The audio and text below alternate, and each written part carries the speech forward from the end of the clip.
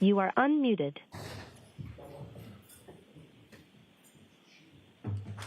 Okay. All right, why don't I see counsel at sidebar? Please be seated. This court is in session.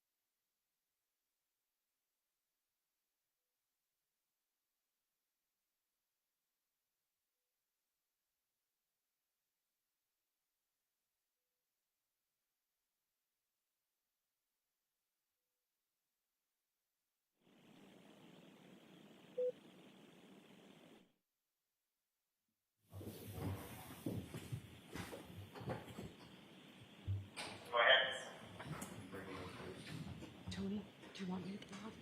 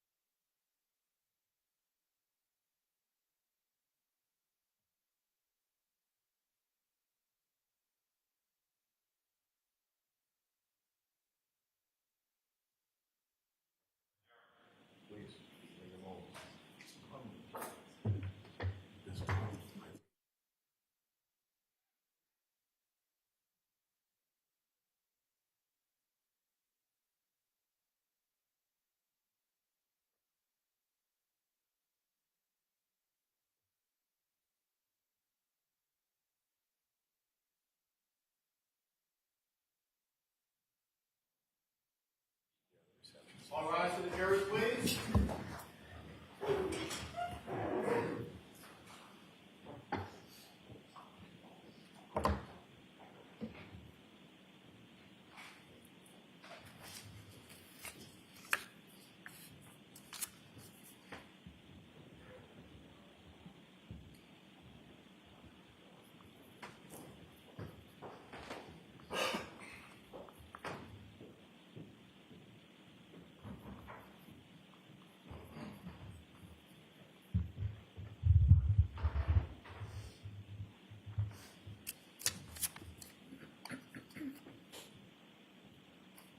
Hear ye, hear ye, hear ye. All persons having anything to do before the Honorable Beverly Cannoni, the Justice of the Superior Court, holding in Dedham, within and for the County of Norfolk. Draw near, give your attendance, and you shall be heard. God save the Commonwealth of Massachusetts. This court is in session. Please be seated. All right. Good morning again, Council. Good morning, Ms. Reed. Good morning, juries. I have to ask you those same three questions. Were you all able to follow my instructions and refrain from discussing this case with anyone since we left here on Friday? Yes. Everyone said yes or nodded affirmatively. Were you also able to follow the instruction and refrain from doing any independent research or investigation into this case? Yes. Everyone said yes or nodded affirmatively. Did anyone happen to see, hear, or read anything about this case since we left here on Friday? No. Everyone said no or shook their heads. Thank you very much. All right, Mr. Brennan, your next witness, please. I understood that the defense informed they were still on cross-examination. I'm sorry. I got nervous. Okay.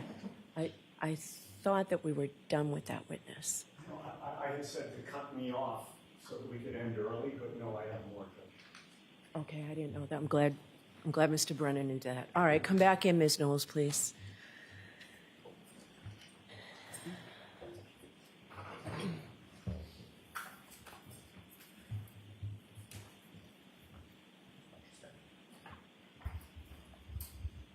Ms. Knowles, I'll remind you you're still under oath. Thank you.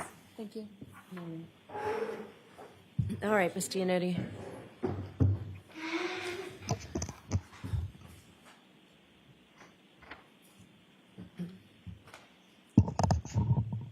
Good morning, Ms. Knowles. Good morning. Ma'am, on Friday, you testified to this jury about the fact that the Mass State Police Crime Lab is accredited as a forensic lab, correct?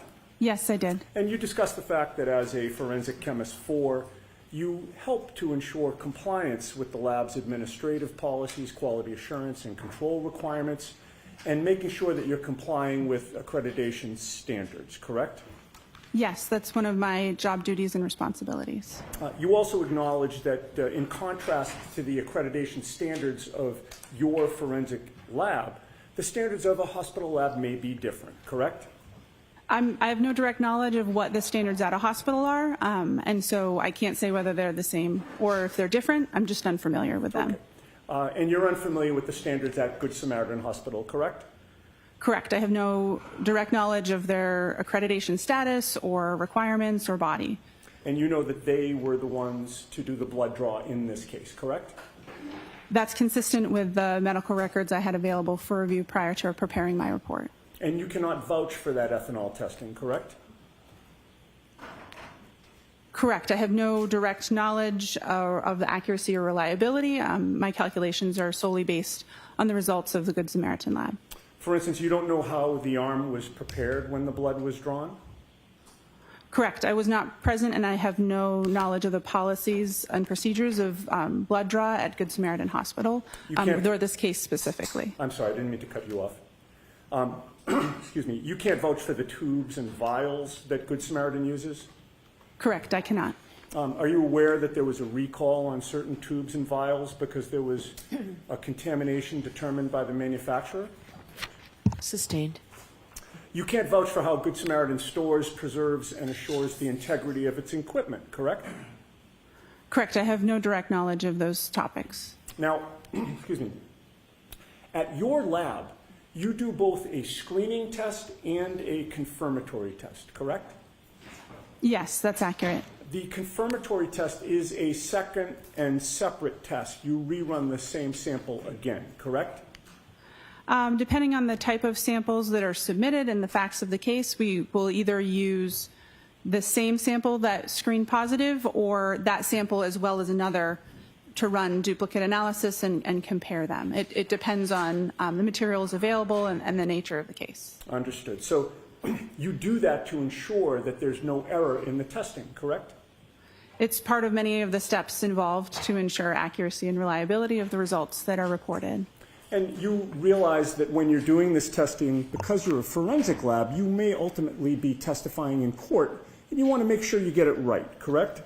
Yes. And the confirmatory test acts as a fail-safe against false positives, for example. Correct. The screening and the confirmatory test are typically using different methodologies or different techniques to ensure that a false positive under one technique would not have similar issues with the confirmatory technique. Okay. In this case, your lab did not do any confirmatory testing, correct? My lab did not have samples submitted for this individual to perform testing on. You know of no confirmatory testing that was done by Good Samaritan, correct? I don't know what their policies and procedures are and if the results on the report were the results of confirmatory testing or otherwise. You just had to assume the accuracy of the testing that they did do, correct? I used the results that were reported on the medical records provided to perform calculations. And you cannot testify that the testing done at Good Samaritan meets your accreditation standards, correct? Correct. Now, your lab does whole blood testing, does it not? If whole blood is submitted for a case, then we will test whole blood. If serum or plasma is the only available sample appropriate for testing, then we will proceed with testing on serum or plasma. Whole blood testing leads to more accurate readings of the percentage of alcohol in somebody's blood, correct? Correct. If you would like to know the percentage of alcohol in someone's blood, the best sample to test would be their blood.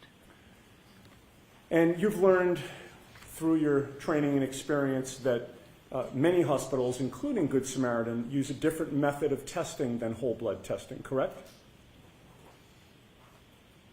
Yes. Good Samaritan uses serum or plasma testing as opposed to whole blood testing. I'm not familiar with their specific technique or methodology. I haven't undergone training for their methods, but it is my understanding that the type of sample used for their method is serum or plasma. Now, whole blood includes plasma, but it also includes white blood cells, platelets, and red blood cells, correct? Correct. Typically, we describe serum or plasma as the liquid portion of blood, and the other cellular components that you described typically are removed or separated before testing. Plasma has a higher water content than red blood cells, white blood cells, or platelets, right? Yes, it is. Alcohol is highly soluble in water, is it not? Yes. So alcohol has a better affinity with water. Is that fair to say? Yes. That means that alcohol prefers to distribute into the more watery components of blood, correct? Yes, that's accurate. And that also means that alcohol is found in higher concentrations in serum and plasma testing than in whole blood testing, correct? That's correct. That difference in water content is the basis of the serum conversion that I described on Friday. Okay. So a lab like Good Samaritan's, that in this case did serum or plasma testing, will therefore provide results of blood alcohol concentration that are higher than what the true blood alcohol concentrations are, correct? The serum alcohol or plasma alcohol concentrations that they report on their medical records would be higher than the corresponding blood alcohol concentration. That's correct. So to translate the Good Samaritan results into a more accurate reading of blood alcohol content, you need to convert the serum and plasma results to what those results would be in whole blood testing, correct? I'll allow it. Can you answer it as stated? Yes. The accuracy of the value isn't changed by the reading. It's a different value. It's a serum or plasma alcohol concentration versus an estimated blood alcohol concentration. So if it is helpful or relevant to know what the whole blood analysis would have been if the testing had been performed on whole blood, then that conversion, starting with the serum alcohol or plasma alcohol concentration, is helpful to do.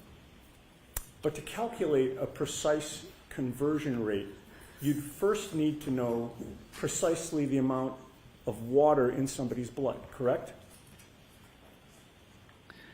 The range of serum factors or serum conversion factors that are used in the preparation of my report and the calculations that I performed accounts for total body water variation from individual to individual.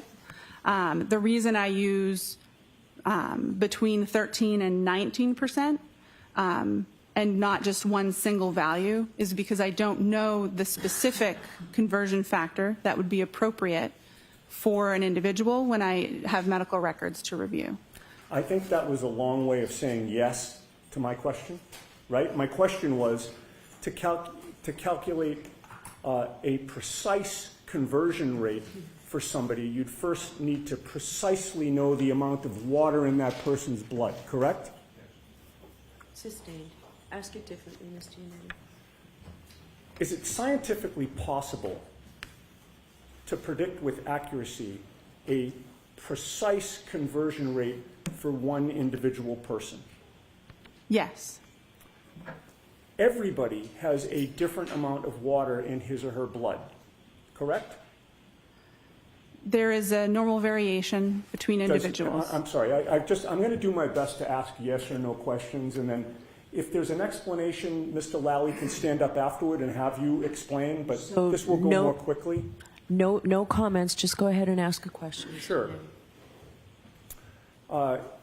Everybody has a different amount of water in his or her blood, correct? Yes. And there are a number of factors that influence the amount of water in somebody's blood, correct? Yes. What is hematocrit? I don't know. Hematocrit is the percentage of red blood cells in whole blood cells. Do you know that? Sustained. Are you aware that individual hematocrit can vary and that it affects the water content in blood? Sustained. Would somebody's age be a factor in determining the amount of water in their blood? I don't know. Could somebody's gender affect the amount of water in their blood? Yes. Could when somebody had eaten and what somebody had eaten before the blood was drawn affect the amount of water in their blood?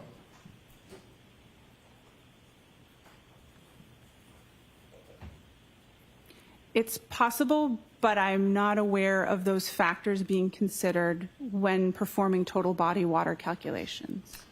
Would how frequently a person uses the restroom affect the amount of water in their blood? As it would relate to their state of hydration, it's possible, but again, I'm not familiar with performing precise calculations on individuals. It's not a routine part of my job, and it's not in the scope of my expertise. Would medications, some medications, potentially affect the amount of water in somebody's blood? It's possible, yes. And conversion factors vary significantly between individuals, but they can also vary within the same individual over time, can they not? I believe so, yes. And all of the factors that we've discussed that you've adopted can impact the conversion factor that is used, correct? Yes. And there is no one universally agreed upon conversion factor, correct? Correct. There is a range that is agreed upon, but not a singular conversion factor. Right. And the range that you used was 1.13 to 1.19, correct? Yes. You recognize, however, that with all the factors affecting the amount of water in somebody's blood from person to person, and even within one person over time, some people can fall outside the range that you used, correct? Yes. And you recognize that some studies have shown a conversion rate from serum to whole blood can be higher than 1.19, correct? Yes. Are you aware of a study by Rainey, R-A-I-N-E-Y, reporting conversion rates as high as 1.59? Yes. And if the conversion rate is higher, that would mean that the actual blood alcohol concentration would be lower, correct? Yes. So if you're using a range of conversion factors that does not capture what the conversion factor should be for the individual that you're testing, you can't have confidence in the result, correct? Correct. The range that is utilized is looking at studies of large groups of people to try to capture as accurately as possible most individuals in the population, but it would not cover 100% of scenarios with all the factors that you've described. Okay, and you'd agree that your conversion of serum to whole blood here is imprecise, correct? The conversion was performed within the policies and procedures of the laboratory and the best practice recommendations for my field. But it is imprecise.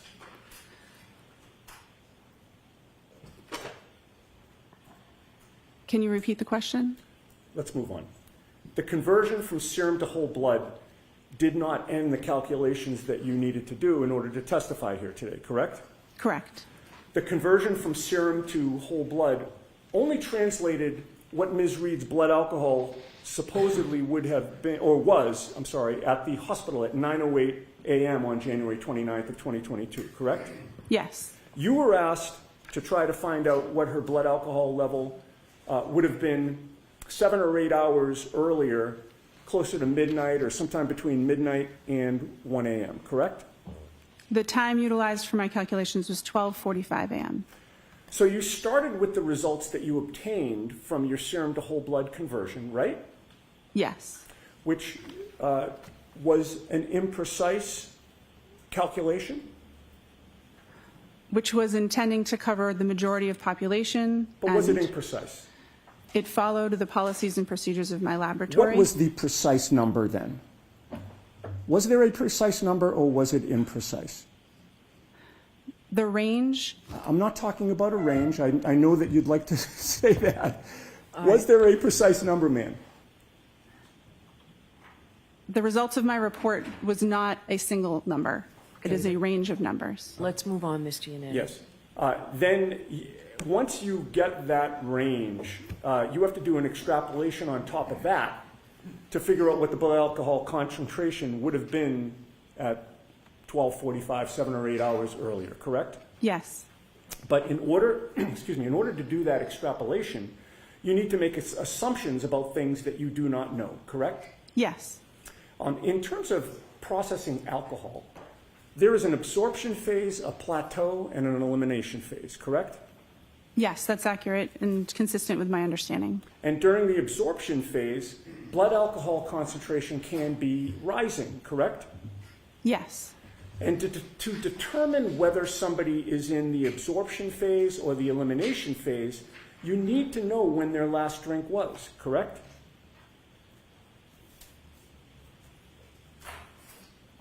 Yes, if you're performing that type of calculation, or if you're trying to determine if they've reached their maximum, that would be helpful information to have. The longer the time between the last drink and the test, the more variability and potential for error there is in the extrapolation, correct? Can you ask the question again, please? In this case, you assumed that Ms. Reed's last drink was at 12:45 a.m., correct? No. The calculation assumed for the maximum calculation that no alcohol had been consumed between 1.5 and 2 hours prior to that time interval start at 12:45 a.m. Okay. And the test wasn't until 9:08 a.m.? Yes. The range that you came up with was 0.14 to 0.28%, correct? Yes, 0.14 to 0.28 grams percent. And that was a very wide range, was it not? It certainly is. 0.28 is double 0.14? Yep. And that range is so wide because there are a lot of unknowns about the way each person individually processes alcohol, correct? There's a lot of interpersonal differences, that's correct. There are a lot of different factors that would impact somebody's blood alcohol content, correct? Yes, What somebody had to eat can impact their blood alcohol concentration, correct? the contents of their stomach or what they had eaten recently does not impact the rates of elimination that I use for my calculation, but it can factor into the absorption part of the curve and can impact that maximum amount that's reached. Okay. Their body weight can impact their blood alcohol concentration, correct?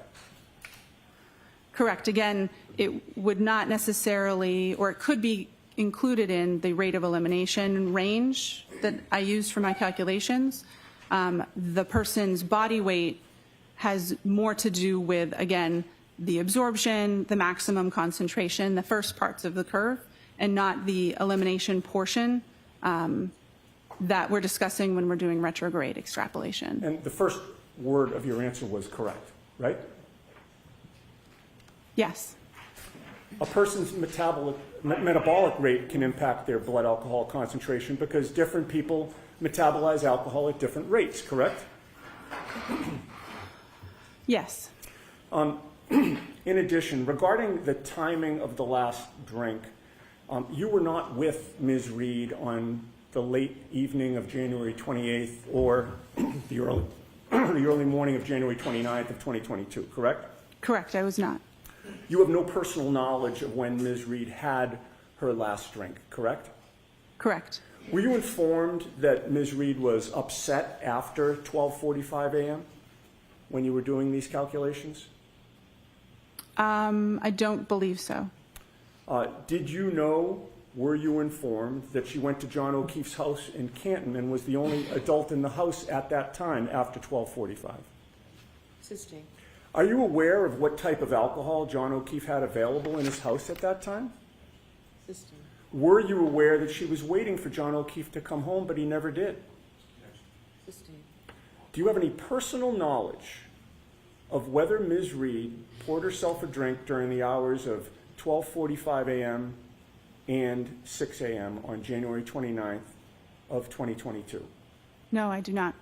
And do you know whether she had more than one drink during those hours? No, I do not. Assume that Ms. Reed did have something alcoholic to drink after 12:45 a.m. Would that affect your assumptions about whether she was in the absorption or the elimination phase? Yes, it would. And if she did have something to drink after 12:45 a.m., what would that do to your calculations? The foundation of my calculations would be incorrect. I would need to perform different calculations or factor in the information as it would become available and issue a different report. Okay. So if your assumption of when she had her last drink was incorrect, you would not have confidence that your conclusions about which you testified Friday and today are accurate, correct? Correct. There is some parts of the calculation that are intended to accommodate for unknown drinking history, but with over 8 hour time span between the time of interest and the time that the blood sample was collected, that adjustment in the calculation intending to avoid overshooting the blood alcohol concentration may or may not be enough to address that. And if new, more accurate information was available, then I would need to incorporate that in the discussion and calculations. Right. So in answer to my question, if your assumption about when the last drink was consumed was incorrect, you would not have confidence that your conclusions are accurate today. Correct. I'll allow it. Now, were you ever asked to determine the blood alcohol level of Brian Albert? No. Were you ever asked to determine the blood alcohol level of Brian Higgins? Sustained. Were you asked to determine the blood alcohol level of anyone except for Karen Reed in this case? I'll allow that. To the best of my knowledge, my only involvement with this case in my unit was the request to perform these calculations on this individual. Thank you. All right, Mr. Lally.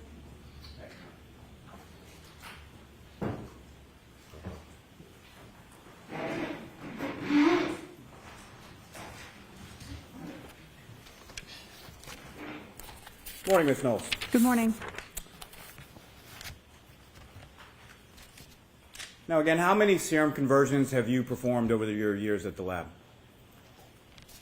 It's hard to know an exact number, but at least over 100. And the ethanol reading or the alcohol reading within Ms. Reed's medical records that you testified to previously last week, what was that reading again? 93 milligrams per deciliter. And that reading in milligrams per deciliter, is that typical for how you would see alcohol recorded in hospital records? Yes, it is. And specifically hospital records that you would then be asked to perform a serum conversion on? Yes. Now, with respect to your calculations in this case, did you perform these calculations consistent with how you have done in each and every prior instance within your work at the lab? Yes, the serum conversion factors have been adjusted since I first started doing these, but the same type of math was performed, and I'd used the approved conversion factors that are published in our protocols with each one that I did. Now, what is the difference between whole blood and serum? Whole blood is blood as we think of it, with both the liquid and the cellular components as it exists in our bodies. Serum is the liquid portion of blood after those cellular components have been removed. And how does the difference between them impact your testing or your calculations? Because of the different water content in whole blood versus serum, that means that if we would like to compare a serum alcohol concentration and a whole blood alcohol concentration, that we have to apply a conversion factor to be able to compare those two. The serum alcohol concentration is always higher than the whole blood alcohol concentration. And that difference, is that accounted for within the calculations of the conversion factors that you utilize? Yes. And how so? The conversion factors, by dividing by 1.13 and 1.19, can adjust for the difference between the water content and therefore the serum and whole blood ratio that's observed in studies. And that change in conversion factors, does that benefit the defendant in this case? Objection. I'll allow it. Or ask it differently, Mr. Sure. The change in conversion factors recently implemented in your lab and your protocols, who does that benefit?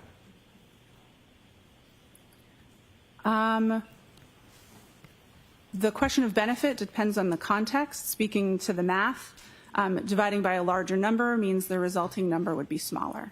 So the whole blood alcohol concentration numbers would be smaller when using the current between 13 and 19% factors, as opposed to the previously used between 12 and 18% factors.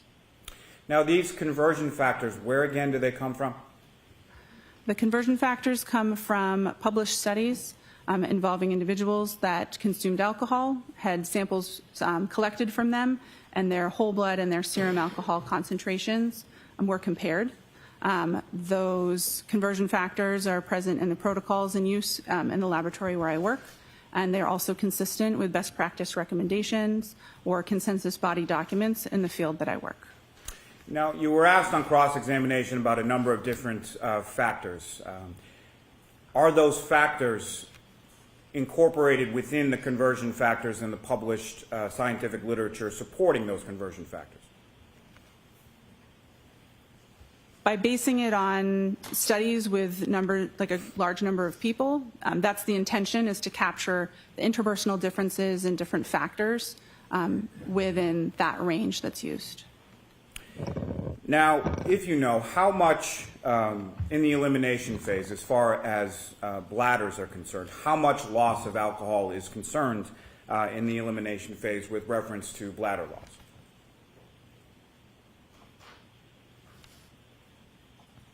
I'm sorry, can you repeat the question? I don't think I understood the Poor question. Let me phrase. rephrase. So you were asked some questions on cross-examination about how frequently someone uses the restroom in the elimination phase, correct?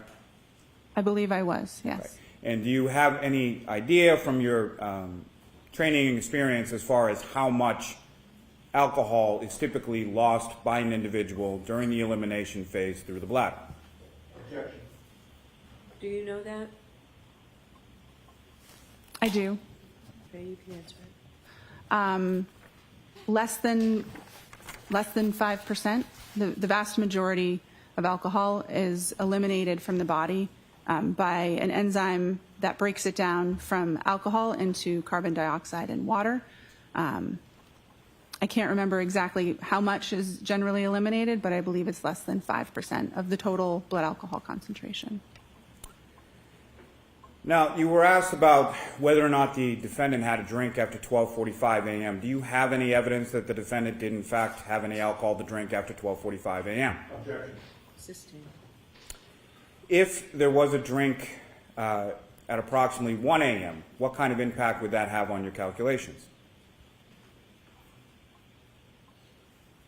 It would depend on how much had been consumed. If any alcohol had been consumed, then it would adjust the calculations depending on that information. And what I'm asking, Ms. Knowles, is if there is a slight differential in the time of incident or last drink, how much impact would that have on the range that you're able to calculate?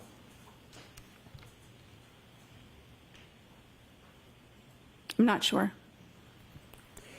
Now, you testified as far as the range being on the retrograde analysis being between a 0.14 and a 0.28, correct?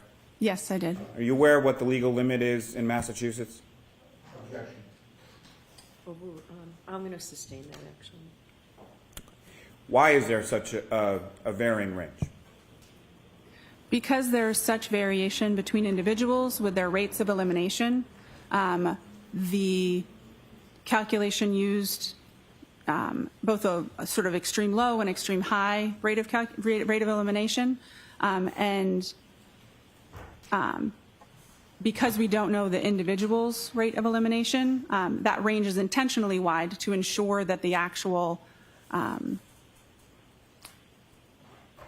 blood alcohol concentration lies somewhere between it. It's intending to account for a lot of the factors that we've been discussing.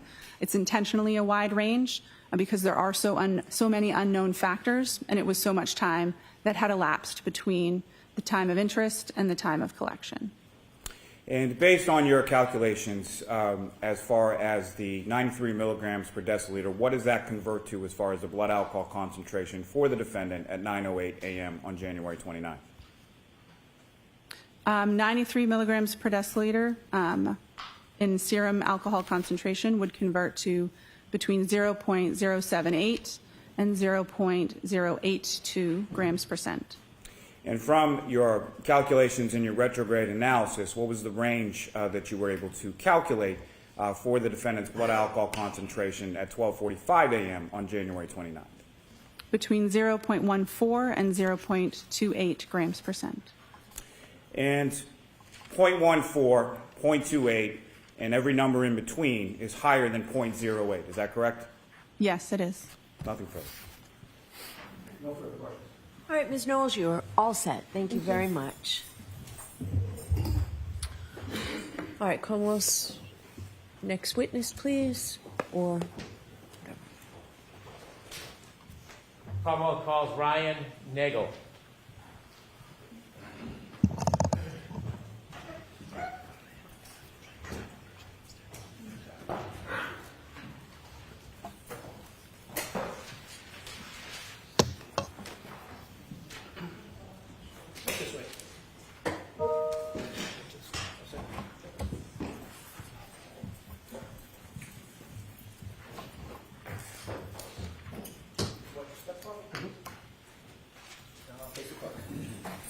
You raise your right hand. Do you solemnly swear the evidence given to the court and jury in the case down here and the truth, the whole truth, and nothing but the truth, so help you God? Yes. Thank you for this thing. good morning. May I proceed? Yes. Good morning, sir. Good morning. Could you please introduce yourself to the jury? My name is Ryan Nagel. How old are you? I'm 32 years old. What area of the city or the state do you live in? I live in Canton, Massachusetts. How long have you lived in Canton for? 32 years, my whole life.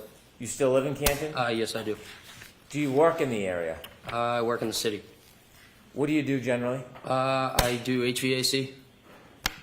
Do you have any sisters? I do. I have one. What's her name? Juliana. Is she older or younger than you? She is younger. I want you to take us back to January 29th, 2022. That evening on the 28th leading into the 29th, do you remember where you were? Yes, I do. Where were you? I was in a vehicle. Okay. Before you were in the vehicle, were you out earlier that night on the 28th? Yes, sir. I was at CF McCarthy's. What's CF McCarthy's? It is a local restaurant / pub in the Who- center of Canton. Who were you at CF McCarthy's with?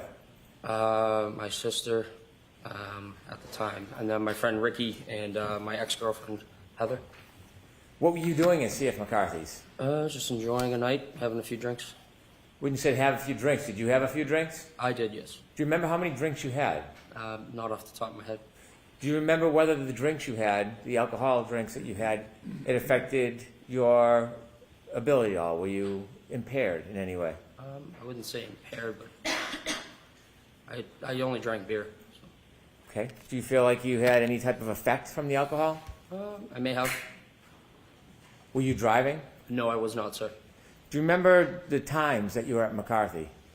Probably 8, 9 o'clock. What time did you leave? Probably right before midnight. When you left McCarthy's right before midnight, did you have a plan that you were going to do something? No, I did not. Tell us, after you leave McCarthy's, where do you go? I was going to go home, but my sister Julie texted me to be picked up. When you were going to go home, tell us, when you leave McCarthy's, what kind of vehicle were you in? I was in my friend Ricky's Ford pickup truck. Who was driving? Ricky. Was anybody else with you too? My ex-girlfriend Heather. Heather. You know Heather's last name? Maxon. Was she in the front or the back of the truck? She was in the back seat. So you three were in the truck and Ricky was driving? Correct, sir. You mentioned you were going to go home. Did you start to head towards your home? Mr. Brennan, slow down a little bit for the Oh. court reporter, please. Pardon me. You mentioned you were going to go home. Did you start heading towards your house? Yes. Do you remember what time you got the text from your sister?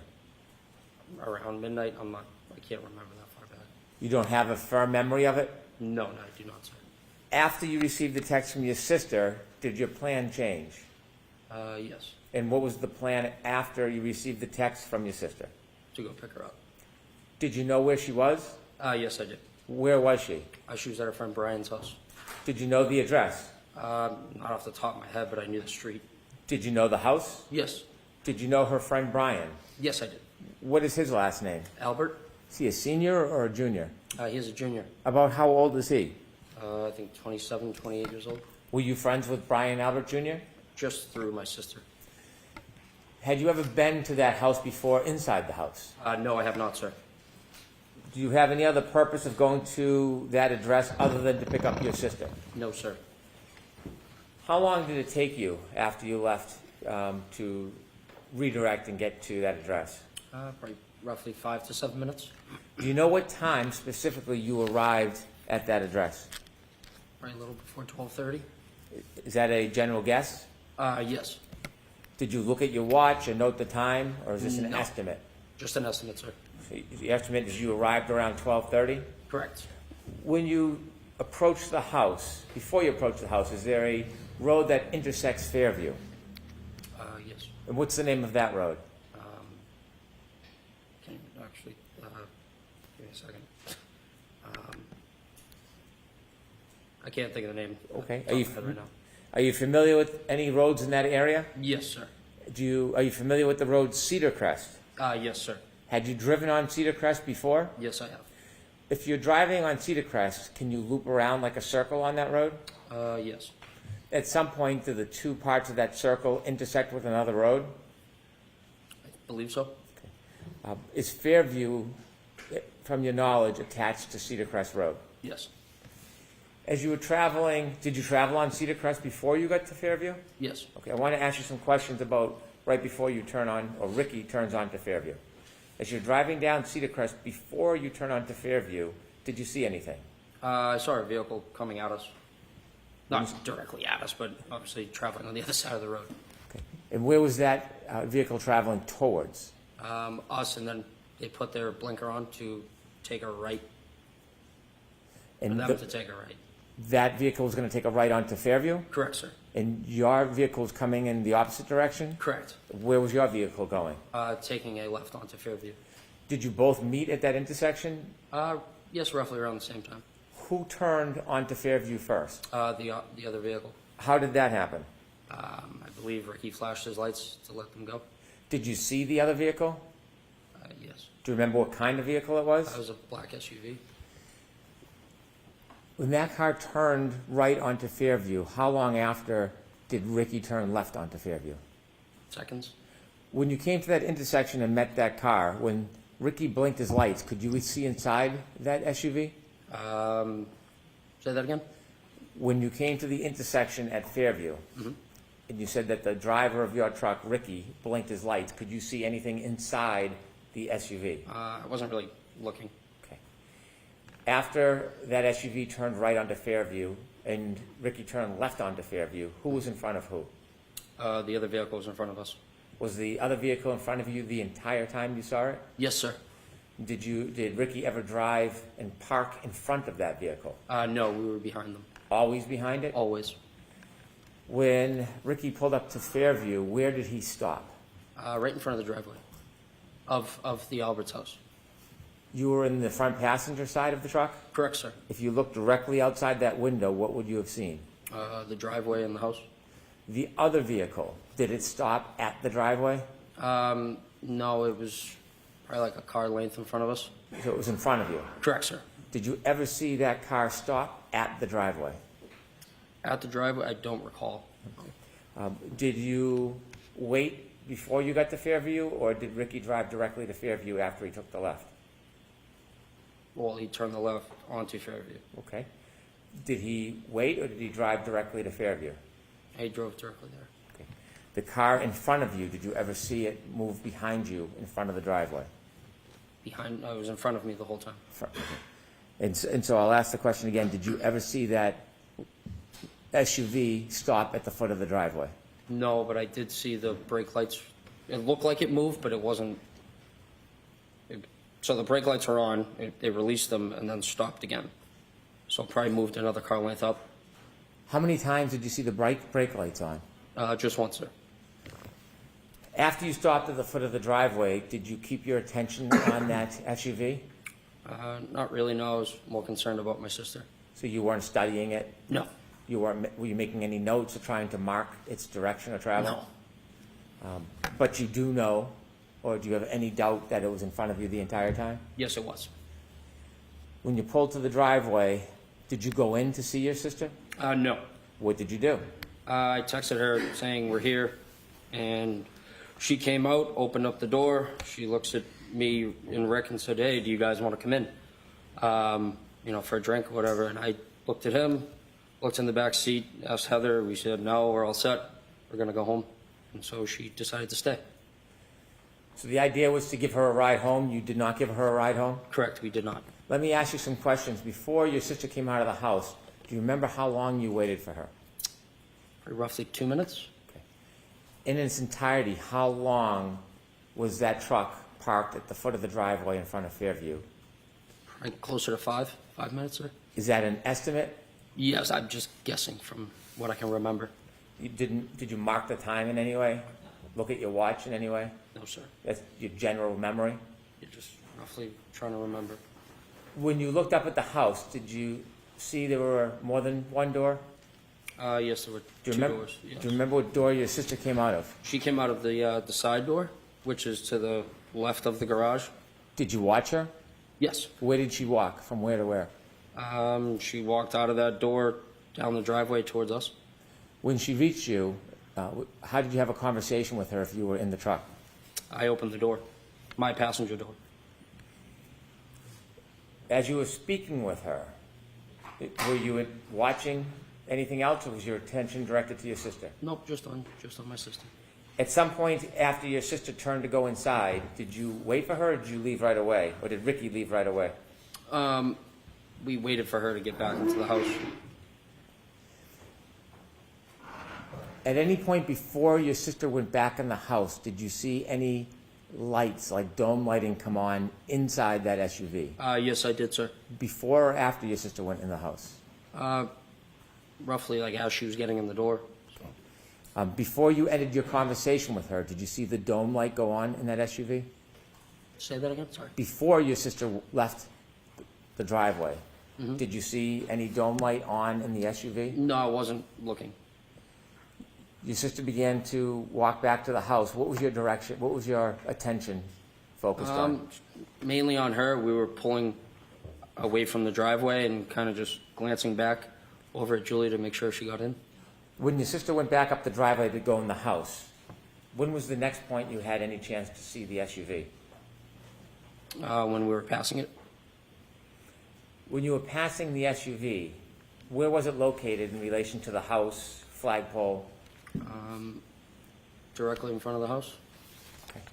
Was it anywhere near the flagpole as you drove by? Probably like a car length from that. A car length from the flagpole? Yes, give or take.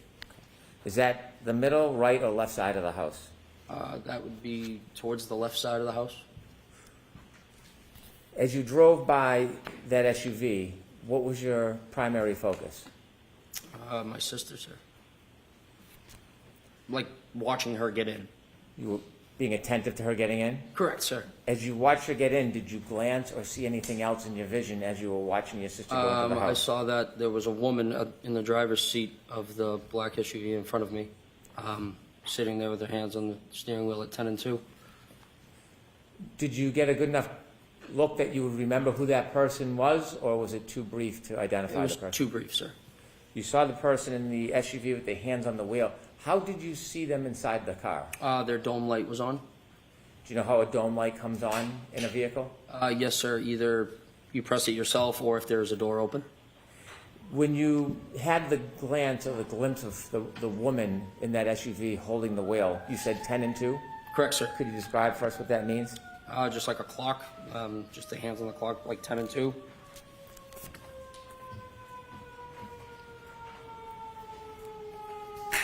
If I may.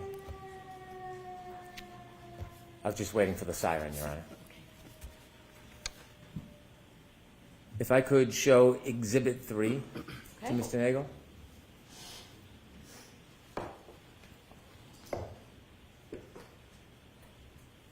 Sir, do you recognize that address? Yes, sir.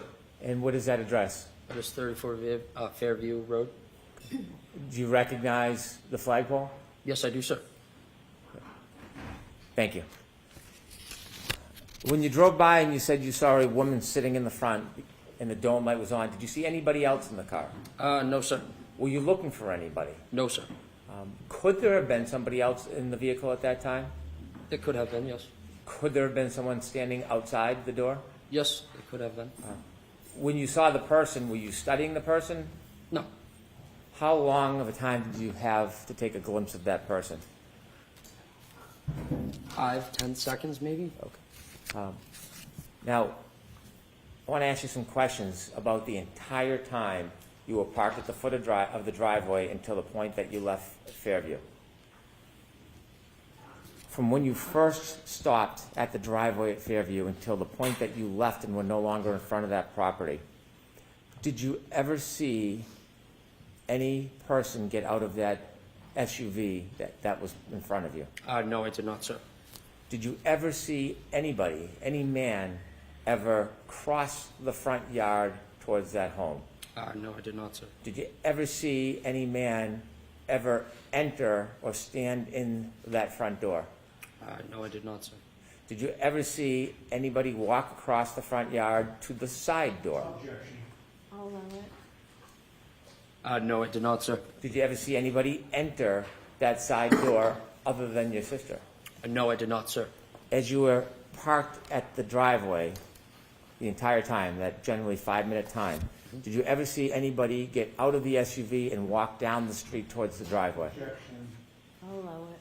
No, I did not, sir. Did you ever see anybody walk past your truck and up the driveway?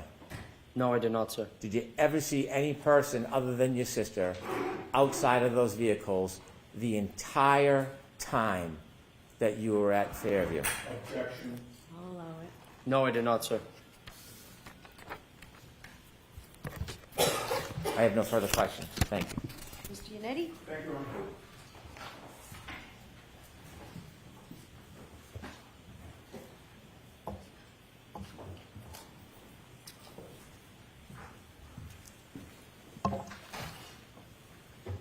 Good morning, sir. Good morning.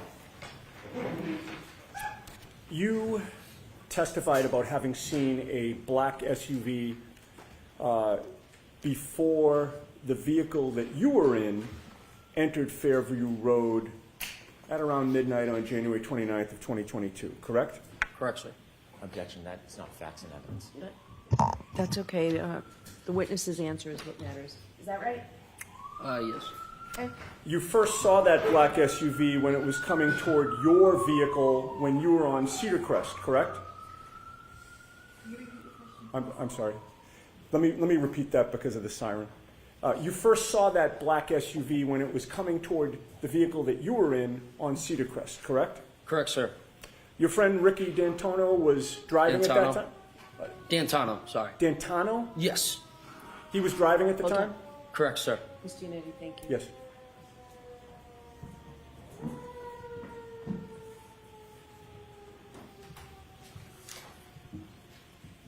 All right, go ahead. Thank you. Ricky doesn't drink, correct? He does. He wasn't drinking that night. He may have had one or two. Okay. But he appeared to be driving safely. Yes, sir. And you also had a chance to observe the black SUV at that time as it was facing you, correct? Yes. When you saw it on Cedar Crest, you didn't know who was driving it at that time, correct? No, I couldn't see. But your observations of the black SUV at that time were that whoever was driving it, that person appeared to be driving safely as well, correct? Yeah, I would assume so, yes. One of the first things you noticed about the black SUV was that it was in front of you on Cedar Crest, and both Ricky's F-150 and the black SUV were basically converging on Fairview at about the same time. Yes, sir. The black SUV appeared to be going at a safe speed. Yes. It appeared to be properly staying within its lane. Yes, I would say, yeah. And when it was time for Ricky to take a left onto Fairview, he actually put on his left blinker, or not left blinker, but both his blinker, flashed his lights to signal that it was okay for the black SUV to cut in front of it, correct? Yes, sir. And he actually did have his left blinker on at that time, correct? Prior Yes, to sir. doing that? And the black SUV had its right directional on, correct? Yes, sir. And when both cars have their directionals on, indicating they're going down the same street, the black SUV did not suddenly cut in front of Ricky's vehicle until the flashing of the lights, correct? Correct, sir. Both cars appeared to be operating safely, correct? Correct, sir. And once the lights were flashed, there was nothing about the operation of that black SUV that told you that the driver appeared to be confused about what the flashing meant, correct? Correct, sir. The black SUV didn't hesitate at that time. It just proceeded onto Fairview in front of you, correct? Correct, sir. And it did so in a safe manner. Correct, sir. And the black SUV, in that sense, got ahead of Ricky's vehicle, correct? Correct, sir. And once you got to the Albert home, you noticed that the black SUV was parked outside the Albert home, correct? Correct, sir. And at that time, the snow had not yet started sticking to the pavement, correct? Correct, sir. You could see the pavement in both the driveway and the street. Correct, sir. You could also see the grass on the lawn. Yeah, for the most part, yes. The snow was only just starting to accumulate on the grass, correct? Correct, sir. And with that little snow on the ground, you saw no tire marks behind the SUV, correct? No, sir. In fact, you saw no tire marks in the street at all. Correct, sir. May I have the map displayed, please? Is it in evidence already, Ms. Giannetti? May we approach? Okay.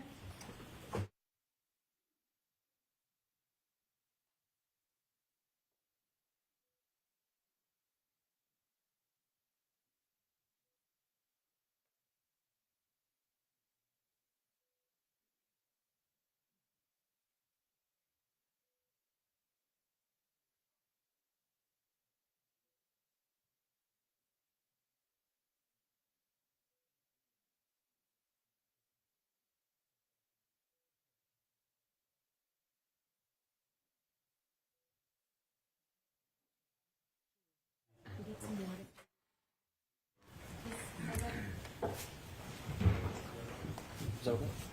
Thank you. Appreciate it.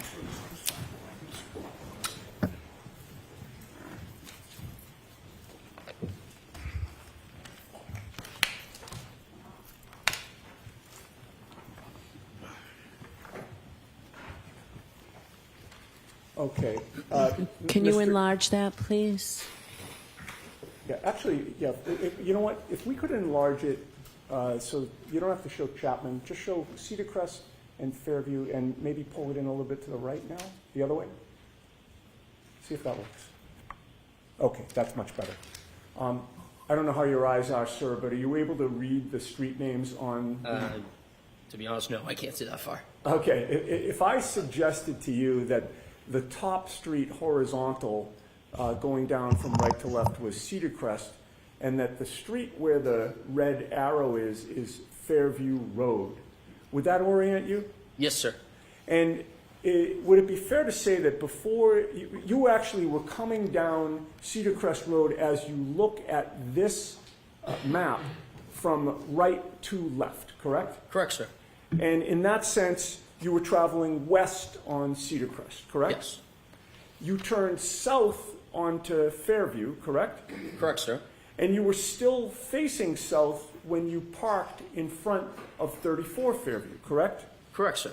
And that means that when you're sitting in that vehicle on Fairview Road, if you were going to walk to the house or look to the house, you would be walking or looking in a westerly direction, correct? From where I was in the vehicle? Yes. Yes, so to my right, yes. Okay, and so when you were looking for Julie to come out, you were looking to the west? Correct, sir. All right, Your Honor, I would offer that into evidence. We're going to have a hard copy printed out for the jury after this examination. Okay, so we need something for the court reporter to... Sure. All right, we will take care of that, thank you. All right, so- And you can put the lights back on and you can take that down. All right, so it will be, go ahead, madam. Next exhibit will be 49. 49, thank you. And sir, it took a couple of minutes for Julie to come out after Ricky parked the F-150.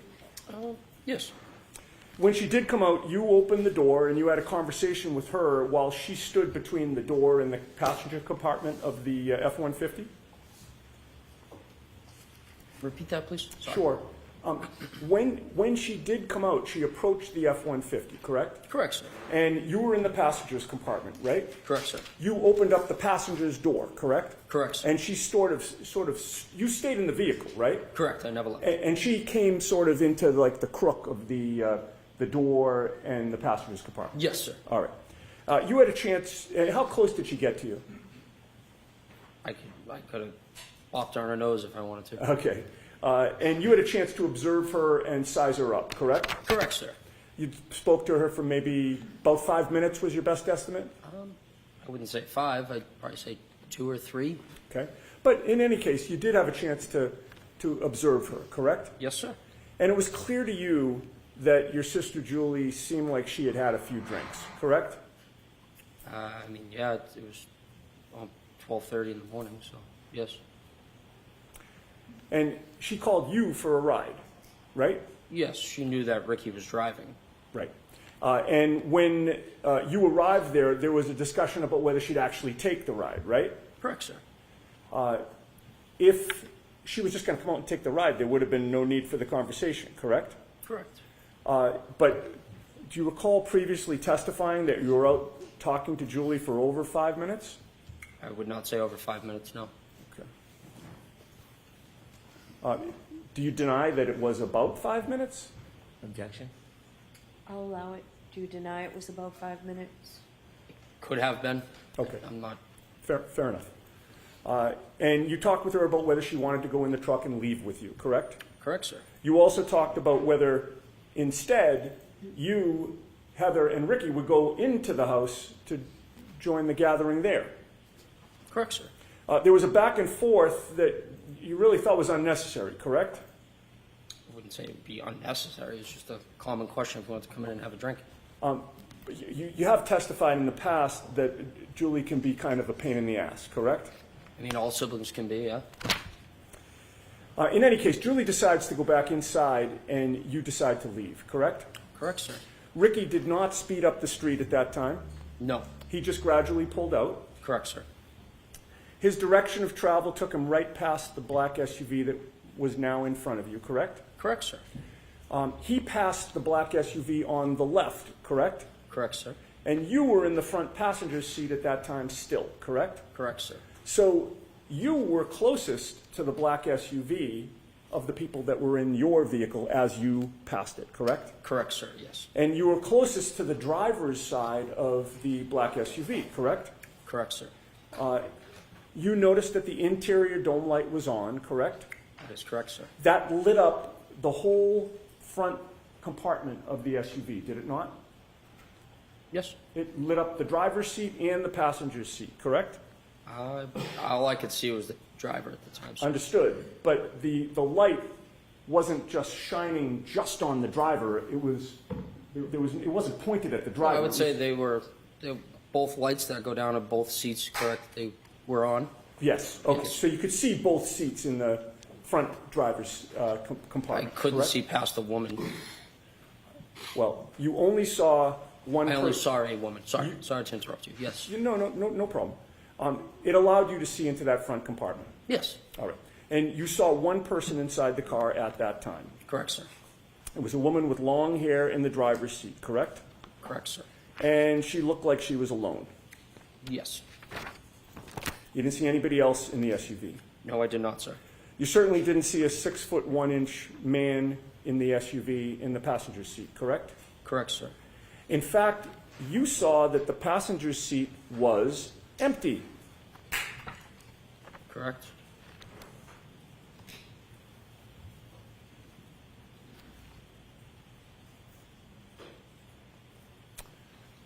The woman in the passenger seat was staring straight ahead, correct? Not in the passenger seat. She I'm was sorry. in the driver's seat. Thank you for catching that.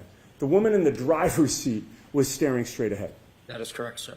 You didn't see her lips moving as if she were talking, correct? I wasn't looking for that.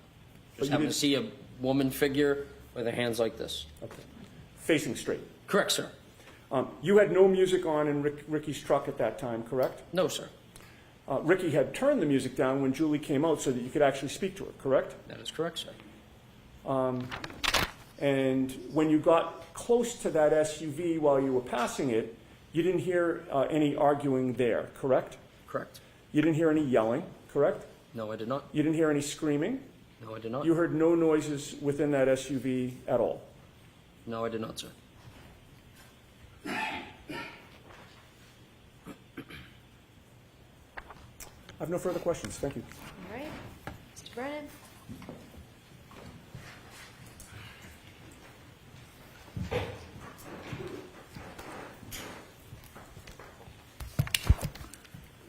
Sir, you mentioned you were at that address around 12:30, That is correct, sir. and you offered us that you were there for about 5 minutes. Yes? Did you know the exact time you left? No. Not off the top of my head right now, no. Was it around that time? Yes, sir. Would it be fair to say you don't have certainty whether it was 12:35, 12:32, 12 o'clock? It's probably before 12:35, roughly between 12:30 and 12:35. You could still see the ground, given Yes. the weather. Yes, sir. Was there snow starting to fall? Just starting? Had you been outside earlier that night? Yes, sir. In the ground that you could see, do you know how hard it was? Say that again? The ground. The ground, yes. Do you know if it was soft or hard? Like the road? The ground, the grass, the lawn. Oh, I don't know. I mean, it was a cold night, so I mean, I assume it's hard. Around that time, around 12:30 when you left, was there inches of snow? No, there was On the not ground? inches of snow, no. I could still see the grass coming through the snow. I mean, it's just like a coating. You could still see the bare ground. Correct, sir. When you saw that SUV in front of you, for the time that you were there, that 5 minutes, did you ever, and you said that you saw brake lights at times, did you ever see at that point missing parts of its taillights? No, sir, I wasn't observing the vehicle like that. When the taillights were on, when the brakes were on, what color was the glow? Red, sir. Did you ever see a missing piece where it was white instead of red? No, sir. Over near the flagpole where you saw this SUV, did you see any human being, any person lying on the ground near the flagpole? No, sir. When you drove by the SUV, you said you couldn't see past the woman. Could you see inside the SUV when you drove past? Repeat yourself. When you drove past the SUV, you saw a woman in the driver's seat. Yes, that is correct. You didn't see anybody else. No. Do you know if anybody else was in that SUV? Could have been. I'll allow it. It could have been. From when you were driving by the SUV and you could see inside the driver's seat and saw the woman, could you see on the other side of the SUV if there was anybody standing on the other side of the SUV? No, sir. Was there anything obstructing your view as you drove by and saw the woman to prevent you from seeing on the other side of the SUV? The woman and the vehicle itself. You mentioned that there was a dome light on in the SUV. Yes, sir. Was the driver's side door open No, when you sir. drove by? No, sir, it was closed. Could I have Exhibit 16, please?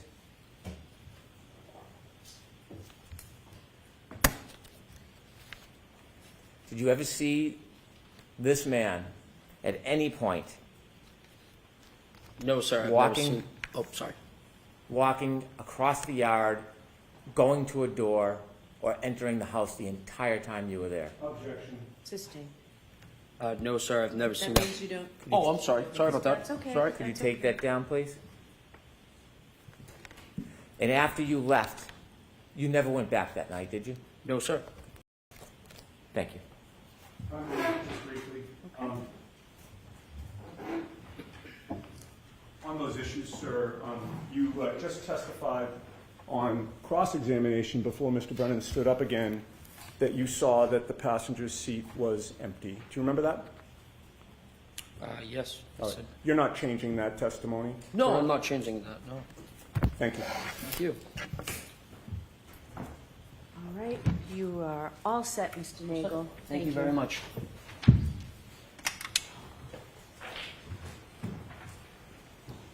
Your next witness, Mr. Brennan. Thank you, Your Honor. Commonwealth calls Heather Mason.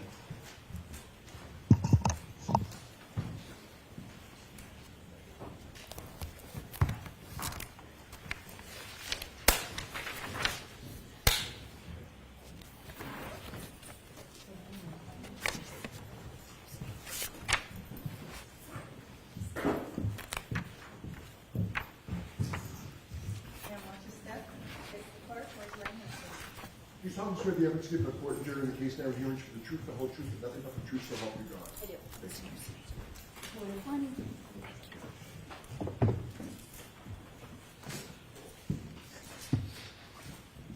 Whenever you're ready. Mr. Brennan. Thank you, Your Honor. Good morning, ma'am. Good morning. Could you please introduce yourself to the jury? Hi, I'm Heather Maxon, Maxon. How old are you? I'm 31. Do you live in the area? I do. How long have you lived in the area for? My whole life. Do you know a person by the name of Ryan Nagel? Yes. And how did or how do you know him? I dated him a few years back. I want to have you take us back a few years to Sure. January 28th, during January 29th, 2022. Do you remember that evening? Yep. Where were you earlier that evening on January 28, 2022? We were at Ryan's parents' house, just hanging out. Whose parents? Ryan's. Right. Were you with anybody else besides Ryan and his parents? Eventually, we met up with friends Where? at local restaurants. Did you end up at one restaurant or bar in particular at the end of the night? We were first at C.F. McCarthy's, and then we went over to the hillside. Were you drinking? Yes. Do you remember about how many drinks you had? No. Did the alcohol affect your perception or your memory at all? Most likely, yes. Do you feel like you were impaired in any way? I believe so, yes.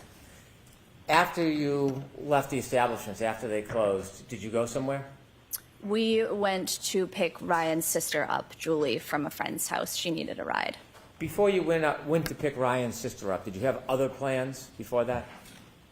Sorry, could you repeat the question? Yes. Before the decision was made to go pick up Ryan's sister, was there other plans that you were... No.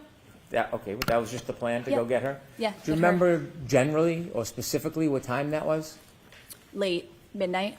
Okay. Do you remember the time exactly? No. Is there any marker in your mind that would help you remember exactly what time it was?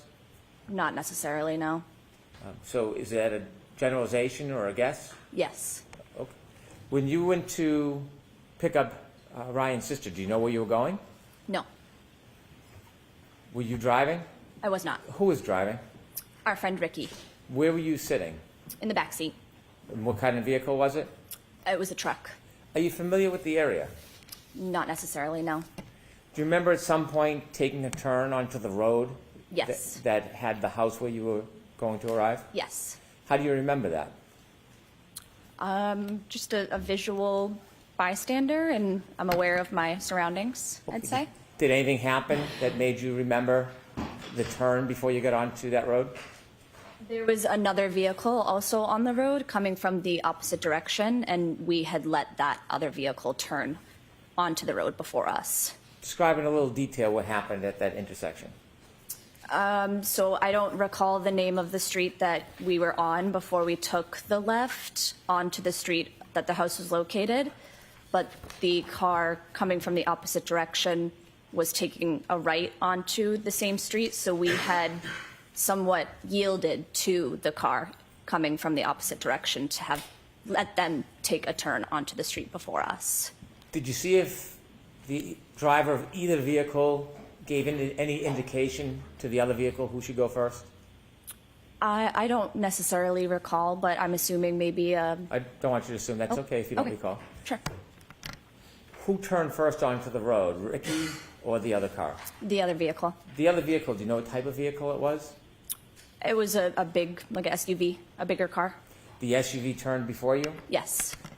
Before or when the SUV turned, did you get to see inside the vehicle? I did see inside the vehicle, Could yes. you describe for the jury what you remember seeing? I saw a male and a female inside the car. Where was the female?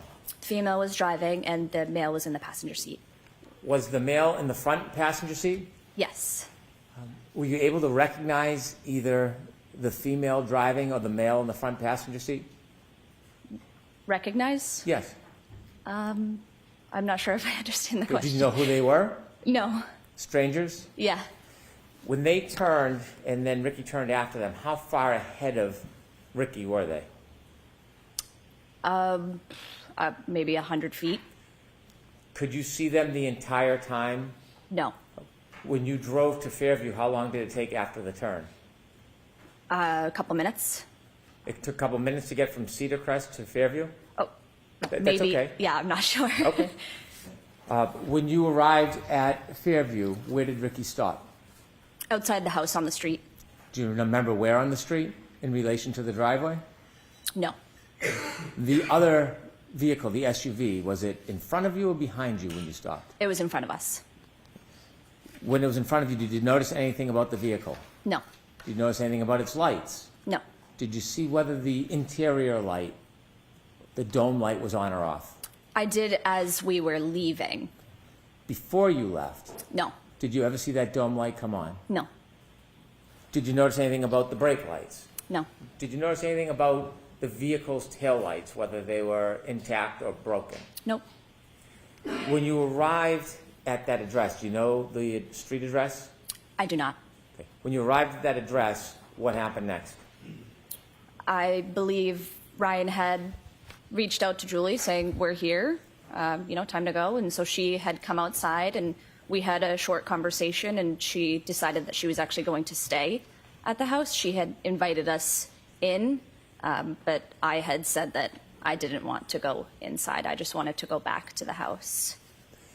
From the time you first arrived at that address and until the time you left, did you ever see anybody get out of the SUV that was in front of the truck?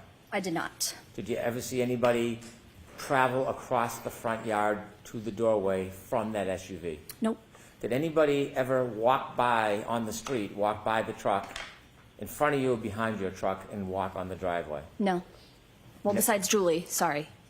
So Julie is the only person that you saw in the driveway that night? Yes. And then you left? Yes, When you left, did you drive by the SUV? we did. When you drove by, what were you looking at? My surroundings. Okay. What did you see? I saw the female that I saw beforehand, also still in the car, Where did you see her? in the driver's side. Was there, at that point, any lights on inside the car? There was, yes. Which The light? dome lights. Was the driver's side door open? Not to my knowledge. Did you see anybody else inside the SUV? I did not. Was there anybody else inside the SUV? So you didn't see anybody inside the car? Besides the driver? No. Okay, next question. Do you know whether there was anybody else inside the SUV at that time other than the driver? No. Did you look in and study the interior of the SUV? No. How long did you look inside the SUV for when you passed? It was just passing, so I don't know, a couple seconds. Did you see if there was anybody or a man standing outside the door of the SUV? I did not. I'll allow it. Outside the door? No. Did you see anybody lying on the front lawn? No. Thank you. I have no further questions.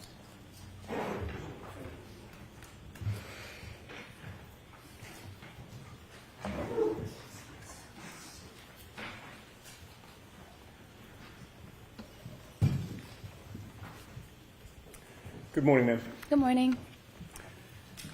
Before Ricky turned onto Fairview Road, you saw the SUV in front of Ricky's truck, facing it, taking a right-hand turn in front of you, correct? Correct. And at that point, you had an unobstructed, good look at the driver and the front passenger, correct? Correct. And you could see that there was a female driving and a male in the front passenger seat at that time. At that time, yes. Now, ultimately, Ricky's car took a left after the other SUV took a right, correct? Correct.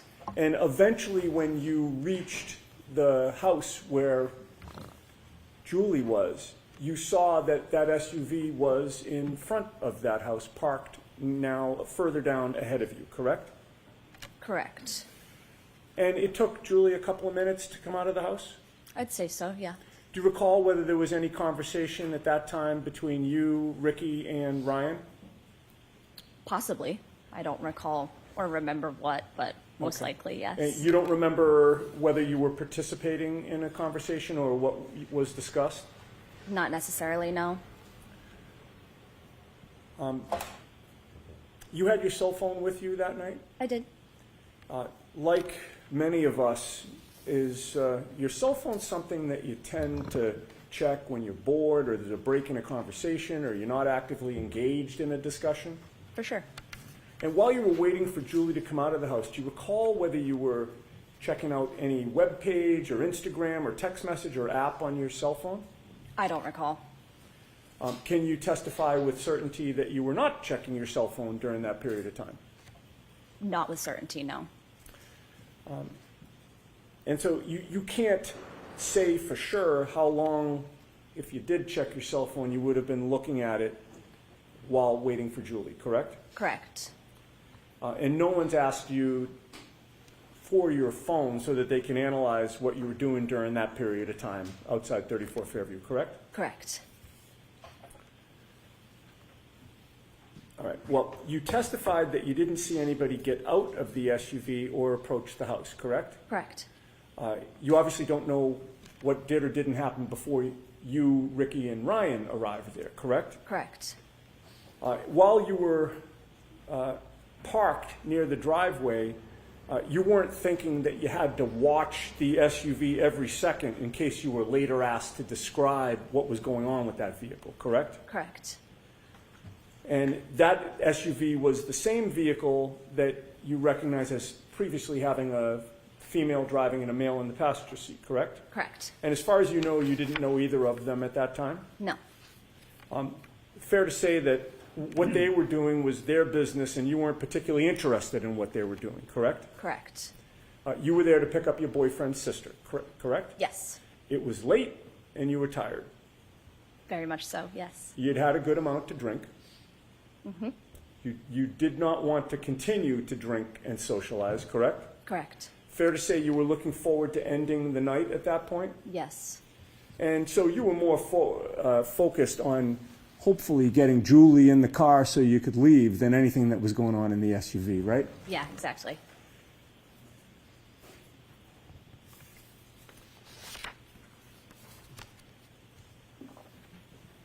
Then Julie came out, and it wasn't as simple as her just jumping in the vehicle and leaving, correct? Correct. There had to be a discussion, Right. right? And she came out to speak to the three of you for about 5 minutes or so, I'd say. like a back and forth about who's going where. Yeah. And when Ricky was pulling away, you looked over to the SUV and you saw that the interior light was lighting up the front compartment, correct? Correct. And it was then that you looked over and you saw a female in the driver's seat, correct? Yes. You did not see any person in the passenger seat, correct? Correct. And you certainly did not see a 6-foot-tall off-duty police officer in the SUV at any point on Fairview Road. Correct. I have nothing further. Thank you. Anything, Mr. Brennan?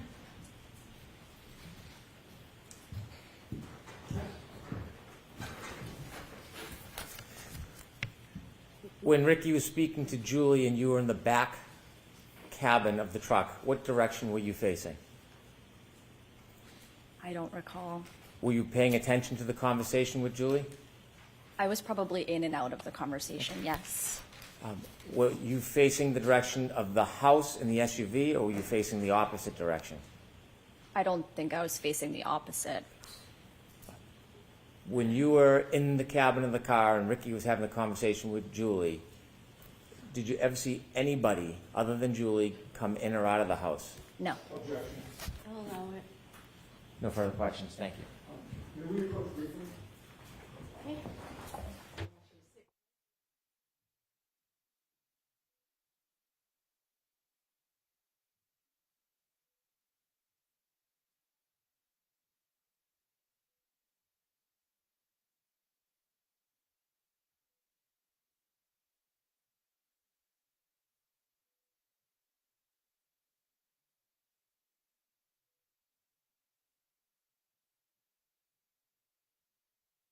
Ms. Maxon, you are all set. Thank you. Thank you so much.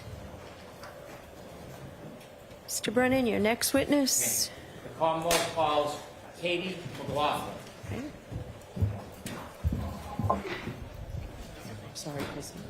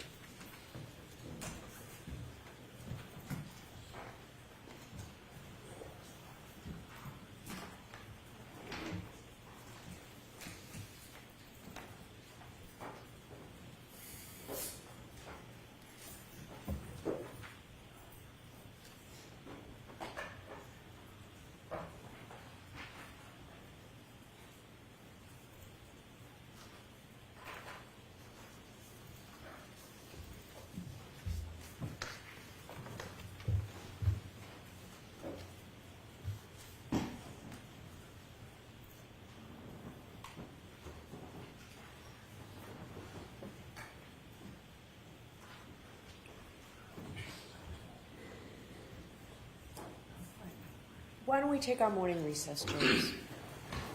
Take 20 minutes. All rise, please. Jurors, close your notebooks and follow me.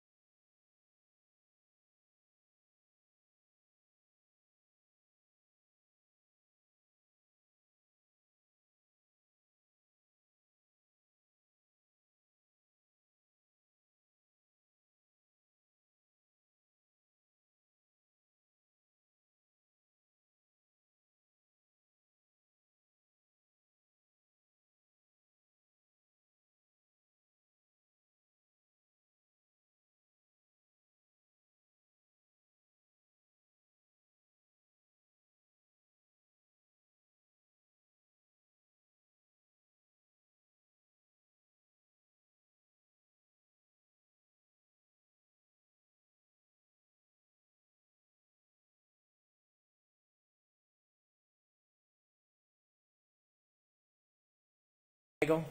Yes. How do you know him? He's one of my good friend Julie's older brothers. You mentioned Julie. What's Julie's name? Juliana Nagel. Are you friends with Julie Nagel Yes. to this day? Yes. Were you with Miss Nagel back on January 28, 2022? Yes. I want you to take us back to that day, the earlier evening hours of January 28, 2022, maybe around 5 or 6 p.m. Did you have a plan that day? Yes, we as in myself and Julie, were going to Brian Albert Jr.'s house to celebrate his birthday, which was the next day. Who was Brian Albert Jr. to you at that time? One of my good friends. How long had you known Brian Albert Jr. for? At that point, probably 8 or 9 years, I would say. Did you attend school with him? Yes, high school. Is that when you met Brian Albert Jr. in high school? Yes. Who was going to Brian Albert Jr.'s house with you? Just myself and Julie. Did you have a general plan for that evening other than to visit your friend and celebrate his birthday? It was kind of up in the air if we were going to stay there or go somewhere, but we were definitely going and celebrating with him. Do you know the address where Brian Albert Jr. lived? Yes. Could you share that with us?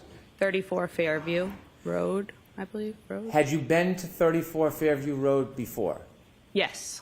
Did you know Brian Albert Jr.'s family? Yes. Had you met them in the past? Yes. How often had you met with them before? Well, I was friends with him for, like I said, about 8 years, so I knew his older sister, Caitlin, pretty well. We went to high school together, but the younger siblings, I don't believe we overlapped in school. And then his mother I had met, a good amount of times, and then his father, too, I would say. How many times would you estimate you had been over 34 Fairview prior to the night of January 28, 2022? Over the years, maybe like 20. I don't know. Do you remember what time you arrived at 34 Fairview Road on that evening? It was between 7 and 8 o'clock at night. Who did you go with? Myself and Julie Nagel. Could you tell us how both you and Julie Nagel got from where you were living, your home, to 34 Fairview? Yes, Julie's dad drove us. When you first get to 34 Fairview Road, before you walk in the front door, what's the weather like outside? It was cold, but it wasn't raining or snowing or anything. No snow on the ground? No. When you walked in the door, did you go in the side door or the front door? The side door. Okay, take us through walking into the house. What do you see? So we walked through the side door, and then it's their, family room, they call it, with, the TV and everything. And then at the back of the family room is, a sliding glass door out into their porch. And then if you turn left, it's the kitchen / dining room. And then there's a back door. There's a small bathroom over near the back door. And then if you walk straight through, it's the front door, the stairs, the door to the basement. And then they called it the library is their formal living room. If you walked in the front door, would the stairs leading to the next floor upstairs be right in front of you? Yes. If you were going to go downstairs, would you walk around that staircase to the back side of it? I don't believe the back, but the side. Okay. You mentioned you walked in the side door near the garage. When you walk in the side door, you're in a living room, did you say? Yeah, their family room, they call it, yeah. Can you walk into the garage from the family room, or do you need to go back outside to get into the garage? No, you would have to go back outside. So there's no door in that family room that leads directly to the garage? No. After you walked into the family room, did you stay there or did you go somewhere? We stayed there for a little bit, 10, 15 minutes probably. Tell me who's in the house when you get there. It's Brian Jr., his mother, Nicole, his sister, Caitlin, and then his aunt, Julie. What do you do? I think we were just sitting on the couch, hanging out, waiting to see what the plan was, to see like when other people were going to show up. Did other people arrive, or did people leave before other people arrived? Brian's mom, sister, and aunt left before anyone else arrived. Do you know generally around what time his aunt and mother and sister left? We got there, like I said, between 7 and 8, and they probably left within 20 minutes of us getting there. Okay. So I can't say for sure. When his sister and mother and aunt left, was there just a time when it was you, Julie, and Brian Albert Jr. alone? Yes. Were you doing anything other than watching TV? Were you eating, drinking? I don't think we were eating yet because we ordered later on Okay. food, but we might have been drinking. Tell us what happens over the course of the next couple hours. So at some point, probably between like 8 and 9, 4 other girls showed up. So Courtney Alba came by herself, and then Catherine Judy, Emily Fabiano, and Mary Kent all came together. Are those friends of Brian Jr.'s? Yes. Did you know who all of them were? Yes. Were you friendly with them? Some of them, yes. We were all friendly, but not friends. That makes sense. So what's the atmosphere like when the visitors come? Celebratory, light, joyful. It was fine. Were people drinking alcohol? Yes. Okay. And at some point, did you order food? Yes. And did anybody else come at that point? Any other friends or family? No. Did one of Brian Jr.'s cousins come at some point? Yes. Is that later? Yes. So over the course of the next couple hours, eating and drinking, anything significant happen? No. Any arguments, any tension, any problems? No. Was it a positive night? Yes. At some point, did anybody else come to the house? Later on, yes. Okay, about what time? Around midnight. So before midnight, it's a group of young people having a party? Yes. Any trouble? No. Did the friends of Brian Albert Jr., the 4 women, did they leave before midnight? Yes. What time did they leave? Between, I would say, 11 and 11:30. Did they arrive and leave as a group, or did they arrive and leave separately? The 3 girls that I mentioned that came together, Catherine, Emily, and Mary, all left together. And then Courtney left, I believe, before them separately. I want you to tell us generally where were you spending most of your time that night, the eating and the drinking and the party? In the kitchen/dining room area. Is there a table in the kitchen? Yes. Were you sitting at a seat at that table? At that point, we were more around the island, but later on, yes, I had a seat at the kitchen table. If you're in the kitchen seated at the table, can you see outside? Not really. If I looked through the windows above the sink of the kitchen, I guess I could if it was light out. And then the windows to the front of the house had a little half curtain, I don't know what it's called, thing on it. So I could see above that, but not. If you were to walk to the windows in the living room area, what area was it, did you say, the half windows were? The dining room. If you were to walk to those windows, could you see outside? Yes. Would you be able to see the driveway? Yes. Flagpole? Yes. Street? Yes. The door, do you remember the front door, if it was solid or glass?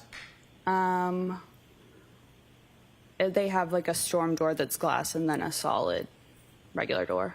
If you opened up the solid door and looked, could you see through the glass door to the front yard? Yes. At any point, did you have a chance to look outside that night? No. If you're in the living room, the kitchen, Can you see where the basement access is? Yes. Can you see the backyard door? Yes. You mentioned that the visitors, the young woman that came to see Brian Jr. left. After they left, did somebody else come to or arrive at Fairview? After they left, yes. And who was that? It was Brian's father. His name is also Brian. Mr. Higgins.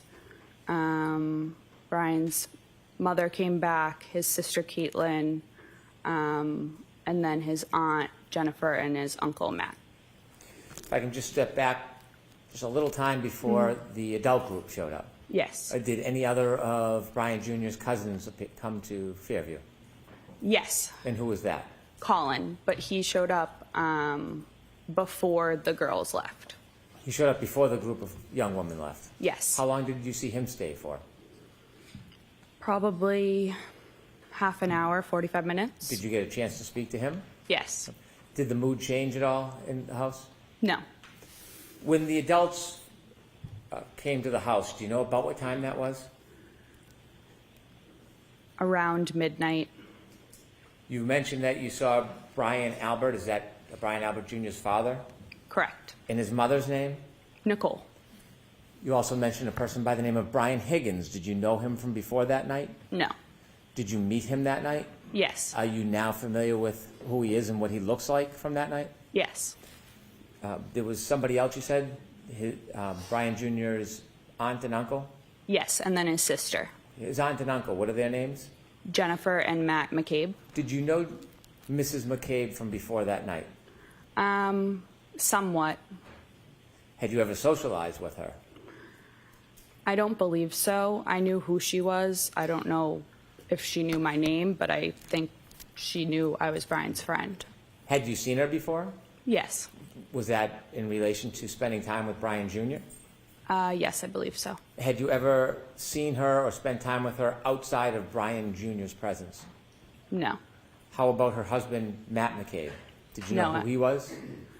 I knew who he was, but I don't believe I had ever met him in person before, no. Anybody else, any other adults come with that group? No. Do you remember who came into Fairview first as far as the adult group? Yes. Who? Mr. Albert, Brian's dad, and Mr. Higgins. And who came next?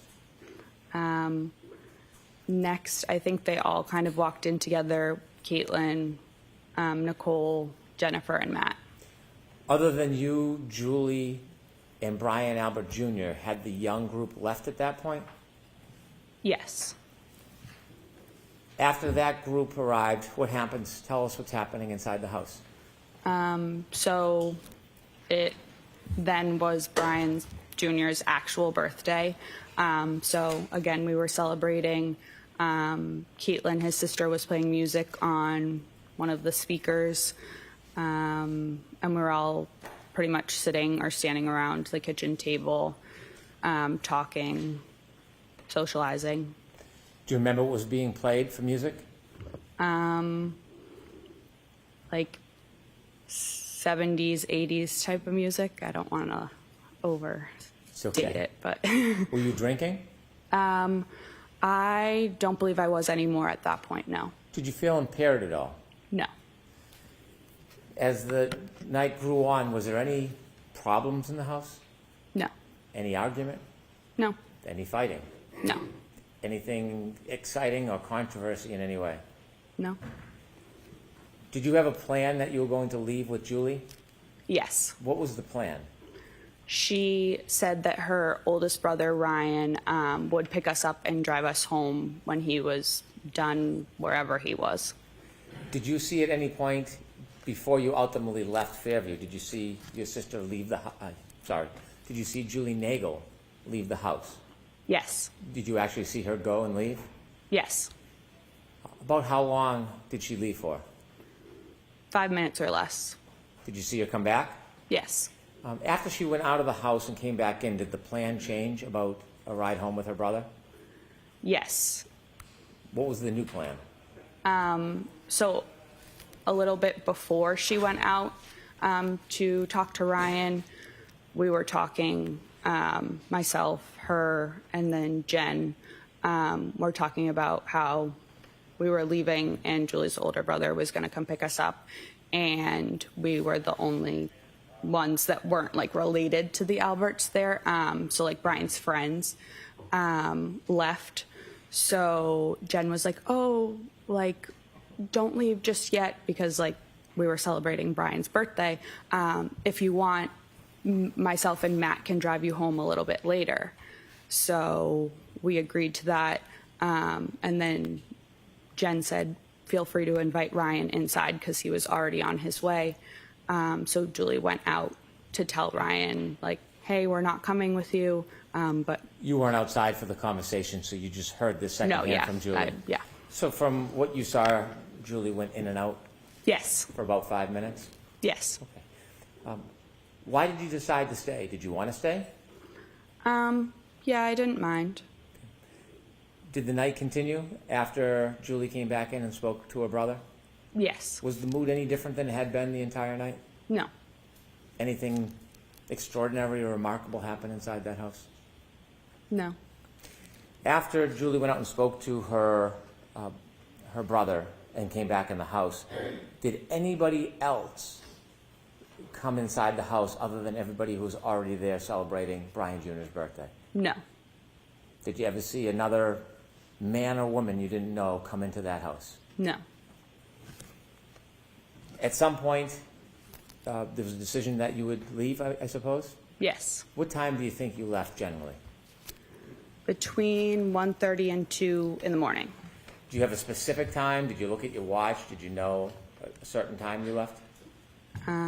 No, I believe it was closer to 1:30, because I believe I was home by 2, but I can't say for sure. When you left, tell us what the weather was like when you went outside. Was it the same as when you came in? No, it was snowing. What was the conditions like? Had they changed? The wind or temperature? Yes. Yeah, it was colder. How much snow was on the ground at that point when you left? Like, I don't know, a dusting, or I could still see like some little pieces of grass like sticking out of it. But it was pretty much like the walkway and everything was white. Did you leave by the front door or the side door? The front. You remember that? Yes. Was there any type of hazard or difficulty with you walking?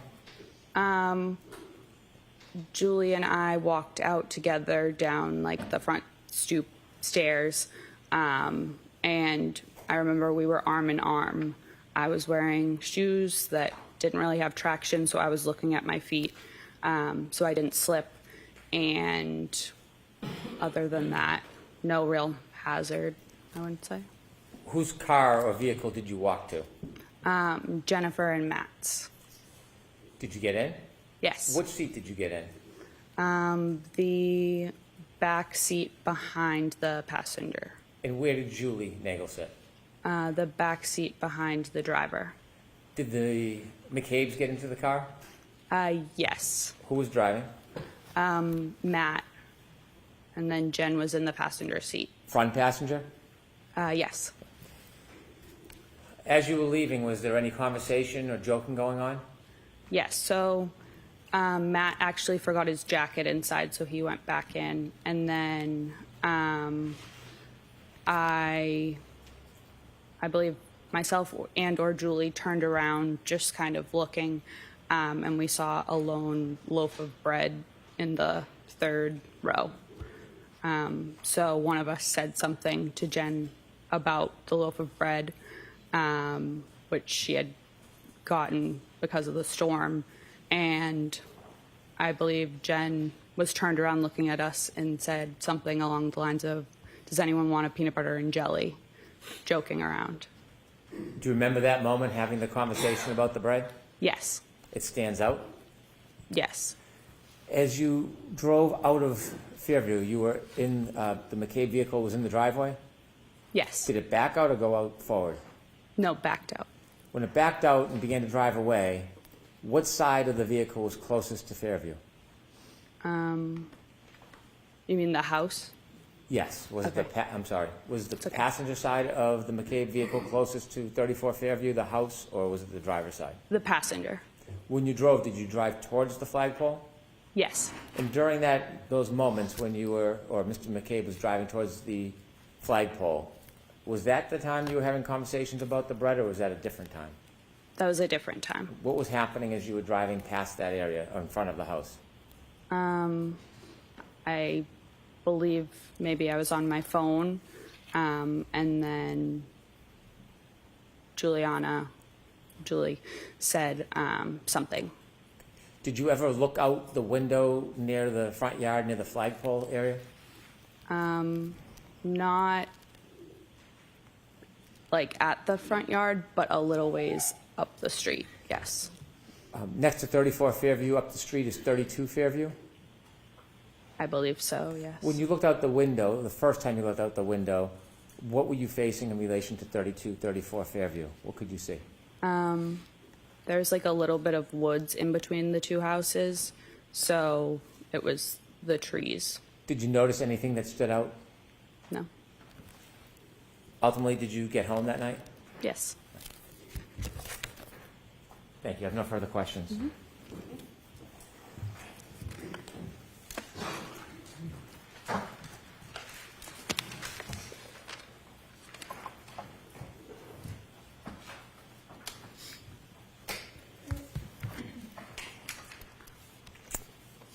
Good morning, Ms. Levinson. Good morning. You've been longtime friends, as you've described, with Brian Albert Jr., going all the way back to high school. Yes. And that high school friendship has percolated into a friendship into adulthood. Yes. You obviously know much of the entire immediate family, Brian Albert Sr., his wife Nicole Albert, correct? Yes. You know his uncle Chris Albert. Yes. You're familiar with his wife, Julie Albert. Yes. Obviously, Brian Albert and his cousins. By the way, which cousins are they? Last names? Do I know? Right. There's the Alberts, and then there's the Galvins, the Reardons, and the McCabes. Okay. You indicated that you've been to the Albert home probably at 34 Fairview. That's the home I'm talking about. Yes. Probably you estimated at least 20 times, correct? Over the years, yes. Over the years. And you've known Brian Albert since high school. I mean, in the last 8, 10, 12 years, you've been to the house to and from. Yes.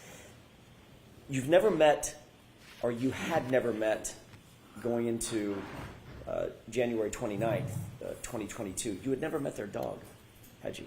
Their dog? Their dog. I'm not completely sure. Didn't you testify about a year ago in another proceeding that although you had been to the Albert home many times, you had never actually met the dog? If that's what it says I said, then yes.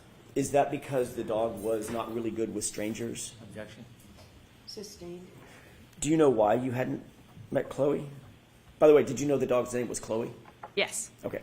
Do you know why you hadn't met Chloe in all those trips to 34 Fairview? No. Just wasn't out and about among the folks that were in the house when you were there?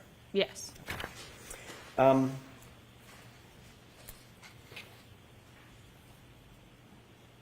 When you left 34 Fairview, I want to follow up very briefly on a couple of things that you said just before Mr. Brennan sat down under questioning by him. When you left 34 Fairview to join Jen McCabe at her invitation to take you home, you left through the front door, correct? Yes. As opposed to the side door. It's a little confusing. The front door has the brick stoop and the stairs, correct? Yes. Okay. Is that the door that you normally would leave through, or did you normally leave through the side door, come and go through the side door? What was your more ready habit and practice? Probably the side door. Okay. When you left through that front door, there was nothing obstructing your view as you walked out, correct? Correct. You could see to the left, the driveway. You could see to the right, over toward the flagpole. Nothing obstructing anything, correct? Correct. There was a light dusting of snow at that time when you left just after, what time was it? 12:45, 1? Probably 1:30, 1:30. 1:45. Yeah. Got it. So you leave at 1:30, there's still just a light dusting of snow on the ground? Yes. The yard is flat? Yes. You could see all the way out to the flagpole? Yes. You didn't notice anything unusual at that time when you looked out toward the flagpole walking out of that front door? I didn't notice anything. I wasn't looking out at the flagpole, but yes. You were looking in that direction. When you walk out of the door, obviously you're standing, walking out of the door toward the front yard, correct? Correct. But as I stated, I was looking down at my shoes in front of me. Okay. Obviously, then you have to, at some point, you have to look up to see where you're going. You have to turn left to go to the driveway. Is that right? Yes. Okay. Then you walk over and walk parallel to the yard again to walk over to the car. Correct? Yes. And as soon as you walked out of the stoop, you had to figure out where the stairs were, so make sure you don't fall down the stairs, right? Yes. But you're still looking up, like normal, correct? At some point.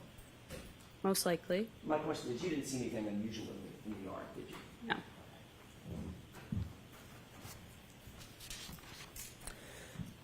The front yard was at least relatively, I know it was dark out, Ms. Levinson, it was relatively lit by the interior windows as well as lights on the outside of the house? Yes. Okay.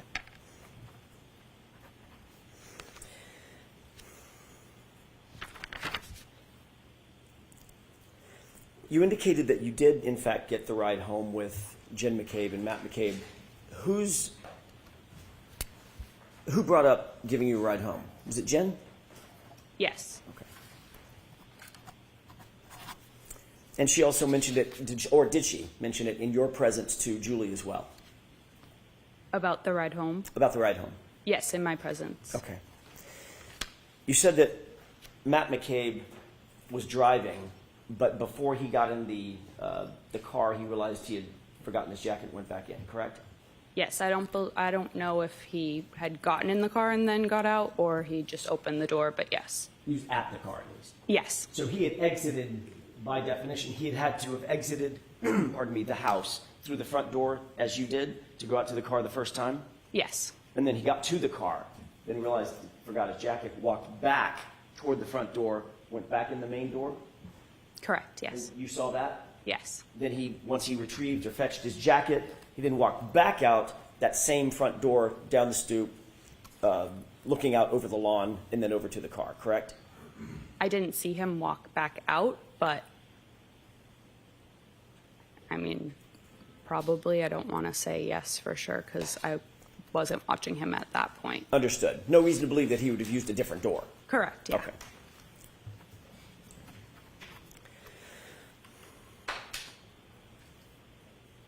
Your Honor, may I have just a moment? Okay.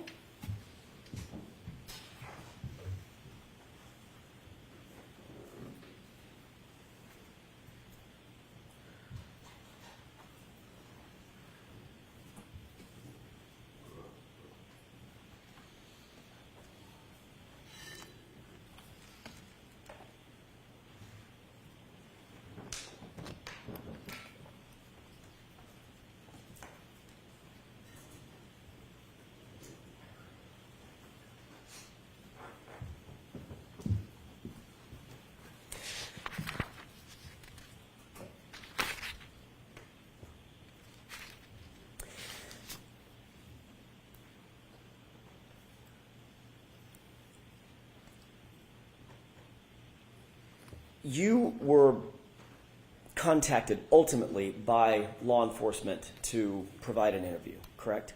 Yes. That was not until October of 2022. Is that right? Yes. A couple of quick questions about that.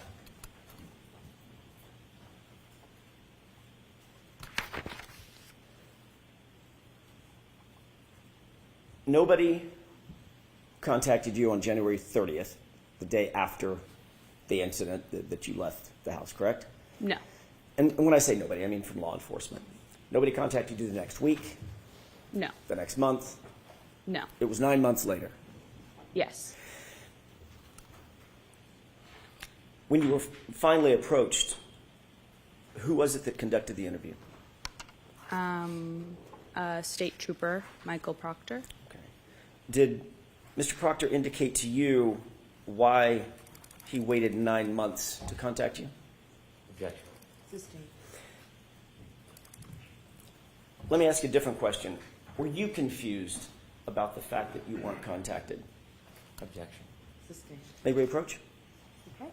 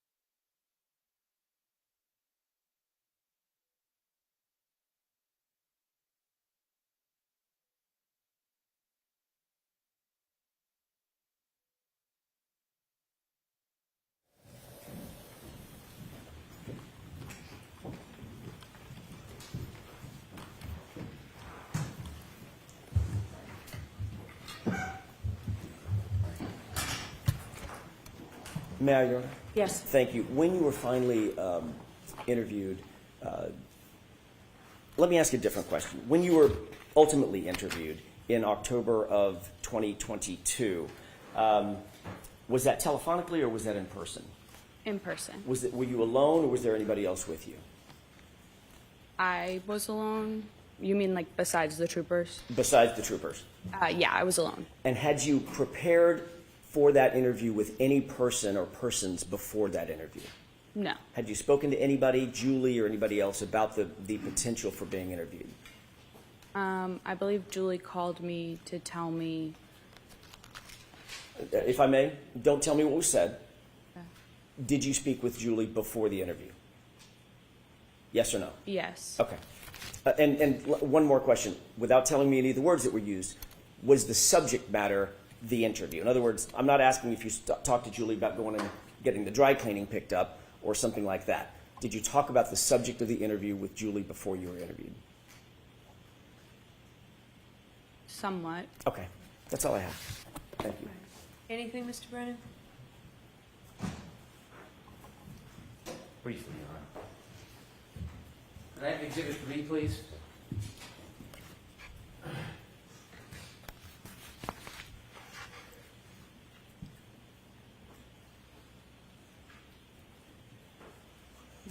Do you see the windows on that house? Yes. Do you recognize that house as 34 Fairview? Yes. You were asked whether there was light coming out of the house illuminating. Do you remember that? When I was asked that? Yes. Yes. Was the lights inside the house, from your memory, illuminating the ground near the flagpole and that fire hydrant? No. When you came out of the house and went to the car, were you looking at or studying the flagpole area or the bushes or the fire hydrant in that area? No. Do you have any reason to be looking over there and studying anything? No. Thank you.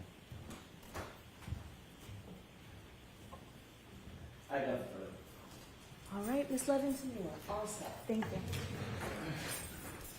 And your next witness, please, Mr. Brennan. Thank you, Your Honor. The Commonwealth will call Katie McLaughlin.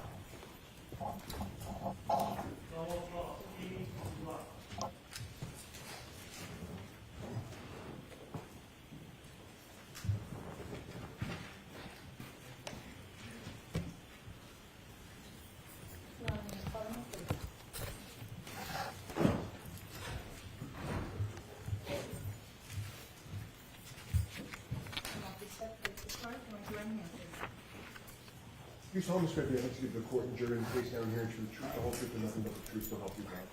Thank you. Good morning. Oh, I'm sorry. Whenever you're ready, Mr. Brennan. Thank you. Ma'am, could you please introduce yourself to the jury? My name is Katie McLaughlin. I'm 29 years old. I work for the town of Canton as a firefighter paramedic. Did you study to become a paramedic firefighter? Yes. Why did you become interested in becoming a paramedic firefighter? Objection. I enjoy helping people. I have some family members who work in the healthcare field, and I just always thought it was interesting, and I wanted to do something meaningful with my life. Did you have to have any special training or education to become a firefighter and paramedic? Yes, you do about 2 years of schooling. It's divided in between a didactic portion and then a clinical portion in the hospital and ambulance, so it takes about 2 years to finish. You completed that? Yes. Did you become a firefighter at the same time you became a paramedic, or were those separate educations? They're separate. I became a paramedic first before I became a firefighter. Did you work as a paramedic before you became a firefighter, actively in the field? Yes, for a few years. Do you remember about when you first started working as a paramedic? 2016 or 17. And when did you first become a firefighter? 2017. Do you remember when you first began working for the Canton Fire Department? I believe it was May of 2017. Are you still employed by the Canton Fire Department? Yes. In your paramedic training, did you learn how to provide care for people who are in need? Yes. Had you, before 2022, responded to different events or people's homes or public locations to help people? Yes. About how many calls? Could you estimate how many different calls you had been on as a paramedic or firefighter leading into the beginning of 2022? Probably hundreds. I want to ask you some background as a paramedic firefighter, your role as you see it. As a paramedic firefighter, are you part of law enforcement? No. Do you investigate crimes? No. Do you write police reports? No. When you're going to a scene and using your skills to help somebody, are you interested in whether or not somebody was involved or responsible for an event? No. What is your focus when you go to a scene to help somebody? What's your priority? To help the patient, to save someone's life. Do you have a chance, or do you try to assess the patient, speak to them if they can speak to you? If we can, yep. Is there times when the person can't speak? Yes. If a person can't speak to you, is there a role that you take to try to get information to help assist the person?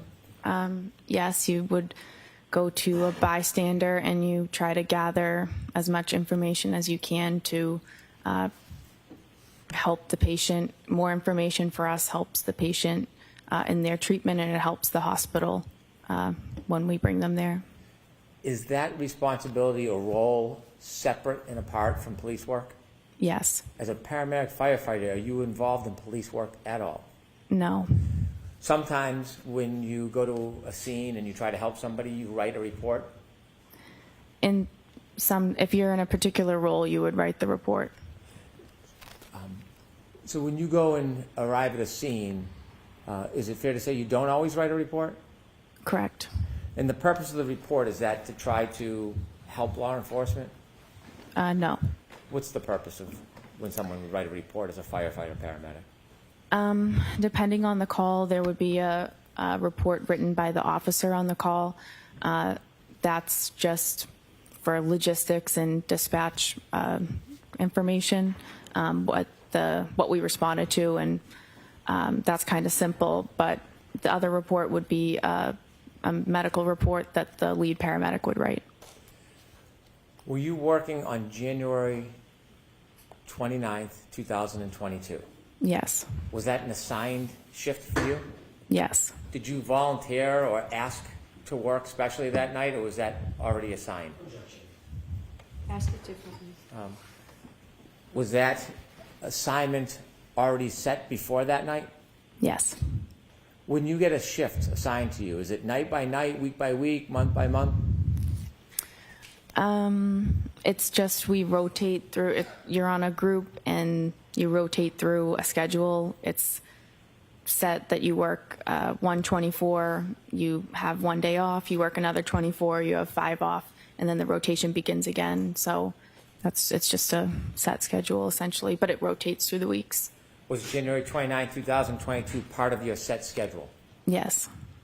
When you have a set schedule, are you assigned a specific role in the department that might change from shift to shift? Yes. What was your specific role on January 29, 2022? For that shift, I was on the engine. I was the back step. So there's an engine driver, there's an engine lieutenant, and then there's one person in the back who's just a firefighter status, and we call that the back step. As the back step that night, did you have any specific or general responsibilities if there was a call? Generally, if it's a fire-related call, you deal with that. If it's a medical call, you're there to assist the paramedics that are on the ambulance, and you take directive from them. Whatever they ask you to do or need you to do, you're just there to assist them so that they can best focus on the patient. When you arrive at a scene and you're on the back step, are you basically at the directive of the leader of the group? Yes. That morning, around a little after 6 in the morning on January 29, 2022, do you remember a call or a tone coming in? Yes. Do you remember what it was for? It was for a man down in the snow, or a man unresponsive in the snow. Do you remember leaving the fire department that night? I do. Tell us, as you're leaving, what's happening. So I'm in the engine, the command car with the captain who runs the shift started to 34 Fairview Road first. The ambulance was in front of us, and then we were behind the ambulance. Did you know the address you were going to was 34 Fairview Road? Yes. When you left the police station, or the fire station, when you got on the back of the truck, did you know at that time who lived at 34 Fairview Road? No. Tell us a little bit about the conditions outside as you rode to 34 Fairview Road. It was raining. I'm sorry, not raining. It was snowing pretty heavily. There was definitely snow on the ground at that point. It was windy. It was very cold. Was there a storm? Yes. How long do you think it took to get from the fire station to Fairview Road? Probably within 5 or 6 minutes. When you first started pulling up towards Fairview Road, did you see anything? Police cruisers and a civilian vehicle. And then we pulled up all kind of in front of that. How many police cruisers did you see as you pulled up to Fairview Road? I remember seeing one. There was an ambulance in front of you? Yes. Did the police cruiser have their lights on? Yes. Not just their headlights, did they have the lights that are often referred to as blue lights or overhead lights? Yes. Did you hear any sirens? No. How about the ambulance? Did the ambulance have emergency lights? Yes. Did you hear any sirens? No. The fire truck, does the fire truck have emergency lights? Yes. Do you remember if those were activated? Yep. Does the fire engine have a siren? Yes. Was the siren activated? No. Why not? We only use the sirens to kind of clear cars out of the road. So there's no need to use a siren when there's no cars on the road. So we're not just doing it in the middle of the morning to wake everybody up. It's just unnecessary. When you first arrived at Fairview Road and you saw the emergency vehicles, did you see any people? Yes. While you were still in the fire truck or after you got out of the fire truck? Probably after I got out. After you got out of the fire truck, where do you go? So I knew that they were working on a patient, so I knew they're going to need the stretcher. So myself and firefighter Walsh went right to the ambulance and retrieved the stretcher and brought it as close to the patient as we could. At some point, did you see the patient? Yes. Was it a he or she? It was a man. Where was he when you first saw him? He was lying supine on the side of the road, off the curb, like into a lawn. How close to him were you when you first saw him? Well, I only made it to the curb where I brought the stretcher. He was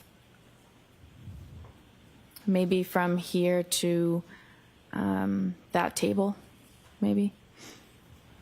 When you stood on the curb and you saw that man lying, was his feet closest to you, his head, or his side? His head would be closer to me. Did you lift the man from the ground? No. Did some of your colleagues? Yes. After you brought the stretcher or the bed to the side of the road, did you remain there on the side of the road? They lifted him on the backboard, they put him on the stretcher, and then they pretty much immediately started moving to bring him in the back of the ambulance.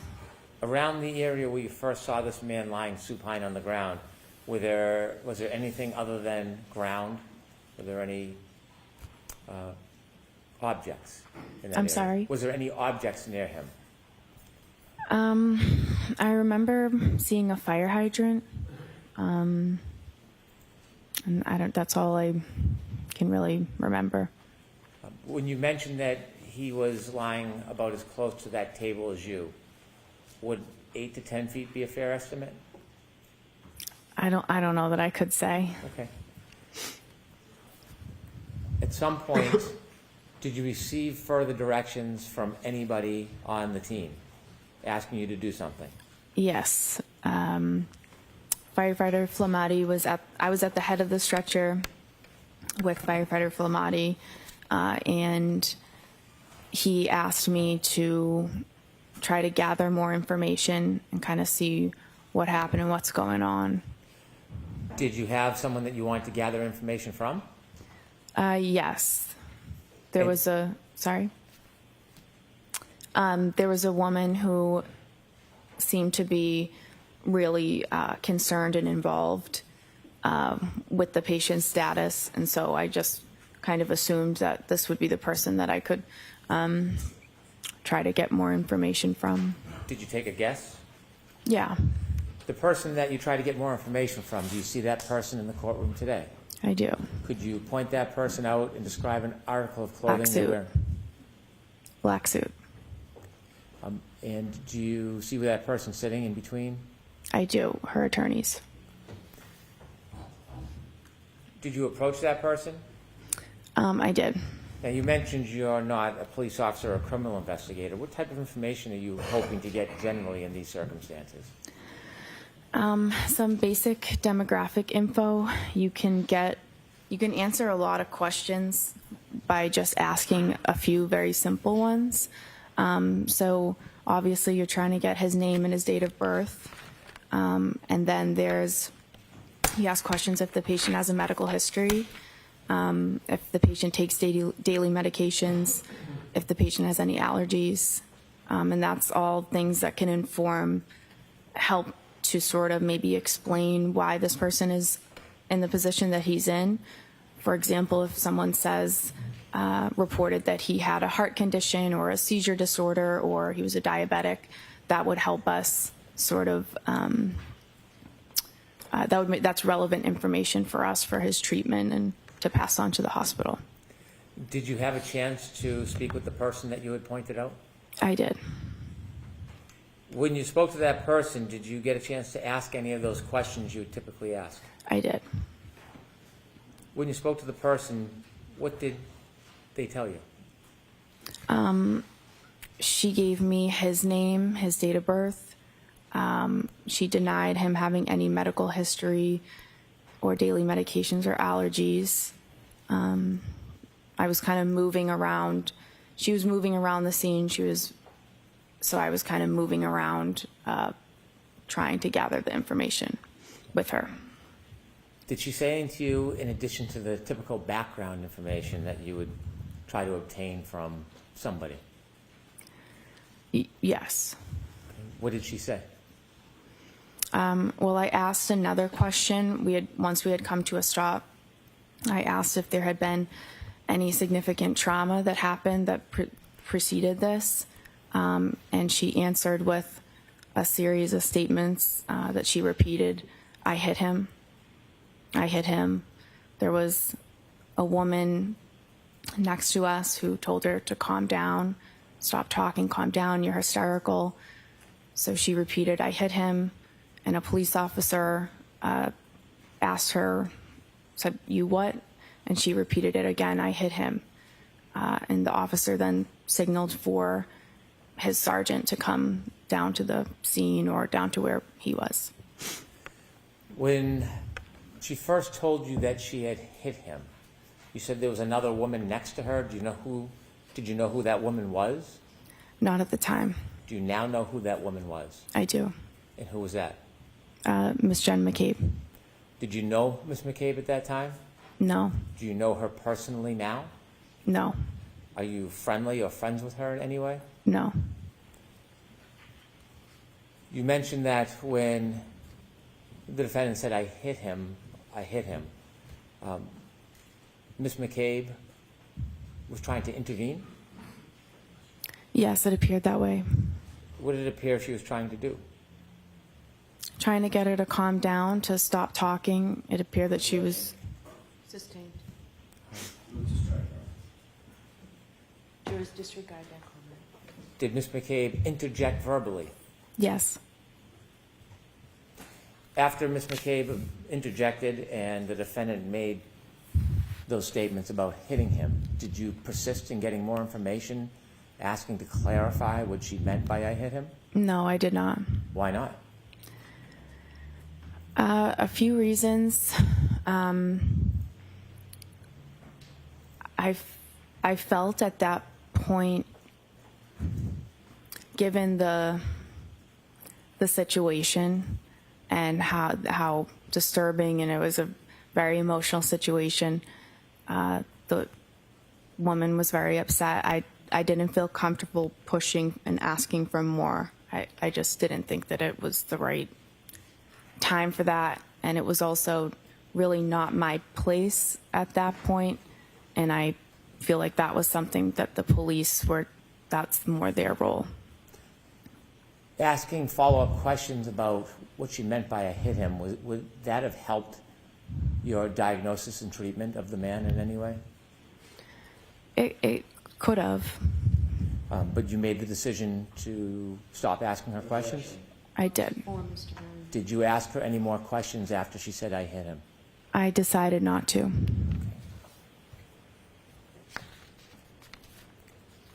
At some point after you spoke to the defendant, did you go back to the ambulance and tell anybody, any of your colleagues? I did. And why would you do that? That's the whole point of me trying to get more information, is that I get the information and I bring it back to the people who are treating the patient. So Did you go back to the ambulance and repeat that information to your colleagues? I did. Did you have any other further role at the scene as far as helping the man or doing anything else No, other than I drove the ambulance to the hospital. with the gentleman in the ambulance? Yes. Did you learn who that person was? Yes. Did you know at the time who it was? No. When you got to 34 Fairview, did you recognize the home when you got there? No. Did you later learn who lived at that home? Yes. Did you know somebody who had lived at that home? Yes. Did you know that person lived there prior to that night? I learned that she lived there. Okay. And that person that you knew lived there, what is their name? Caitlin Albert. How did you know Caitlin Albert?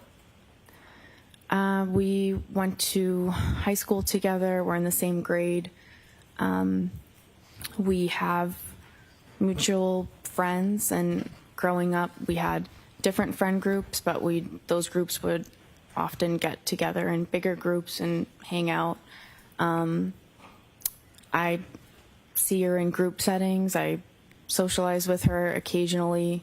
I don't have a personal relationship with her. I wouldn't consider her to be a friend of mine, but I do see her occasionally because of social events. I don't have a one-on-one. I don't have a close personal relationship with her. Was she a friend on social media back at the time? Yeah. Since this event, have you been on any outings or trips with friends of hers or in a group setting where she was present? I don't remember ever seeing her since then. Had you ever talked to her about your role that night? Never. Did the fact that somebody you knew lived in that house that have anything to do with your treatment and care that morning? Not at all. When you saw the man in the back of the ambulance, did you make note whether he was missing any clothing items? He was missing a shoe, a sneaker. I'd like, with the court's permission, to play Exhibit 4, part of it. Okay. Ms. Gilman, if you can start at 6:13:45.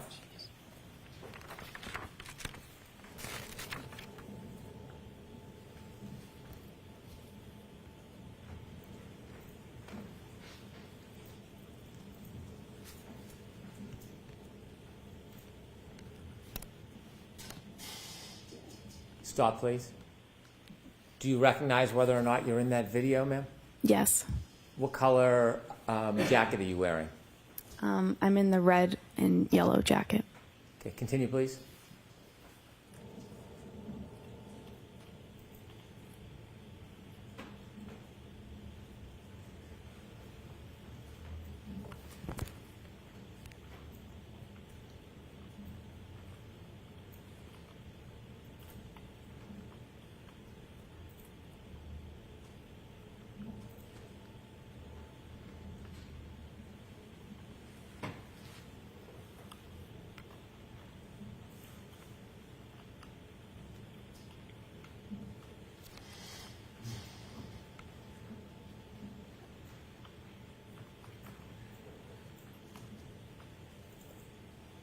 Stop, please. There are two yellow jackets, one on the left, one in the middle of the screen. Do you know which one is you? I'm now in the middle of the screen. Okay. Continue, please.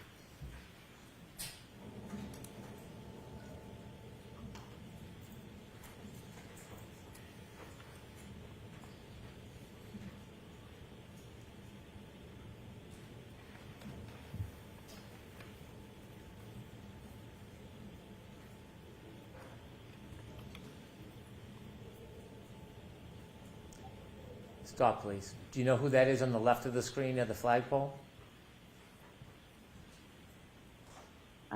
Which one? At the, To the left. If you could play a few more seconds, Ms. Gilman. it's 2 officers and a civilian woman. Okay. How about on the left? Do you know who that is? Oh, no. And that time is 6:15:12. If you could continue, please.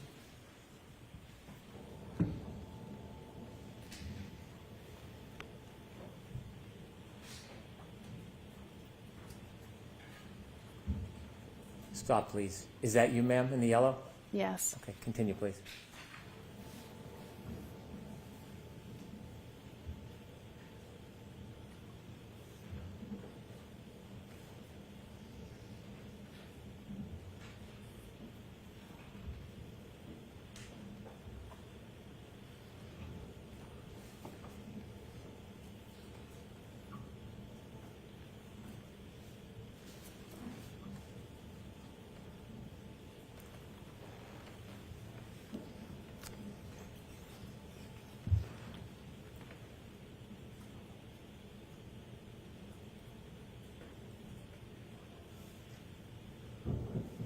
Stop, please. Do you see yourself on that screen? Yes. What color jacket? The red and yellow. And who's to your left? Miss Reed. And across from you, with the blue or black jacket with the hood. Do you know who that is at this time? Miss McCabe. And you didn't know her at the time? No. Do you see the officer that's turned away from you? Yes. Do you know who he's speaking to? No. Do you know the exact moment that the defendant told you, I hit him, I hit him, I hit him? I think it was just prior to that. Okay, continue.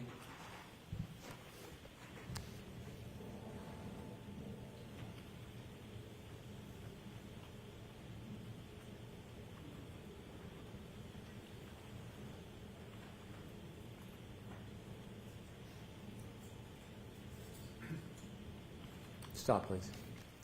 Okay, thank you. I have no further questions. Okay, Mr. Jackson?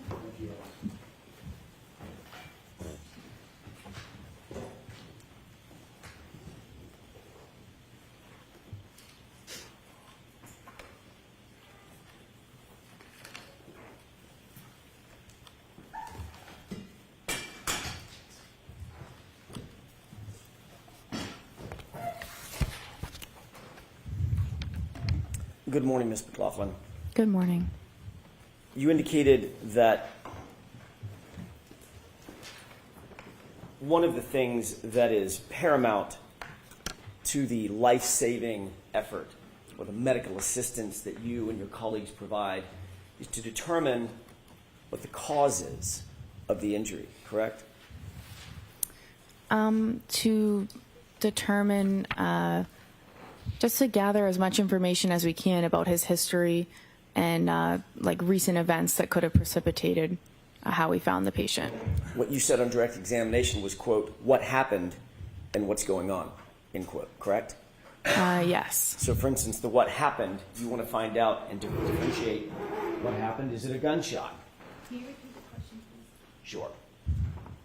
When you're asking what happened or trying to determine what happened, for instance, one of the things you're trying to do is differentiate between a gunshot and a knife wound, correct? Yes. Or poison or ingestion of a poisonous substance or a heart attack. Yeah, in this particular, I'm this not asking about scenario, this it's... instance. Next question. Thank you. I'm asking about in general, when you're taking on information, trying to download information at a scene, you're trying to determine, as you said, quote, what happened, correct? Yeah. That's important to determine, correct? Yeah. You want to get the person's age, you want to get the person's date of birth, you want to get the person's allergies, for instance. Yep. But you also, paramount among those, you want to find out what happened. Why are we here? Correct? Yes. Did a person fall out of a tree? Or Right. stumble down a stair step? Correct? Right.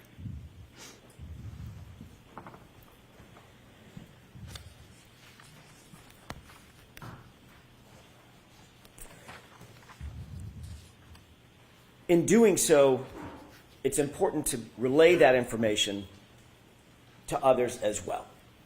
You would agree with that, correct? Yes. That's the whole point, Ms. McLaughlin. You want to gather the information and then let others know exactly what happened and document that as best you possibly can so that the life-saving efforts or the medical assistance can continue for the patient, correct?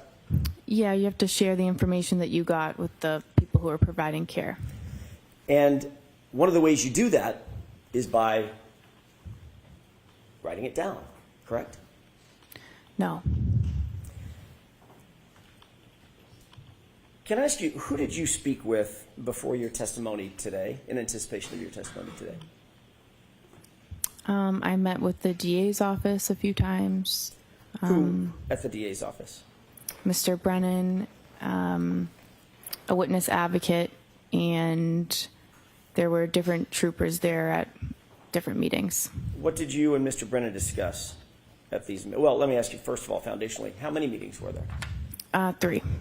3. When were they? One in maybe January was just a meeting. One a few weeks ago, we reviewed the testimony from the last proceeding, and then yesterday, briefly to say that I'm getting called and I'm going today, and if I had any questions. Let's talk about the one a couple of weeks ago. Where was that meeting held? At the DA's office. And you said you reviewed testimony with whom? I watched the testimony from the first trial. It was Mr. Brennan, myself, a witness advocate, and perhaps Trooper Tully And at you that and Mr. point. Brennan went over your testimony at the last proceeding, correct?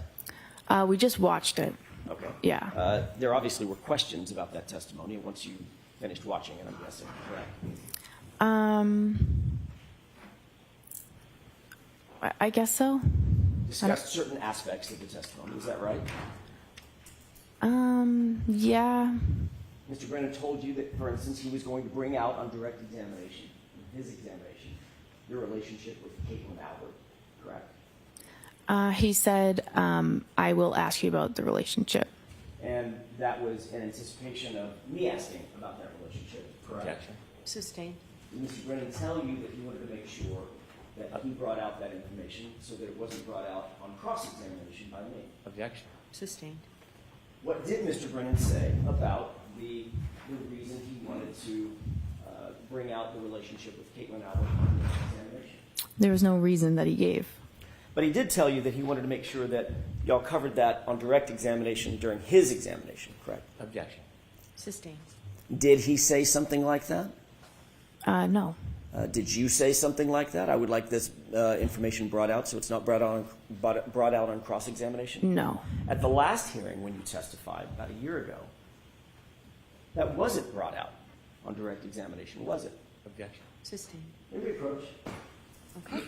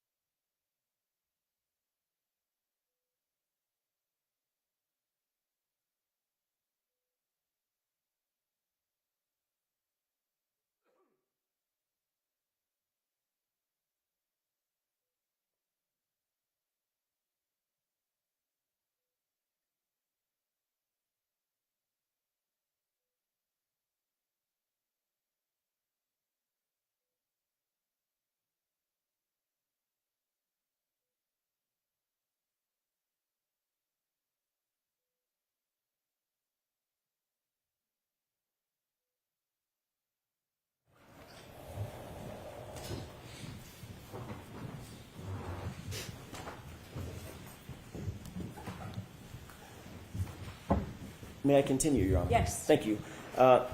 Ms. McLaughlin, we were talking about, very briefly, your testimony about a year ago. In your testimony a year ago, you did not disclose in your initial conversation the fact of your relationship with Ms. Albert, did you? I object. I move for an instruction. So the objection sustained. Next question. Who was it that asked the question about Ms. Albert a year ago? Objection. Sustained. Did you tell anyone, Trooper Proctor, any investigator, anybody from the DA's office last year about your relationship with Caitlin Albert? Objection. I'll allow that. No, only when there started to be a lot of harassment and things that insinuations and stuff that started coming out online. I had said maybe once to them that I was concerned I was being harassed. My question, Ms. McLaughlin, was before the information was disclosed, which was during the first proceeding. Objection. Let's hear the question. Before that information was disclosed during the first proceeding, in any of your interviews with Michael Proctor or anybody else from the DA's office, did you disclose, from the Massachusetts State Police or anybody from the DA's office, did you disclose, did you volunteer that you had a relationship with Caitlin Albert before the first proceeding? Yeah, I'm saying I told the DA about the harassment and the insinuations. That was before the first trial when I met with them. How was there harassment and insinuations if it hadn't been disclosed at the first proceeding? Because it's out there everywhere on the internet and has been. Before the first proceeding, Ms. McLaughlin, before you ever testified. That's my question. Do you understand my question? It's been going on since before the first proceeding. If you hadn't testified at the first proceeding, at which point it was revealed, how could you have ever suffered any harassment for it? It wasn't disclosed yet, Ms. McLaughlin. Do you understand? I don't think you understand what I'm saying. Who did you tell at the DA's office? The relationship that I had with Caitlin Albert had been out there. It had been published and proliferated on the internet. And so that was before the first proceeding. And who did you tell at the DA's office about this before the first proceeding? I don't remember who it was or the meeting, but Was it Mr. Lally? it could have been. Do you have a memory of that? Not specifically. I don't remember who it was. Was it Ms. McLaughlin? Like I said, I don't remember Not you, specifically. obviously, Miss Laura McLaughlin. No relationship. Like I said, not specifically.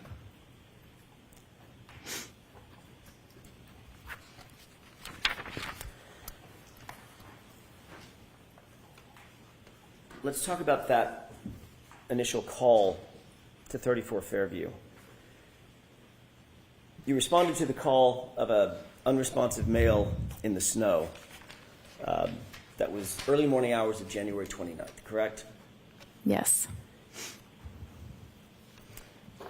Once you were there, Mr. O'Keefe had been placed on a gurney and moved to the ambulance. You were instructed to go get information about the victim. Yes.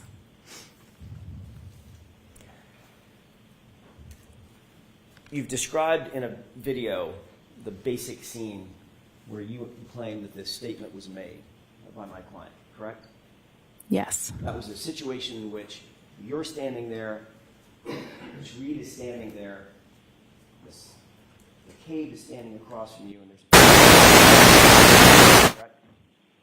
Correct? Miss Reed was on the right, Miss McCabe was on the left, and then there was a officer kind of diagonal across from me. Okay, first witness. Yes. This is just a still shot. Thank you.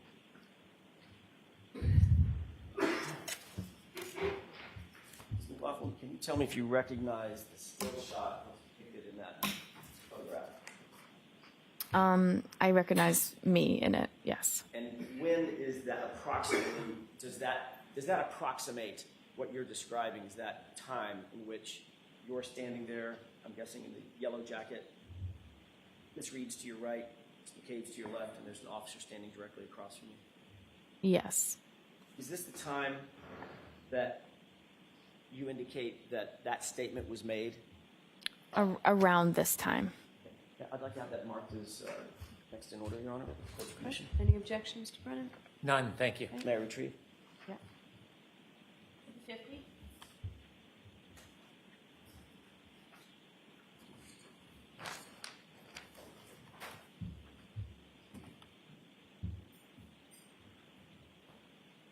Do you remember the name of the officer that was standing directly across from you when you indicate that this statement was made? I didn't know, but I am aware now. But, and by the way, that officer's name is what? Officer Sarif.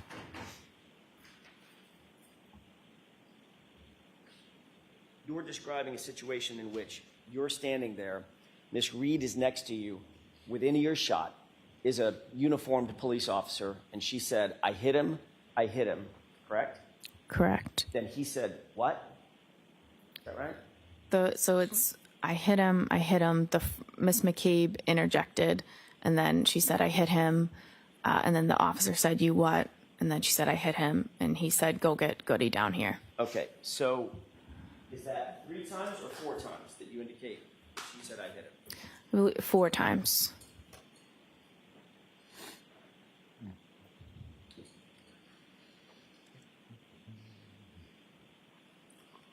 And you, according to you, you indicate that at the time that Ms. Reed made these statements, she was hysterical and somewhat out of control. Is that right?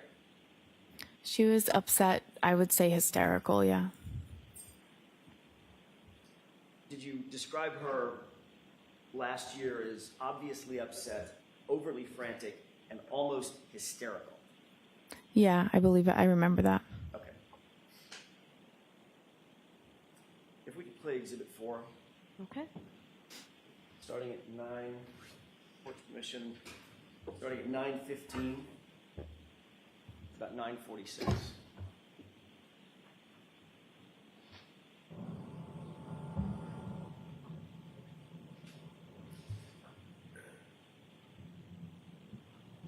Can you stop it? Did you see the 2 people enter from screen right? Yes. Who is that? That would be myself and Miss Reed. Okay, this is the first point at which you and Miss Reed begin to converge with the other 2 individuals, Miss McCabe and the officer, correct? I had started trying to gather the information prior to this, and then she was moving around, so I had kind of was following her, asking the questions, and then we eventually came, here to this point and came to a stop. So my answer, your answer is yes. This is the point at which you converged with Miss McCabe and the officer. Yes. Okay, thank you. Let's go ahead and play it.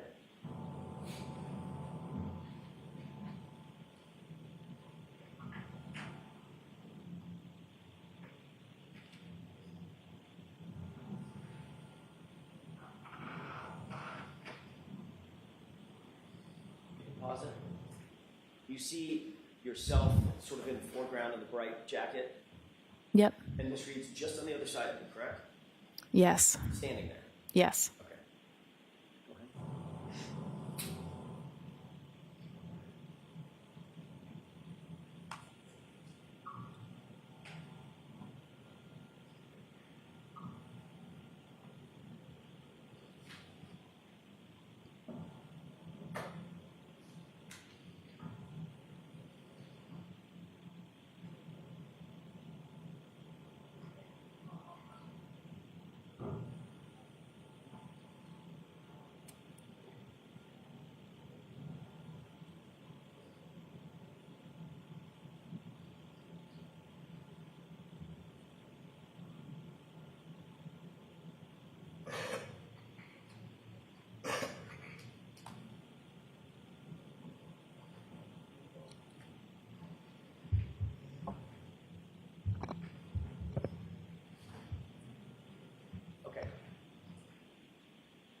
Okay, we can have the lights on.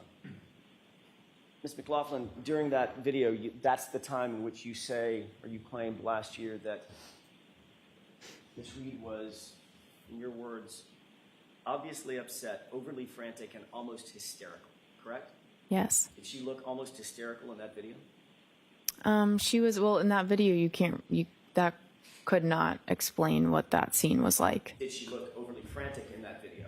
She was frantic throughout the whole scene. I think that was me describing the entire scene. I see. Yeah. So she did not look overly frantic in that video.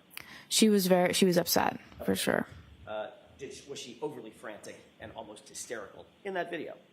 Just now. I don't know that you could really see from that video. Did you see anything that appeared to be overly frantic and almost hysterical? Like I said, that video's not really you can't hear anything, so it's hard to. Was she running around? She had been. I didn't ask you if she had been. Yeah. There are a lot of things that happened. When she's standing there with you, was she running around? No, she had just stopped running around. Was she gesticulating? I don't know. Do you know what that means? I don't. Was she using her arms and going crazy? With her hands and arms and running in circles? She had been, but like I said. She had been. Yeah, but I I'm think asking you about what happened before you got there. I'm asking you what happened when. I'm sorry. Question and answer, please. Thank you. I'm not asking you what happened before we got to that video. All right? I'm asking you about the video in which you described her previously as being overly frantic and almost hysterical. Did she look like she was just gesticulating and moving her arms and spinning in circles? Not in that video. Okay, thank you.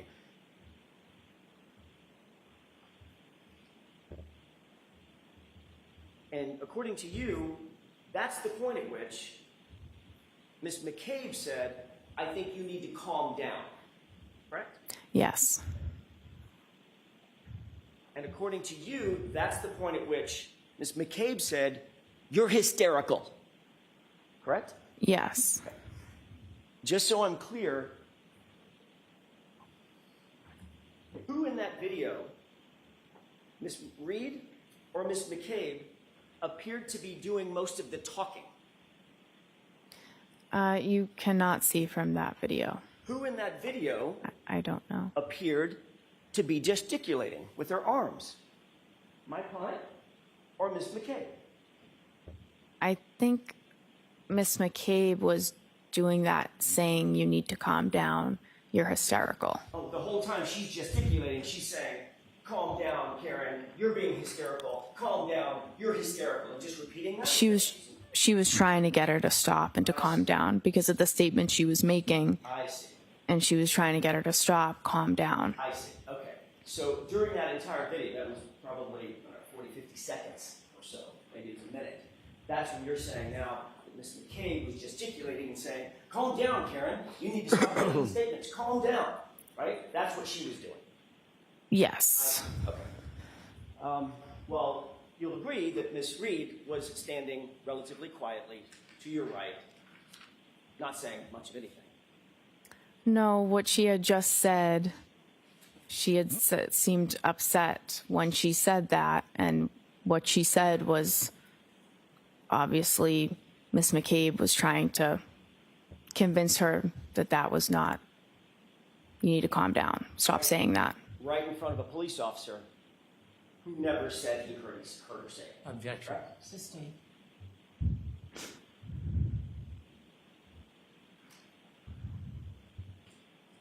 You were standing 18 inches, 2 feet from Officer Seraph, correct? I don't know exactly. Well, give me an idea. I mean, 2 feet, 3 feet, whatever. He was standing near me. And he was standing even closer to my client, wasn't he? Yes.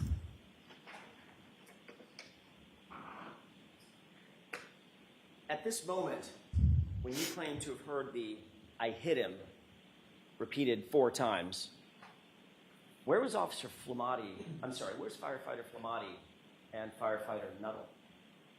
In the ambulance. With the doors closed. Yes. And the ambulance, this is my ignorance, I'm assuming the engine was running. Yep. I'm assuming that there's some sort of heating system inside that ambulance to keep it nice and warm for patients? Yes. So that was running as well? Mm-hmm.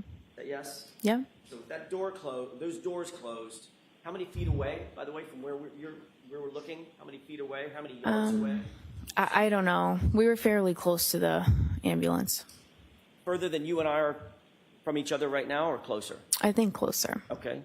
How about now? I'm not sure. The ambulance was behind us. I'm not sure how close we were. Right. At least a few yards. Sure. Okay. And those doors are pretty thick, secure metal doors that lock. Is that right? Yes.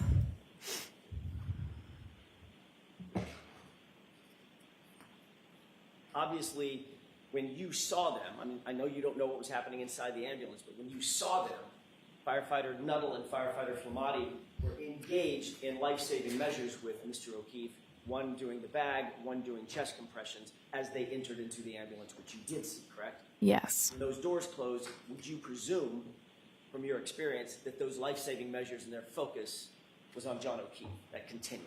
Yes. You testified that you went back to the ambulance at some point and you told firefighter Flamati and firefighter Nagel what you claim to have heard. You told this jury, correct? I went back to the ambulance after that, and I told them what was said and gave them the demographic information that I got. Okay. So, in other words, firefighter Flamati and firefighter Nagel heard it from you. You didn't say it to somebody else, and they reported it to those two. They heard it directly from you, correct? I went back and I said, I gave the demographics, and I said, she's saying I hit him. Right. So, in other words, they heard that from you. I gave them. Objection. Is that yes or no? Objection. She answered the question. Next question.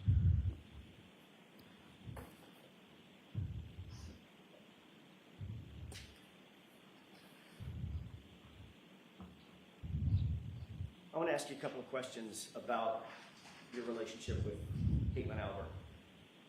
You were asked at a hearing about a year ago, back in May last year, May 3rd, as a matter of fact, 2024, about that relationship. Do you remember what your answer was?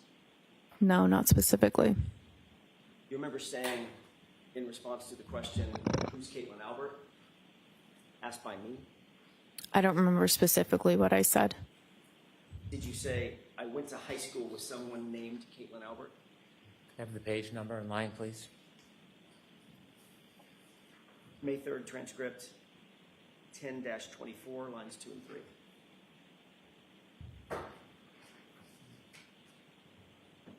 Did you say, I went to high school with someone named Caitlin Albert? I believe so. Refresh your recollection, take a look at your transcript. Sure.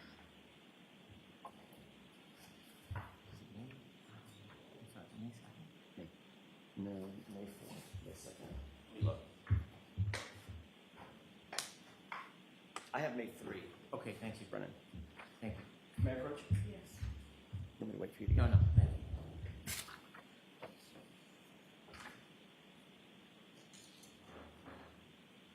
You see that?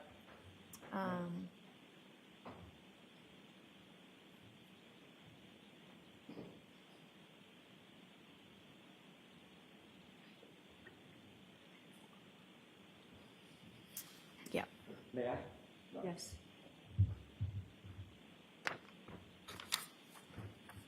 Did that refresh your recollection as to what your answer was to the question, who's Caitlin Albert? Yes. Did you say, quote, I went to high school with somebody named Caitlin Albert? Yes.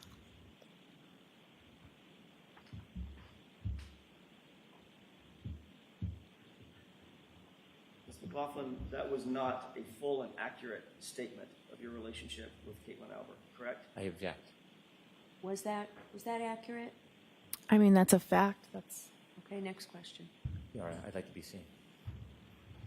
All right. Mr. Jackson, why don't you go?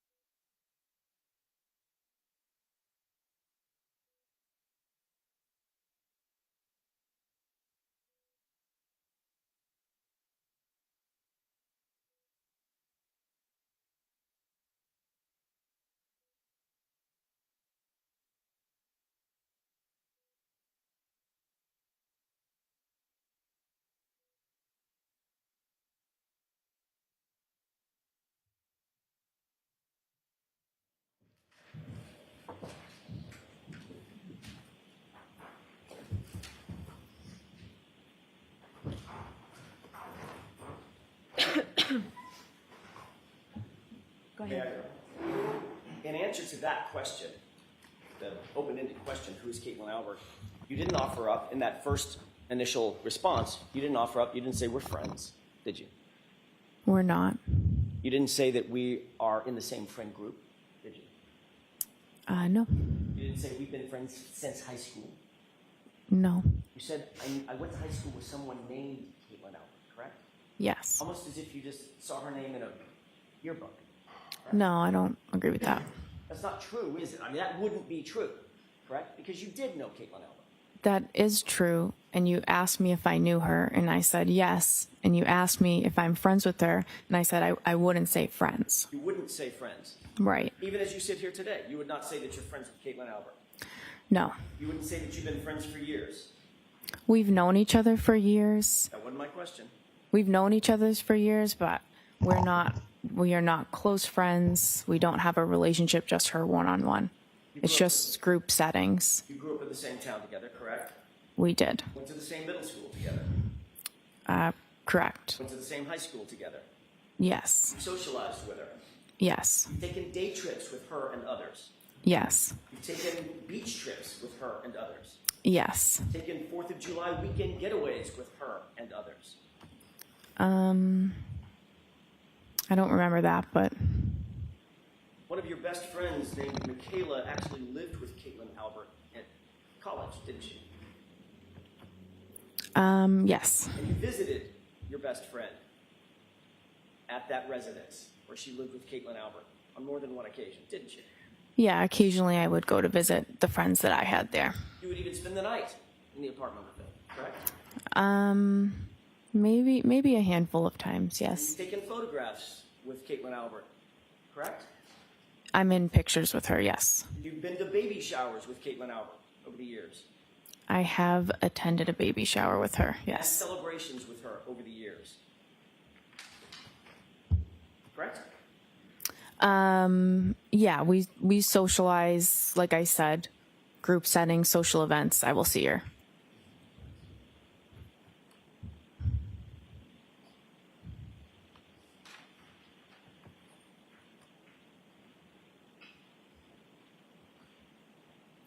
Your Honor, may I approach? All right, briefly.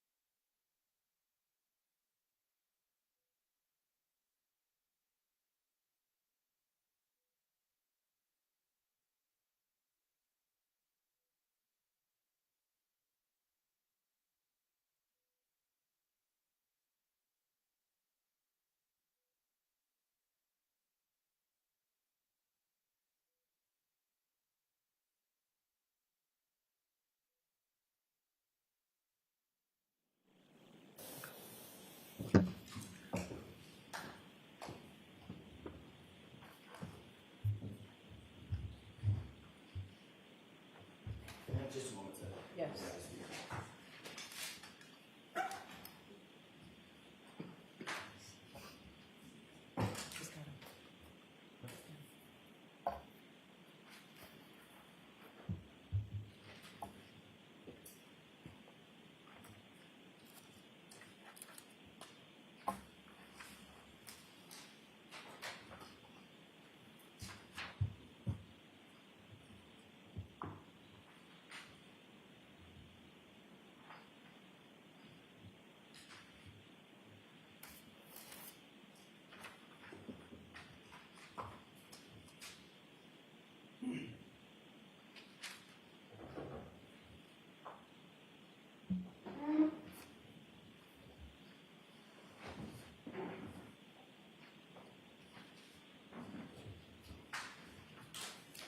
Thank you, Your Honor.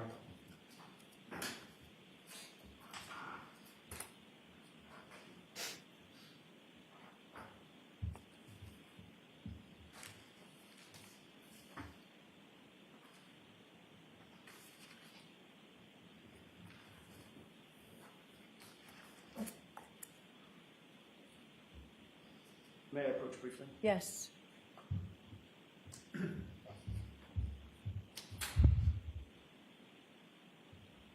May I stay by the witness stand just so I can take the photographs back? Can you describe, first of all, take a quick glance through that series of pages and tell me if you recognize what's depicted in those pages?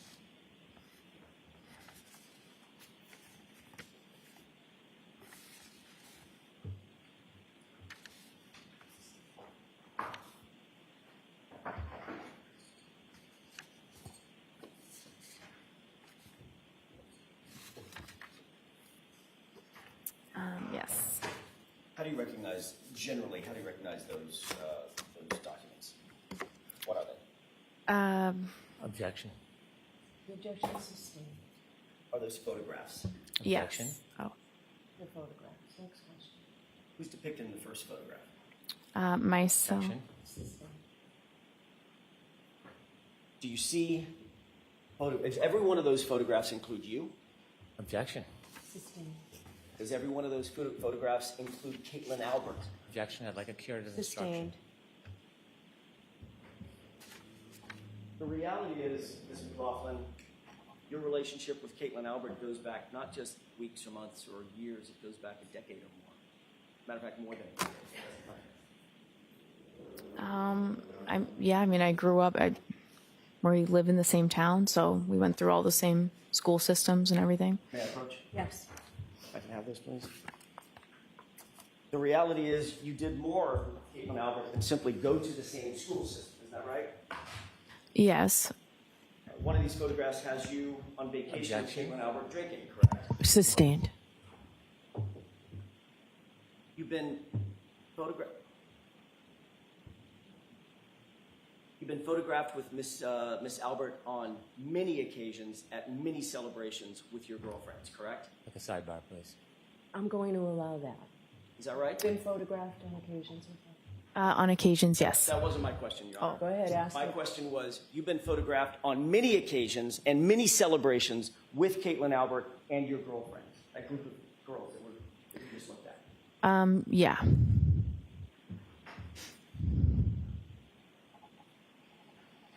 And those include, as we went over just a second ago, 4th of July vacations, correct? I'm not sure the dates on them. I didn't ask you about the dates. I don't know the dates either. Well, I don't know that was a 4th of July celebration. I'm not sure. Do you see a beach photo with American flags in the background? I'm objecting. Sustained. So you've had, those photographs represent some of the celebrations that you have had with Caitlin Albert and others in your friend group, correct? I'm objecting. Sustained. You've gone on overnight vacations with Caitlin Albert, isn't that right? There was one that I can remember, one overnight that I can remember with a big group of people. Who was that? Where was that?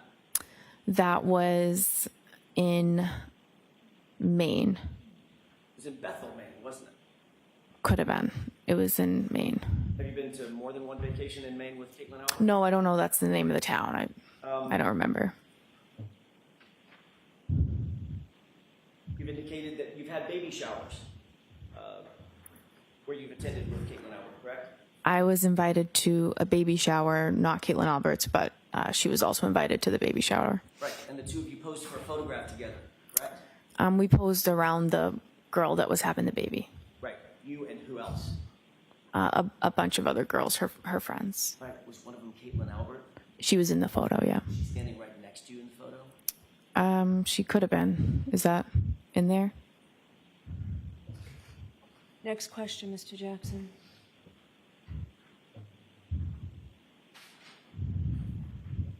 May I approach? No. Next question.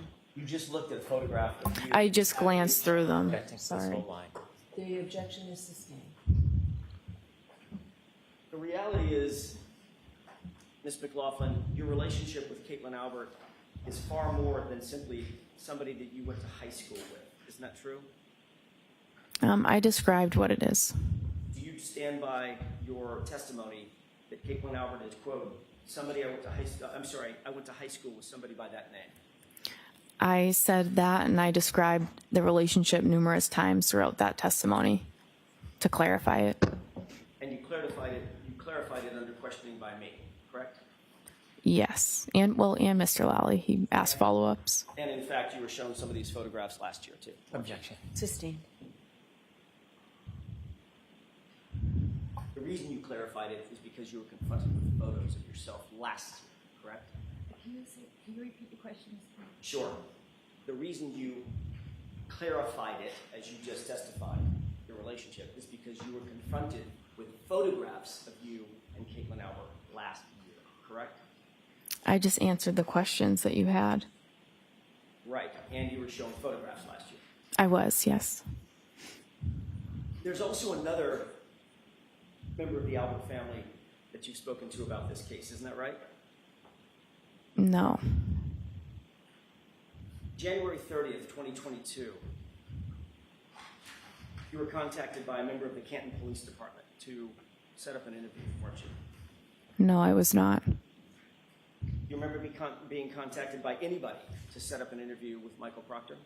The state police called me, and I met with two state troopers. I don't know which one of the troopers called me to set up the interview. Isn't it true that it was actually a Canton police officer who coordinated that interview with you? I have no knowledge of that at all. Isn't it true that the Canton police officer who set up the interview with Massachusetts State Police and coordinated that interview was a detective named Kevin? Do you remember that? I have no knowledge of that. Isn't it true that Brian Albert has a brother named Kevin Albert on Canton Police Department? I know that now. Isn't that who coordinated your interview with Michael Proctor? I've never spoken to Kevin Albert, ever. You can't remember who it was that set up the meeting. How can you say with such specificity? Because it was the state police called me. The state police called me. It was a state trooper. Can you wait till I'm Just finished with my hold on question? 1 second. Oh, wait. sorry. If you can't remember who it was that called you specifically, how can you say with such specificity that you've never spoken to Kevin Albert? Because I have only ever talked about this case with a state police trooper. So there were two of them there when I went for the interview. I don't remember which one called me, but I've never been contacted by anyone in the Canton Police about an interview or about the case. So I know it's not. I just don't know which state trooper it was that called me. Did you talk to Mr. Brennan about this issue when y'all met? No, I did not. This issue never came up? No, About Kevin Albert or the Massachusetts State Police or your first interview? no. You remember testifying about this last year? I remember you asking me about who coordinated the interview. And now as you sit here, you're saying it was absolutely 100% Massachusetts State Police that coordinated that interview. I only ever spoke to the state police about that interview. I wasn't contacted by anyone else to go in for that interview. Are you saying that you now have a specific memory of how that interview was set up and that it was Massachusetts State Police? My only memory is, Do you have a memory or do Can you she not? answer the question, please? I don't really get the question. Can you answer my question? I don't understand the question. Ask it again. Sure. Are you saying, as you sit here now, that you have a memory of how that interview was set up, and it was by a Massachusetts State Police officer? I always had a memory that it was a state police officer. Okay. I don't know which one. That's why I said I don't know. Isn't it true that last year you were asked that very similar question? This is at 10-56, lines 10 through 15. Question, do you recall being contacted by a completely different officer to say, hey, Trooper Proctor wants to talk to you. Come on to Canton PD. He wants to have an interview. Answer, I don't remember exactly how the interview was set up. Remember that? Right. So as you sit here, you now have a specific memory that that interview was set up by Massachusetts police officers. That's the only memory I have of it. And when I said I don't know, you said somebody other than Proctor, and I didn't know if you were referring to the other state trooper that was there, because I didn't remember specifically who called me to come in for the interview. But I've never spoken to anybody in the Canton Police about that interview or the setup. In fact, Kevin Albert is Brian Albert's brother. I'm aware of that now. You're aware that Kevin Albert is Caitlin Albert's uncle. I guess so. How many conversations did you have with anybody before you actually sat down with Michael Proctor? Either in anticipation of setting up the interview or otherwise? None. I think once I got the call, I just called my chief that they're asking me to come in. And that was that. And you got the call from whom? I don't know which state trooper called me. But as you sit here now, you're very specific in your memory it was a state trooper. I only ever met with state troopers, and no one from the Canton Police ever contacted me about an interview, setting up an interview.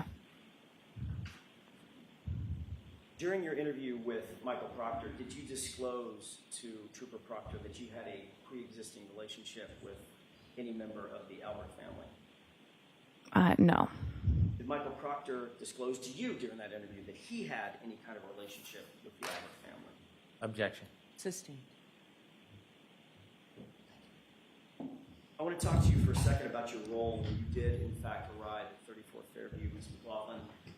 How long had you been a firefighter paramedic at that time, January 29th, 2022? Probably about 5 years. You said that you'd responded to hundreds, you believe it's possibly hundreds of calls, is that right? Possibly. How many were homicides or potential homicides? None that I know of. So this would be the first one on January 29th, 2022, is that right? Yes. And obviously, if you had never responded to a homicide before, you certainly had never responded to a homicide of a police officer before, correct? Correct. I think you indicated as much on direct examination that you are not and are not now a trained detective, is that right? Right. You never conducted any sort of a formal investigation, formal criminal investigation, had you? No. You hadn't been trained, you had no advanced training on how to preserve or interpret statements or memorialized statements for evidentiary purposes? No. Or for the use in trial, things of that nature? Nope. In fact, your role that morning was just to provide medical assistance and pretty much nothing else, is that right? Yes. And you'll agree that it was a somewhat chaotic scene, right? Yes. Lots of first responders on scene, right? Yes. Everybody working furiously, or at least people working furiously to provide life-saving measures to John O'Keefe, is that right? Yes. People were talking over each other. There was a cacophony of engine sounds and noises coming from people talking and trying to speak over the wind and the howling, the driving snow and wind that was coming down, snow that was coming down, is that right? Yes. You hear people in the background, in the foreground, people talking over each other. Yes. Emotions, your emotions, everybody else's emotions were on high alert, is that right? Yes. So you were trying to do your job under pretty intense pressure and in a very limited context, correct? Yes.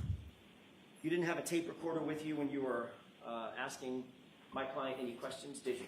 No, of course not. There's no audio recording of that conversation you claim took place between you and Miss Reed, is that right? Not that I know of. And you've already indicated that you didn't even follow up with a single question when she responded in the way that you've indicated she responded, correct? Yes, The words you claim you heard were, "I hit him." Is that right? correct. It's your experience that people under pressure, people under stress, because you go to high-stress situations all the time as a firefighter paramedic, correct? Correct. People in those kind of situations speak in broken sentences or rhetorical questions, correct? Not uncommon. People react differently at different scenes. But you Yeah. certainly wouldn't say that that's uncommon. Oh my God, what happened? What happened? Things of that nature. No. Did you hear my client ask the question of confusion, or a series of questions of confusion? Could I have hit him? Did I hit him? I did not hear that. You never heard her say anything close to, did I hit him or could I have hit him? I did not. Ms. McLaughlin, where are your notes regarding this statement? I don't have any. Where'd they go? It's not in the role that I was in, I'm not in a position to write a report on this type of call. It would be the lead paramedic or the officer on scene. So you didn't write anything down, you didn't have any opportunity to write anything down? I didn't. You're just going by your memory.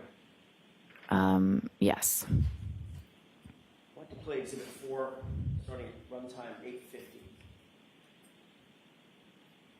Okay.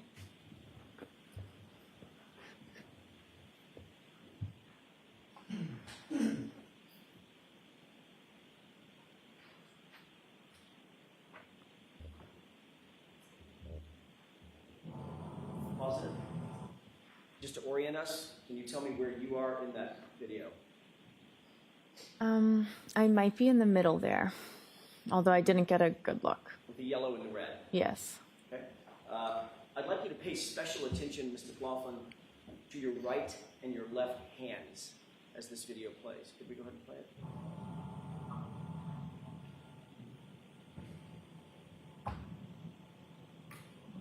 Pause it. What are you looking down at? Oh, I see what you're saying. Yeah, I would write like stuff on my glove. That's something I'll do as I'm getting the information. Was that your question about notes? So you were taking notes. That's just me jotting down the demographics. Let's keep playing.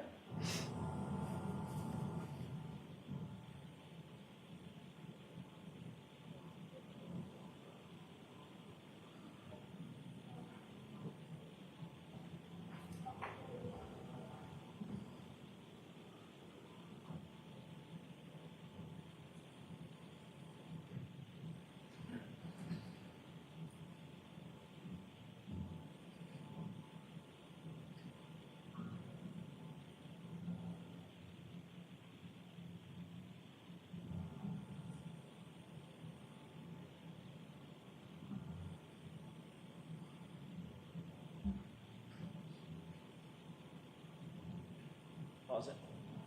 Is this still the part of the interaction where my client is overly frantic and almost hysterical?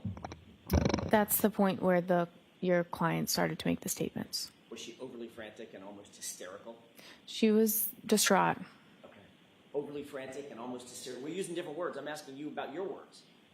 Does this describe her as overly I think the overly frantic and hysterical, I was describing the entire scene. So you'll agree that she doesn't look overly frantic or hysterical? Again, hard to say from a video, but...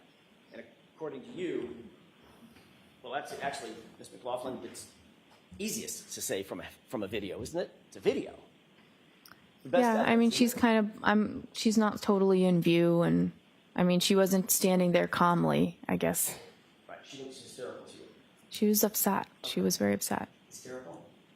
I might say hysterical. She was extremely upset. Okay, and this is the point at which Ms.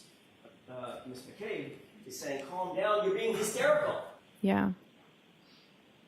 Okay, let's go ahead and play it.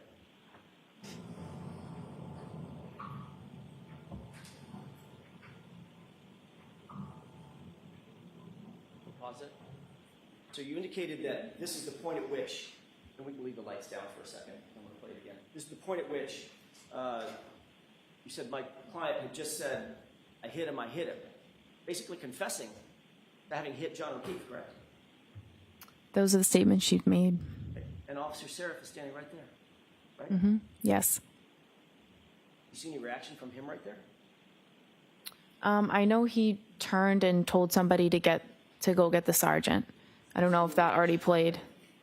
I'm sorry? Did you see any reaction from him?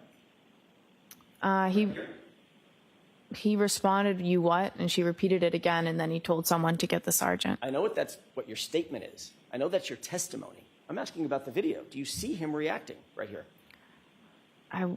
You'd have to play it again. I wasn't looking at that part.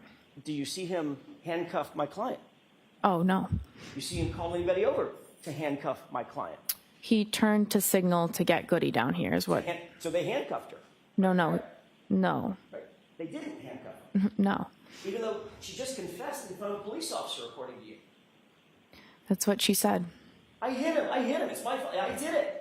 That's a confession, correct? She said, "I hit him, I hit him, I hit him, I hit him." And Officer Seraph just stands there, and my client walks away, correct? You'd have to talk to Officer Seraph about that. Oh, we have. You should. Mr. McLaughlin, Objection. Okay, so let's move on. Mr. Jackson, I'm not rushing you, but how much longer do you think you'll be? not long. Okay, so, I can wrap it in a couple of minutes. okay. Toward the end of this video. Go ahead. Are you playing it again, or should we put the lights on? If we can play it again. Okay. Continue.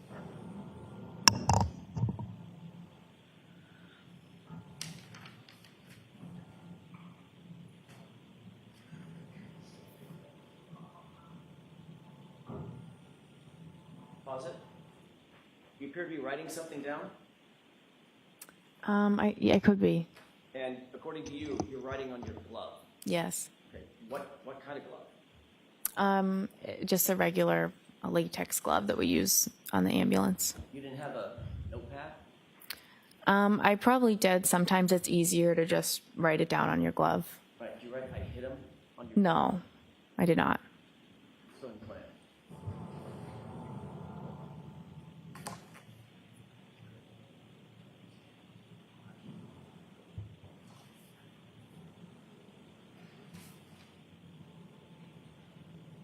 Still appear to be writing something down, looking down at your glove?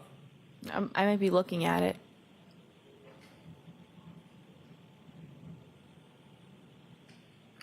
Can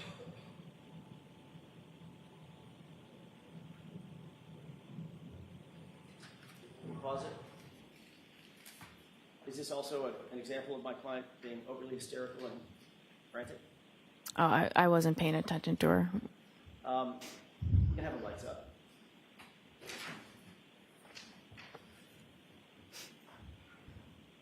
Whatever it was that you were talking to Miss Reed about, it was important enough that you had a pin out. You were writing things down, correct?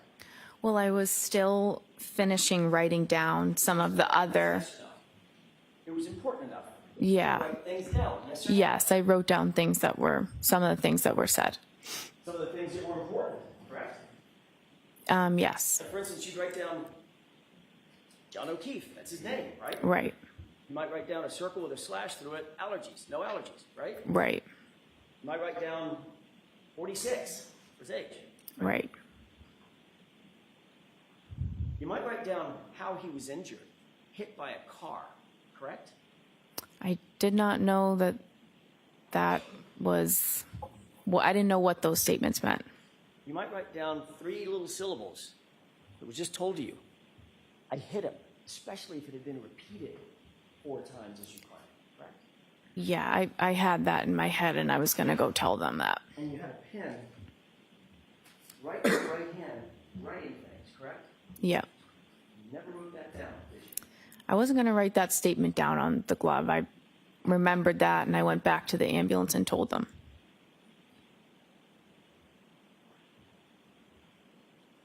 You did memorialize that statement on any note that we have, correct?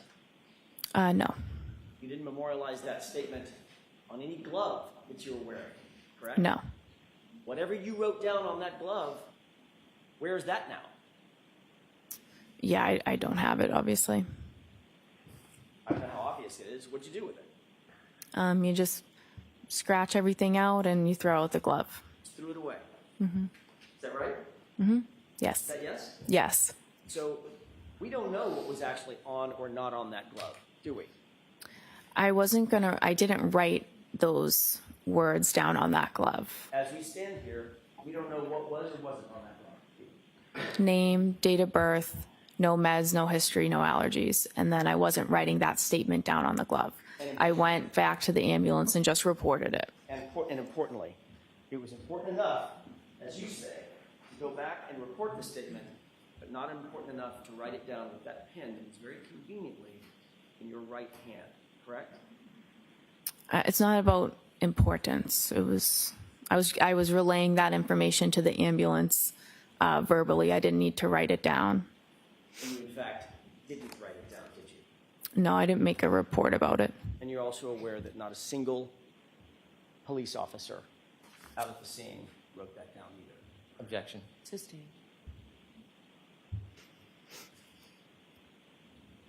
That's all I have. Mr. Brennan, can you do a redirect in 5 minutes? I can. Okay.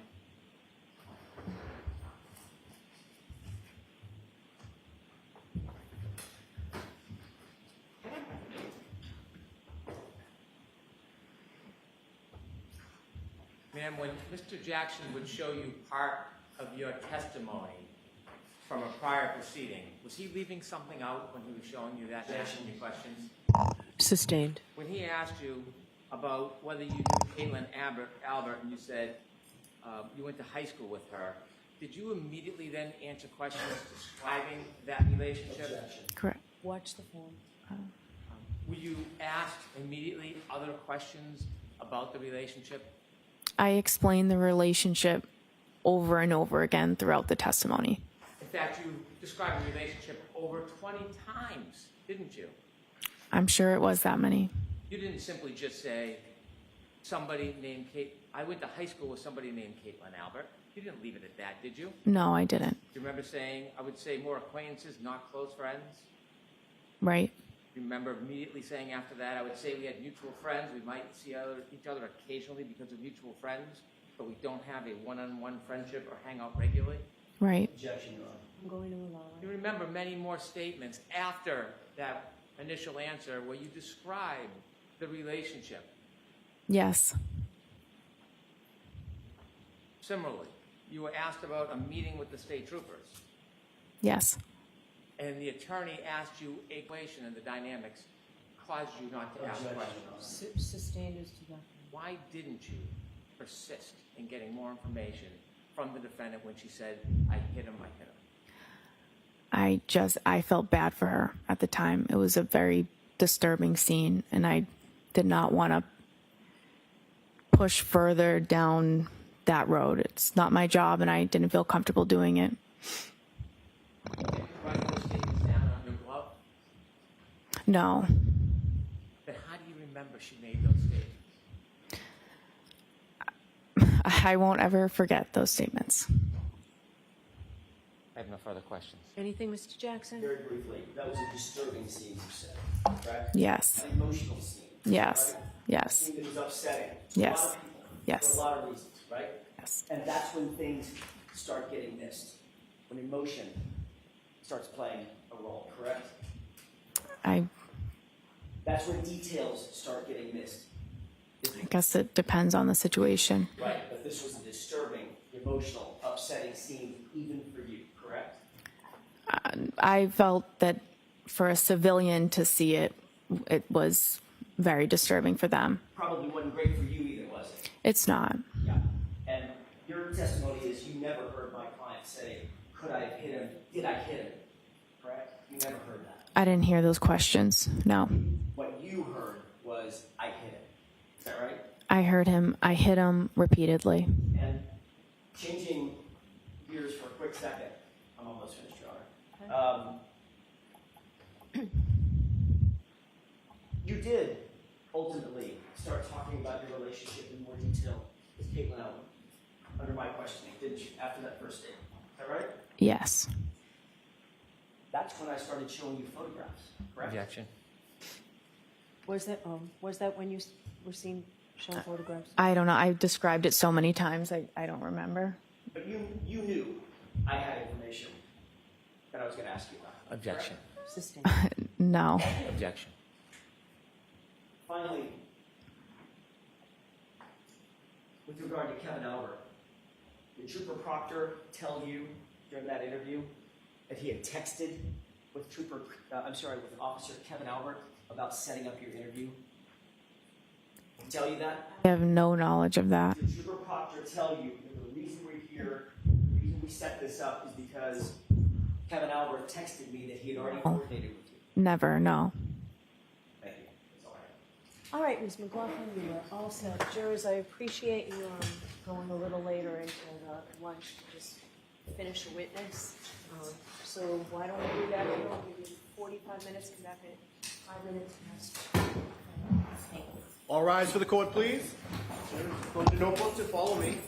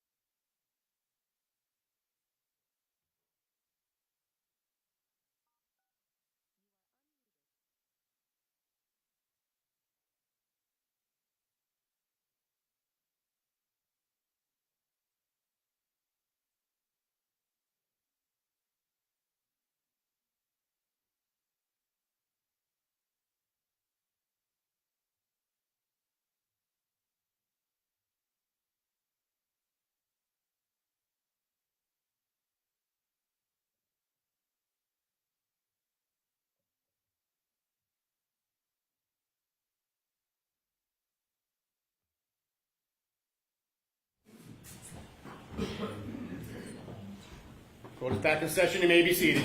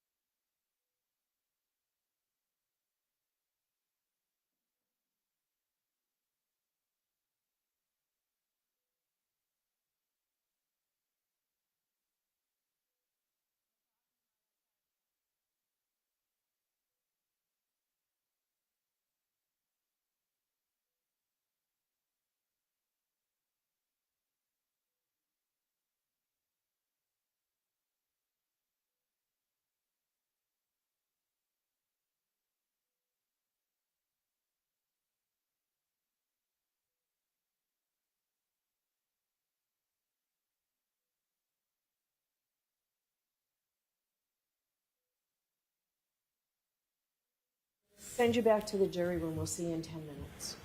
All rise, please. Jurors, close your notebooks. Follow me.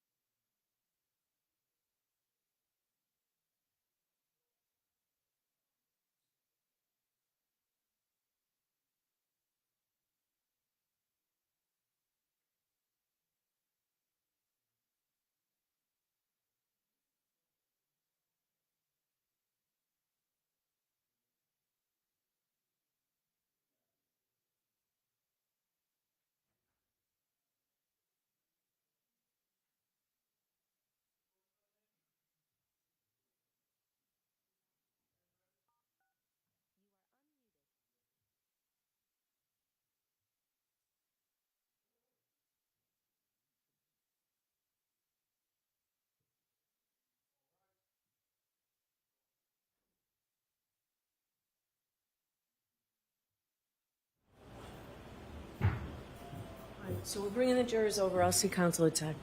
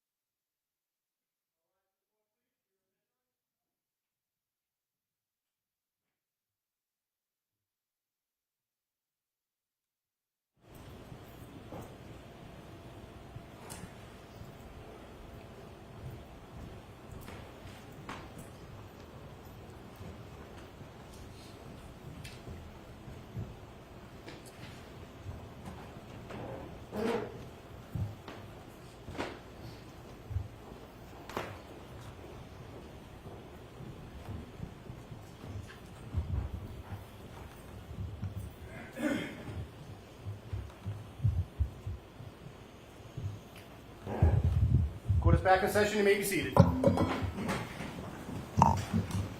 I apologize for that, folks. Nobody likes wasting your time. Your witness, Mr. Brennan. Thank you, Your Honor.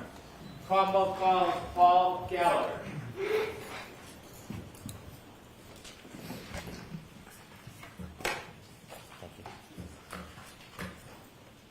So follow me, please.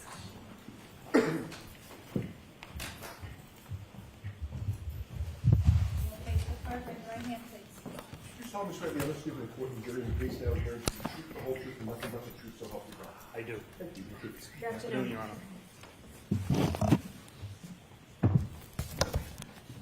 Oh, All right, Mr. Brennan, whenever you're ready. thank you. Sir, could you please introduce yourself to the jury? Yes, my name is Paul Gallagher. For the court reporter, would you mind spelling your last name? Gallagher. Mr. Gallagher, do you presently work? As a police officer, I'm retired. When did you retire? August 31st, 2024. When you retired, what department were you working for? Canton Police Department. How many years had you worked for the Canton Police Department upon your retirement? I was credited with 32 years, 8 months of service. Did you have a particular rank when you retired? Yes, I was a lieutenant. I want to go back to the beginning of your law enforcement career and share your background with the jury. When did you begin your career in law enforcement? I became a permanent intermittent police officer in Canton in 1992. What a permanent intermittent police officer is, it's basically a part-time police officer. You're required to attend a 16-week part-time academy. Your duties include regular patrol duties that a regular police officer would do, but you're only utilized during special events, short staffing, and you're allowed to work paid traffic details. Did that status change at some point? It did in 1994. 1994, were you a patrolman? Yes, and that required me to attend a full-time 18-week police academy. In addition to the police academy, did you continue your training over the years? Yes, I did. Can you share with the jury some of the training that you would attend over the years? Oh, sure. So I did constitutional law. I did interview and interrogation, terrorism, international terrorism, domestic violence, buccal swabbing, and DEA basic narcotics course.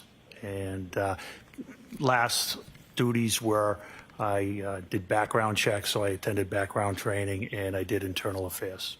Before I talk a little bit more about your experience over the years and your progress through the Canton Police Department, I'd like you to share with us generally and briefly the structure of the Canton Police Department. The Canton Police Department, how big is it? How many officers are typically employed by Canton at the same time? We would like to have 45, but unfortunately, we're short-staffed at this time. At the Canton Police Department, is there different ranks? There is. And what are they? They are patrol, sergeant, detective sergeant, lieutenant, deputy chief, and chief. Given the size of Canton, is it a small department or a typically large department for that size? I would say it's a medium-sized department. Is Canton, do you receive traffic from other areas nearby?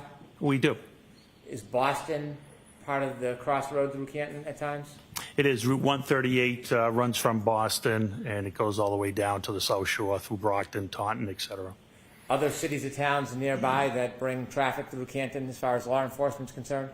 They do, and other states. 95 runs through Canton as well and brings up traffic from Rhode Island. For a relatively small town, is Canton a busy police department given all the crossroads and intersections? It can be very busy at times. You mentioned in Canton that there are different ranks. You started as a patrol officer. Yes. Did that change at some point? It did. When? July of 2001, I became a detective. Did you have any particular or special training to become a detective? I started attending how to dust for fingerprints. My focus was narcotics. I had several narcotics classes. Did you engage in those type of investigations on behalf of Canton? I did. Did you work with other agencies? I did. In 2005, I started working with the Drug Enforcement Administration. In 2006, I was assigned as a task force officer for the DEA, initially out of Worcester Tactical Diversion Squad, which their mission goal was to eradicate OxyContin and oxycodone distribution at that time. It was during our oxycodone phase. In 2008, I was moved to Boston Division, and there we focused on all narcotics, not just oxycodone, heroin, cocaine, etc. How many years did you spend as a detective before you received your next promotion? Approximately 15 years. What happened next in your career as far as progress? I took the sergeant's exam, and I became a sergeant. In order to become a sergeant, do you have to pass an exam? An exam and an assessment, yes. Is that enough to become a sergeant, or is there another process you have to go through? That's where they rank you after the exam and the assessment. What year did you say you became a sergeant? I became a sergeant in 2017. Was that your first supervisory position? Not actually. I also worked as an officer in charge, which you're not technically a sergeant, but when there's no sergeant to fill the shift, They'll use experienced officers to work as a sergeant, and you receive sergeant's pay.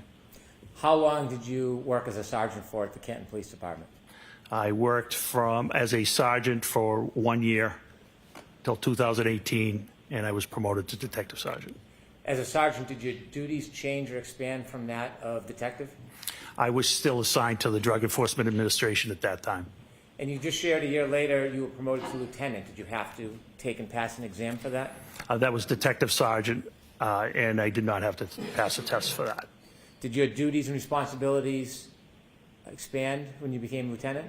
Yes, I was brought out of the DEA to work in Canton specifically. Were there other lieutenants on the Canton Police Department when you worked as a lieutenant? I became a lieutenant in 2021. At the time, there was 3 other lieutenants.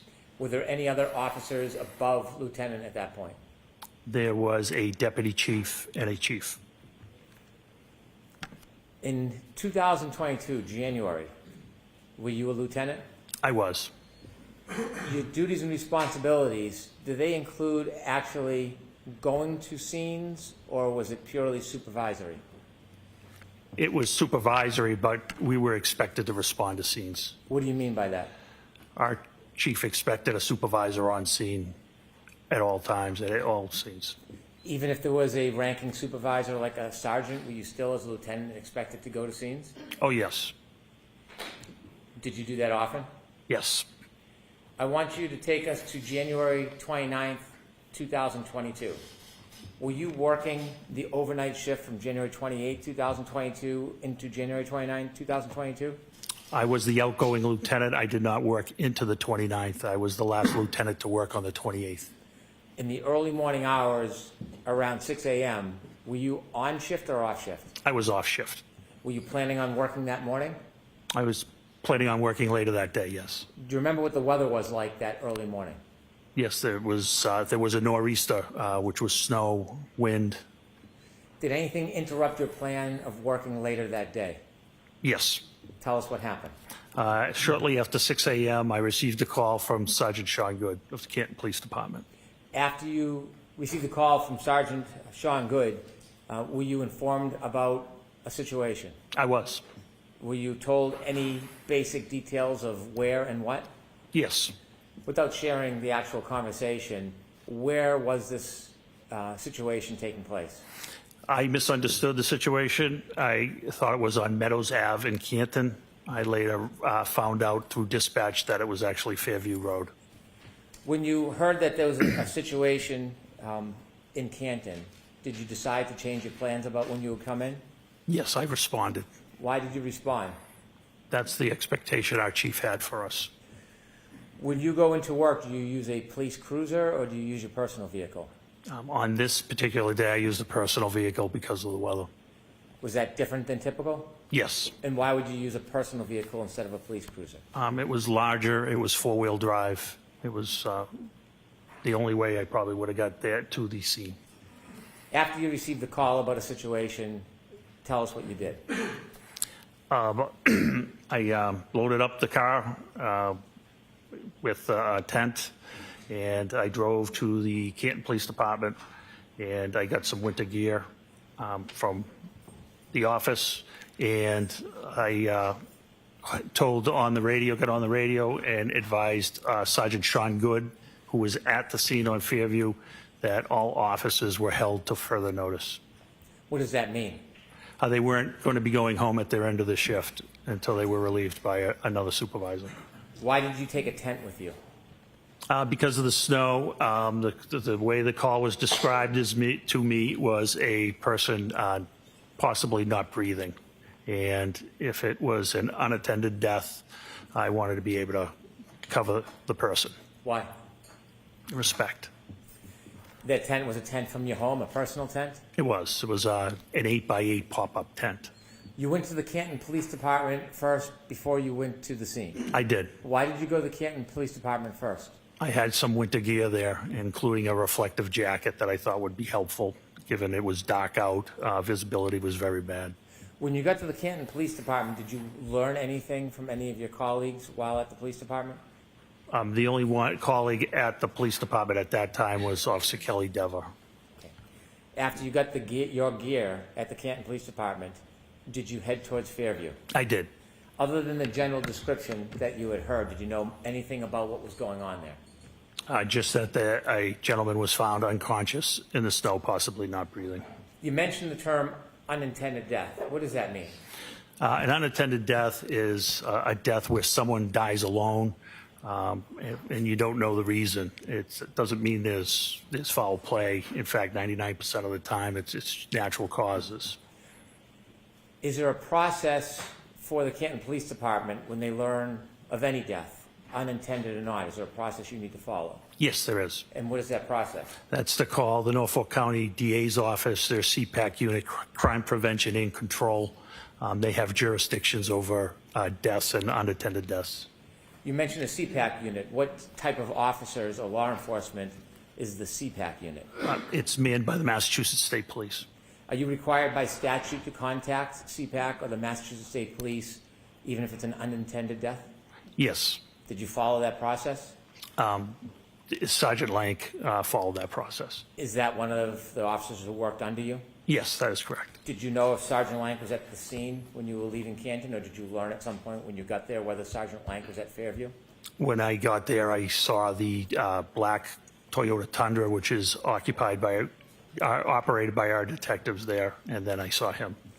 When the Canton Police Department first contacted the Massachusetts State Police or the CPAC unit about the information, do you have an understanding whether or not the Massachusetts State Police were going to respond or not? They were not responding.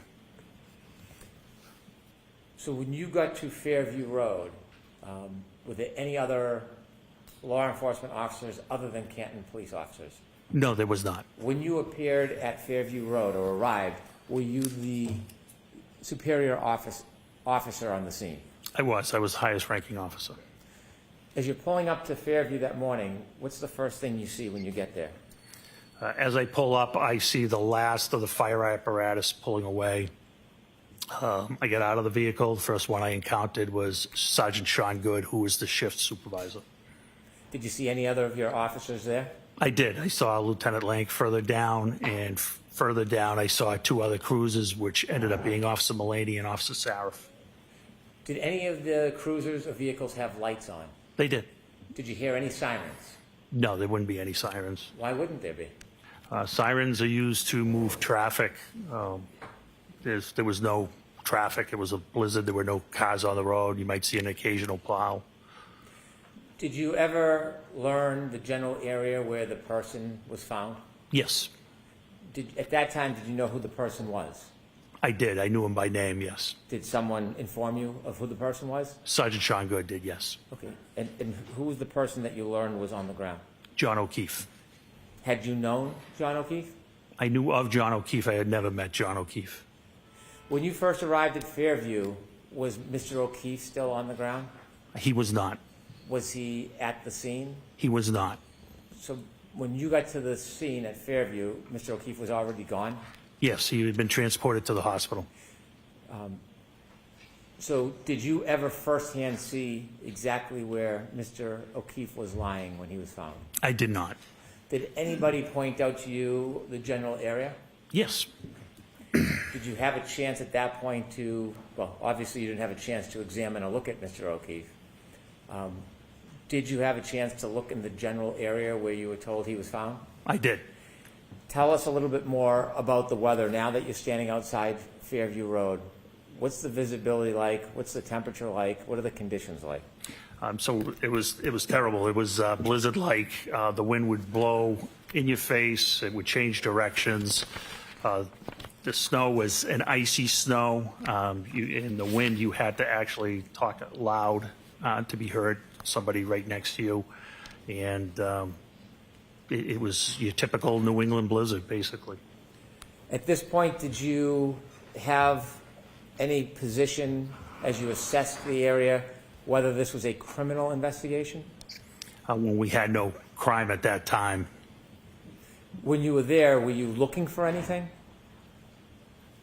Yes, I was examining the scene. Okay. At that point, did you have any reason to start a criminal investigation? Not at that time, no. When you learned that Mr. O'Keefe was found outside, did you go look at the particular area? Yes. Can you describe the area that was shown to you where Mr. O'Keefe was found? Sure. It was on the left side of the property of 34 Fairview. You could see where first responders and witnesses and police officers had walked up to the area. It was by a flagpole on the property line of number 32 Fairview. What was the lighting condition at that point in that area? It was dark. It was sun was coming up, but due to the weather and the cloud cover and the snow, its visibility still was not great. Were the law enforcement vehicles providing any light for the area? No. How about the house? Was there any bright lights coming out of the house illuminating that area? I didn't see any lights, window lights on. There may have been an exterior, the door light at one or two houses. In addition to the law enforcement officers that were there, did you see any civilians when you got there? No, there were no civilians there. While you were outside looking at the area, did any civilians ever come out? No, not at all. Any civilians ever come out of 34 Fairview? No. How about next door, 32 Fairview? Did you ever see any civilians come out of that address? Nobody ever came out of the house. Across the street, is there homes across the street from 34 Fairview? There is. Did you see anybody come out of either one of those houses? Did not see anybody come out of those houses. When you were outside and you were shown the area where you were told Mr. O'Keefe was found, did you try to do anything regarding that area to identify the area itself? I'm sorry, can you ask that again? Yes. The area where you were told Mr. O'Keefe was found, did you try to do anything around that area to identify the area? Well, it was marked out with crime scene tape at that time, and what I saw was pink blood, and it was in a circular pattern. Was the crime scene tape holding up at all? No, it was not. It was blowing wildly in the wind.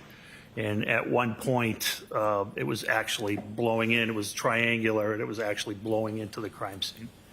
Was the tape helping at all? No, it was not. Was there any use putting a tent up at that point? No, there wasn't, not due to the high winds.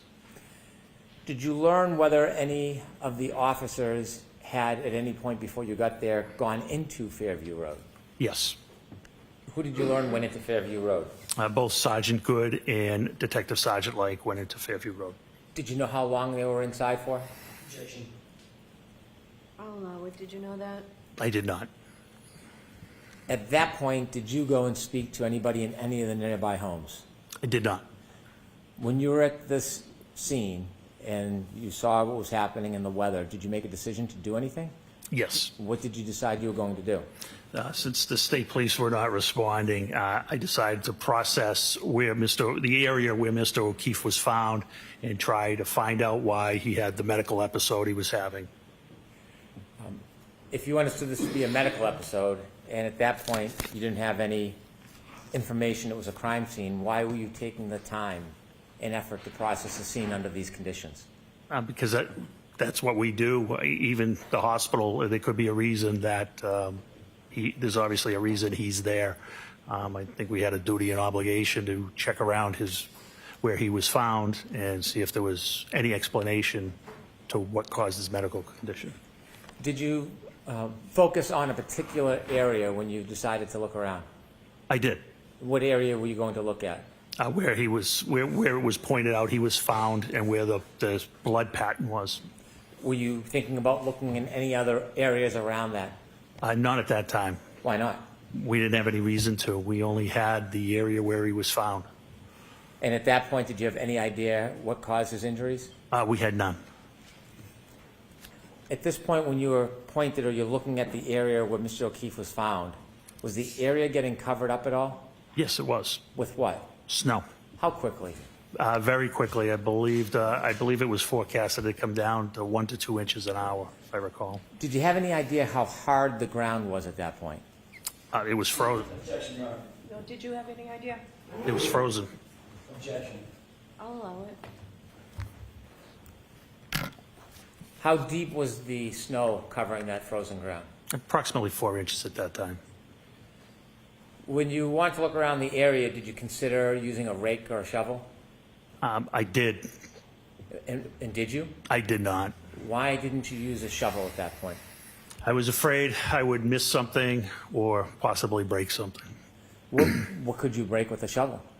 Anything, glass or anything of that nature. What was your decision about how you would search that area? What did you want to see? I wanted to see anything that was possible, whether it was any type of weapon or any type of medical bottle or any reason that he could have come to where he was. Did you think of a way that you could look below the top of the snow without unresting the scene? Yes, I did. And what did you conclude? Because of the blood, the pink spots I thought might be blood, I thought a leaf blower would be the best method because I have seen it used and to remove light layers of snow, and it can be controlled. And after having seen that before and making that decision, what was the benefit of a leaf blower over a shovel? I wasn't going to miss anything with a leaf blower, much better control. And control, tell us what your intention, what was your hope with the leaf blower?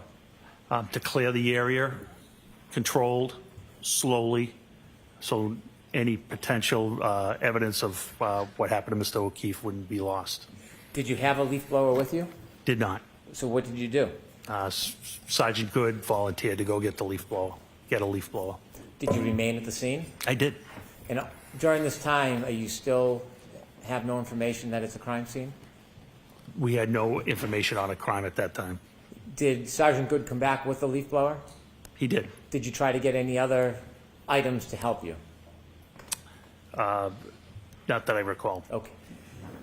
When Sergeant Good came back with the leaf blower, did you use it? I did. Was it successful? Very. Tell us what you did. I started with low speed and began whisking away the snow. And then I saw how it was uncovering those pink spots were becoming brighter red. So I verified it was frozen or coagulated blood at that time. And so out of the abundance of caution, I decided that that was something we may want to collect. Why did you want to collect that? Just out of abundance of caution, DNA. I expected it to be John's DNA. And I wasn't going to get a second chance at it. It was either collect it or never have it. Were you making quick decisions under these circumstances? Yes. Did you ask somebody to get a container to put the coagulated blood in? I ended up getting the containers. Where did you get them from? I got them from Lieutenant Gallagher, who lived in the neighborhood. Did Lieutenant Gallagher ever come over to the scene? He did not. Did he work for the Canton Police Department? He did. Why didn't he come over to the scene with you? Because he originally thought the scene was at 32. Did you ask him to come over to the scene to help you? No. Did you expect him to come over to help you? No. Did you prefer he not? Correct. So when you get the containers, were they plastic cups? Yes, they were red Solo cups. And what was the purpose of using the red Solo cups? They were plastic. They weren't going to leak. They weren't going to get soggy. They were large. I needed a small sample. My thought was because it was frozen or coagulated, that we could collect it, transport it, and transfer it to the crime lab, who could extract the DNA however they saw best fit. Do sometimes the crime lab test evidence and sometimes not? Of course, yes. Is that your decision? No. You were telling us about the leaf blower. Does it serve to excavate the area? It did. Did you begin that process? I did. And when you did that, did you try to memorialize it? Yes, I did. How did you do that? I had Sergeant Good videotape it. Why did you have Sergeant Good memorialize your efforts to excavate the area? I thought someone may wonder why I decided to use a leaf blower, so I wanted to demonstrate its effectiveness. I'm going to move to introduce two videos that council has.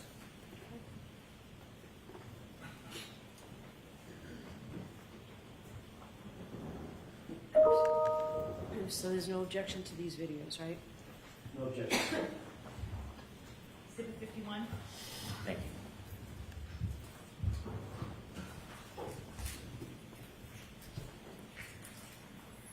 With the court's permission, can I show the jury the videos? Yes. Ms. Gilman, can we show number 1, please?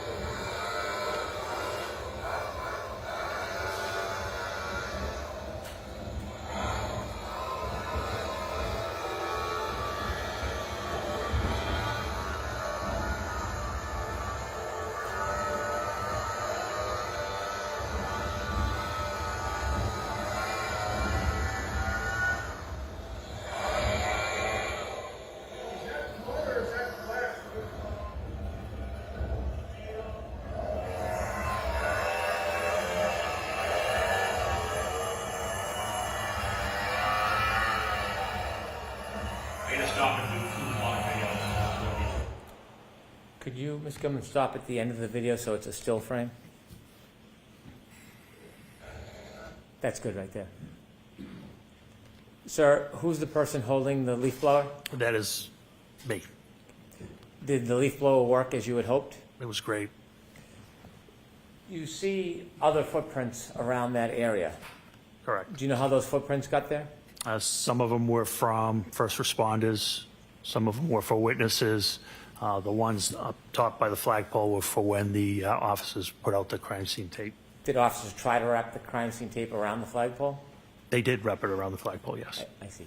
And from that vantage point, could you see the side and front yard? Yes. Did the side yard have any footprints or evidence that anything was dragged through the side yard? No, not at all. How about the front yard? Did the front yard have any evidence that anybody had walked across it or dragged anything across it? It had one set of prints from Sergeant Lang. Other than Sergeant Lang's footprints across the front yard, was there any other impediment? No, not that I saw. I'm going to ask if we could see the second video, please, Ms. Gilman.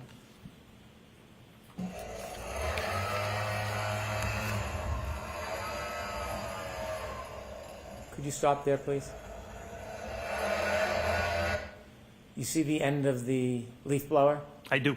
There's an object just below it at like 7 o'clock. Do you see that? I do. Did you discover something in that area? We did.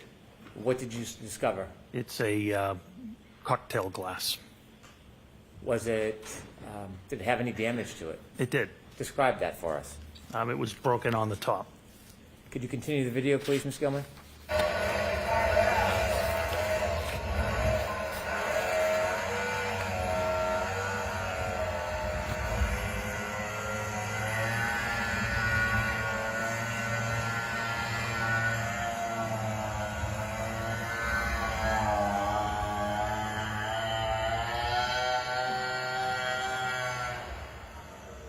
Stop, please.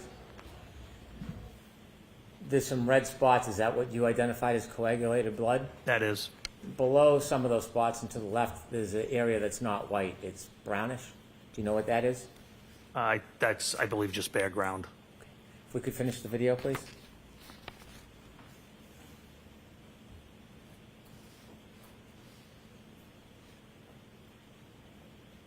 Okay. Thank you. Could you have the lights on, please? Did you or any officer at your direction obtain and preserve that broken cocktail glass? Yes. May I approach, Your Honor? Yes.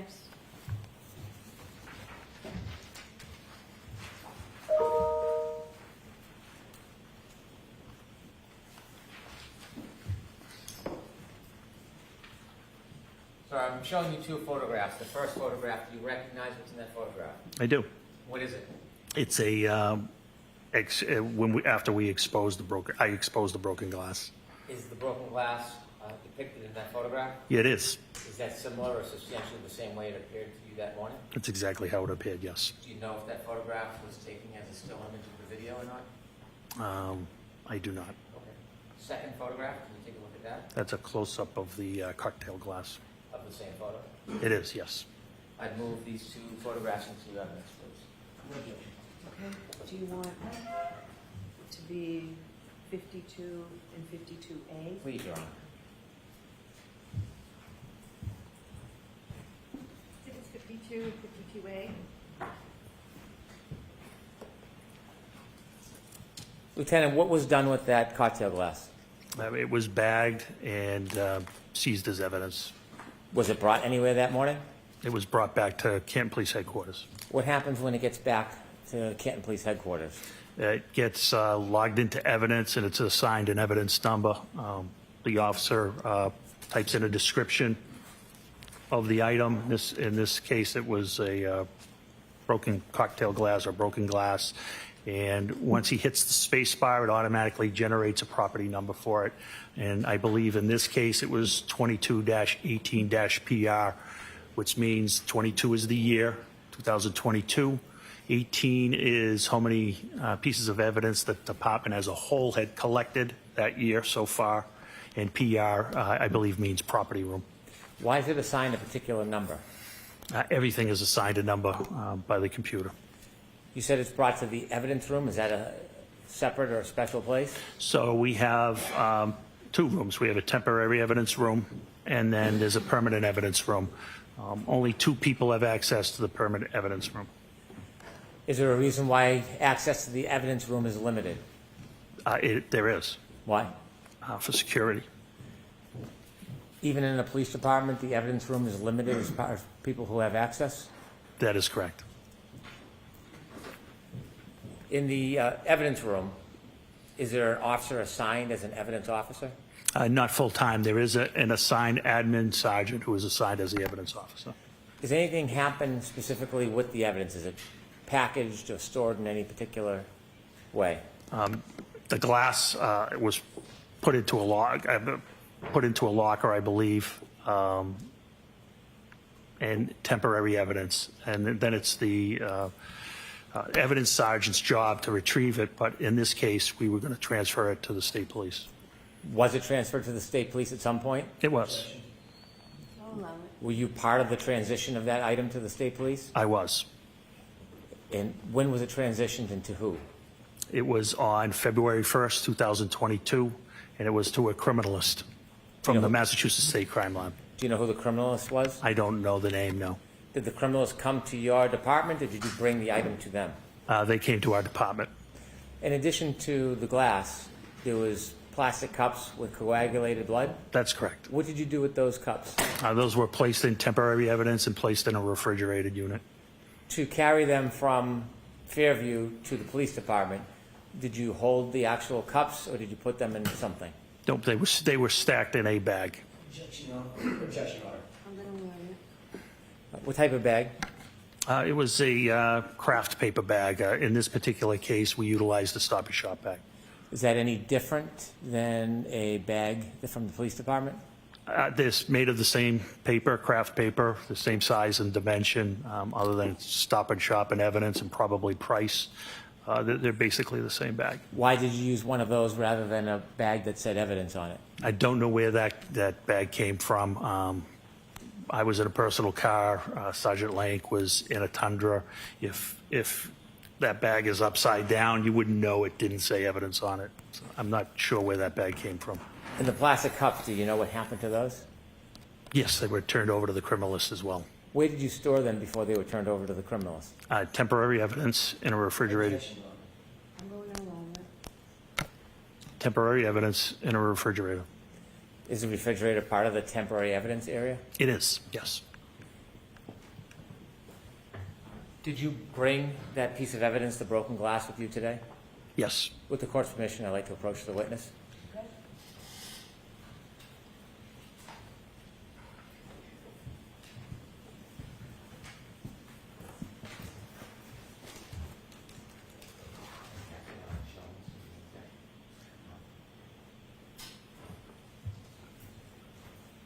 Handing you a box, gloves, and some scissors. Let me ask you about that box. It has red tape on it. Why? It's a secure and transfer of custody.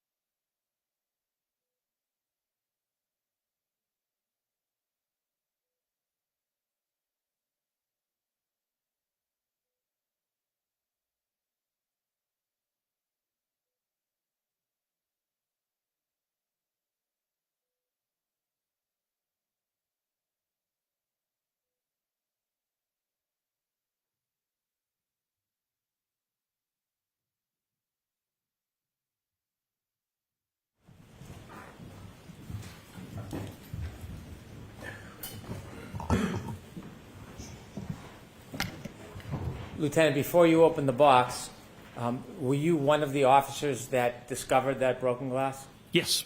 Did you personally bring the glass from Fairview to Canton? No. Do you know who did? Yes. Who? Detective Sergeant Lang. Sergeant Lang? Yes. When you went back to the station, you said that the evidence was then put into an evidence locker. Did you place it in the evidence locker? I don't recall. And then inevitably, it was transitioned to somebody from the forensic unit? That's correct. Were you personally there when it was taken from the evidence locker and given to the person from the forensic unit? Yes, that was me. Did you have a responsibility and role in that process, or were you a passive observer?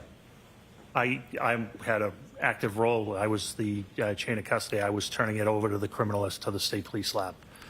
After that glass was given to the criminalist, did you ever have possession of it again? Never. Did you ever package it or touch it again in any way? No, never. Did you ever process it in any way? No. Did you put it in that box and tape it up yourself? No. Okay, I'm going to now ask you to open the box, please.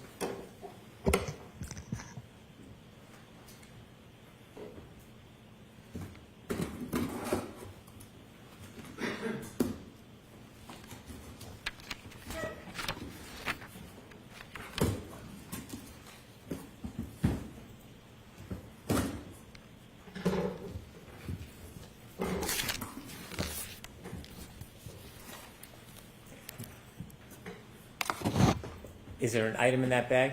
There is. Would you please open the bag and show us what's in that bag?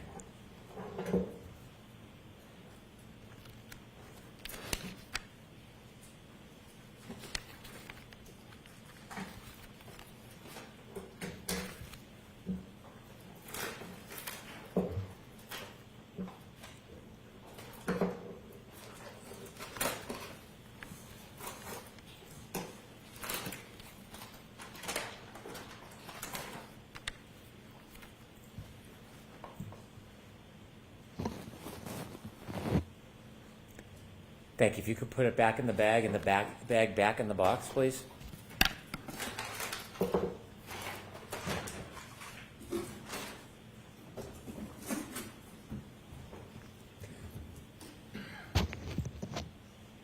Lieutenant Gallagher, does that appear to be the same item that you found in the area where John O'Keefe was at Fairview that morning? Yes, it does. I'd like to have the box and the item marked for identification, please. Okay. To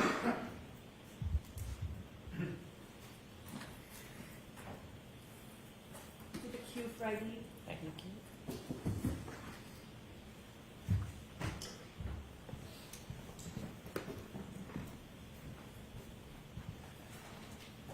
When you were looking around the area that was pointed out to you as where John O'Keefe was found, did you expand across the front lawn into the street during your search? No, we didn't, with the exception of uncovering the 6-foot asphalt berm. Did you say 6 foot or is it? Excuse me, 6-inch. What's a berm? It's it's basically a curbing, but it's made of asphalt. It's curved. You probably have seen it. It's asphalt. It's curved. It separates the street from property line. Why did you clear that piece? Wanted to see. We were trying to find out why John was having a medical issue, and we didn't know if he could have tripped over a curbing or what turned out to be an asphalt berm and possibly hit his head. After you made efforts to look in that area, did you return to the Canton Police Department? I did. About what time? It was shortly after 8 a.m. After you returned to the Canton Police Department, did you receive any information or have a reason to return back to Fairview? Yes. About what time? A little after 9 o'clock. Why did you go back to Fairview after 9 o'clock? Sergeant Lank got a phone call that Jen McCabe had more information. And where did you understand Mrs. McCabe was? At 34 Fairview. Did you go back to 34 Fairview? I did. Did you go with anybody? I went with Sergeant Lank. Did you travel together or separate? Together. When you got back to 34 Fairview, outside, what did you do? We parked in the driveway. We walked up, and next to the garage, there's a side door. I don't know if we rang the bell or not, but Brian Albert, the homeowner, answered the door. As you walked up to the door, did you have a chance to look around at the doors in the area in front of that side door? Yes. Did you see anything out of place? No. You've been a police officer at that point for a long time. Yes. Do you receive any training in observing areas or people? Always. What type of training? What are you told to look for when you're speaking to people? I've been BOSAR trained, which is behavioral observation, suspicious activity training, and you look for clues when you're speaking to people. Whether they cross their legs, cross their arms, is certain behavioral characteristics. At this point, did you have any understanding that this would later be a crime scene? I did, yes. What happened? How did you come to that conclusion? Oh, not at that time. Oh, not at that time? No, Okay. not at that time. When you went into the house, what part of the house did you go into? I went into the room. It's adjacent to the kitchen, and I stood there with Brian Albert. Can you describe what kind of room that would be? Yeah, it was just a typical family room type room. It was not large. It was between the garage and the kitchen. You met with Brian Albert? Brian Albert answered the door and let us into the house. Did you understand what his relationship was to that house? He was the homeowner. Did Sergeant Lank walk in with you? He did. Did he stay in that living area? No, he went to the kitchen area and sat down with Jen McCabe. Could you see the kitchen area from where you were? I could see a portion of the kitchen area. Did you see anybody else in the kitchen area with Mrs. McCabe and Sergeant Lank? There were people in the kitchen area. There was nobody with Sergeant Lank or Miss McCabe. Could you hear their conversation? No. Were you trying to listen? No. Were you speaking to Mr. Albert? I was. Did you take the time to make observations of him? Objection, Your Honor. I'll allow it. Did you take the time to make observations of him? Yes. Did you speak to him? Yes. Did he speak to you? Yes. Was there anything about his mannerisms or affect that caused you any concern? No, it was just a social conversation. There was nothing of concern at all. Was there anything about it that caused you to hone in or be concerned? No. I'll allow that. No. Did you get a chance to look around that living area at the Sure. items? I didn't look around, just with my eyes. Did you get to see that area? I did. Did you see anything broken or looked out of place? No, nothing. Anything that caused you any type of concern? Nothing. When you looked towards the kitchen, did you see anything that looked different or suspicious in any way? Nothing. Was the interaction, did it cause you any alarm or concerns? No. After Sergeant Lank had an opportunity to speak to Mrs. McCabe and you spoke to Brian Albert, what did you do next? We left. Where did you go? We went back to the police department and were informed that the state police were going to respond to the hospital and that we didn't need to respond to the hospital. When you heard that the state police was then going to get involved in the investigation, what does Canton do when the state police takes over an investigation? Well, it was based off of a conversation I had with my chief in the detective sergeant's office. Was there a decision about Canton's involvement in the ongoing investigation? There was. What was that decision? That we should recuse ourselves from any further investigative interviews. And why was that? Because our best detective, his name was Kevin Albert, and he was the brother of the homeowner, and I didn't want any potential bias, whether unconscious or subjective, to be perceived by the O'Keefe's, by the O'Keefe family. So when the state police got involved and you had the conversation with the chief, was that the end of your efforts towards this? It was the end of our efforts until, I helped facilitate during the search warrant on February 1st. And so at some point, was the defendant's Lexus brought to the Canton Police Department? It was. Was it put in a particular area at the Canton Police Department? It was. What area? The Sally Port. What's a Sally Port? Sally Port is where, when we have an arrest, we bring our prisoners in. It's basically a extra large garage. It has 4 doors. They're numbered 1, 2, 3, and 4. We typically go in door 4 and pull towards door 3. Door 4 is lowered, and then prisoners are walked into the booking area, which is also secure. The exterior doors to the Sally Port can only be opened by the dispatch council.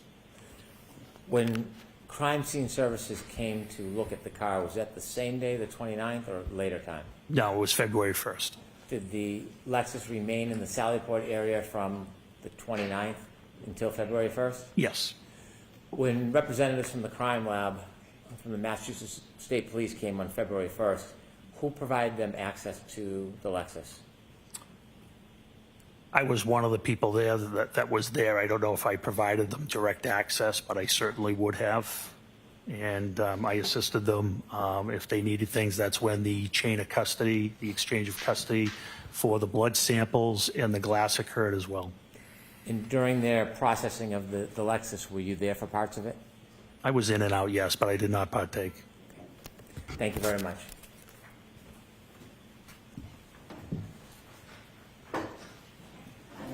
Please.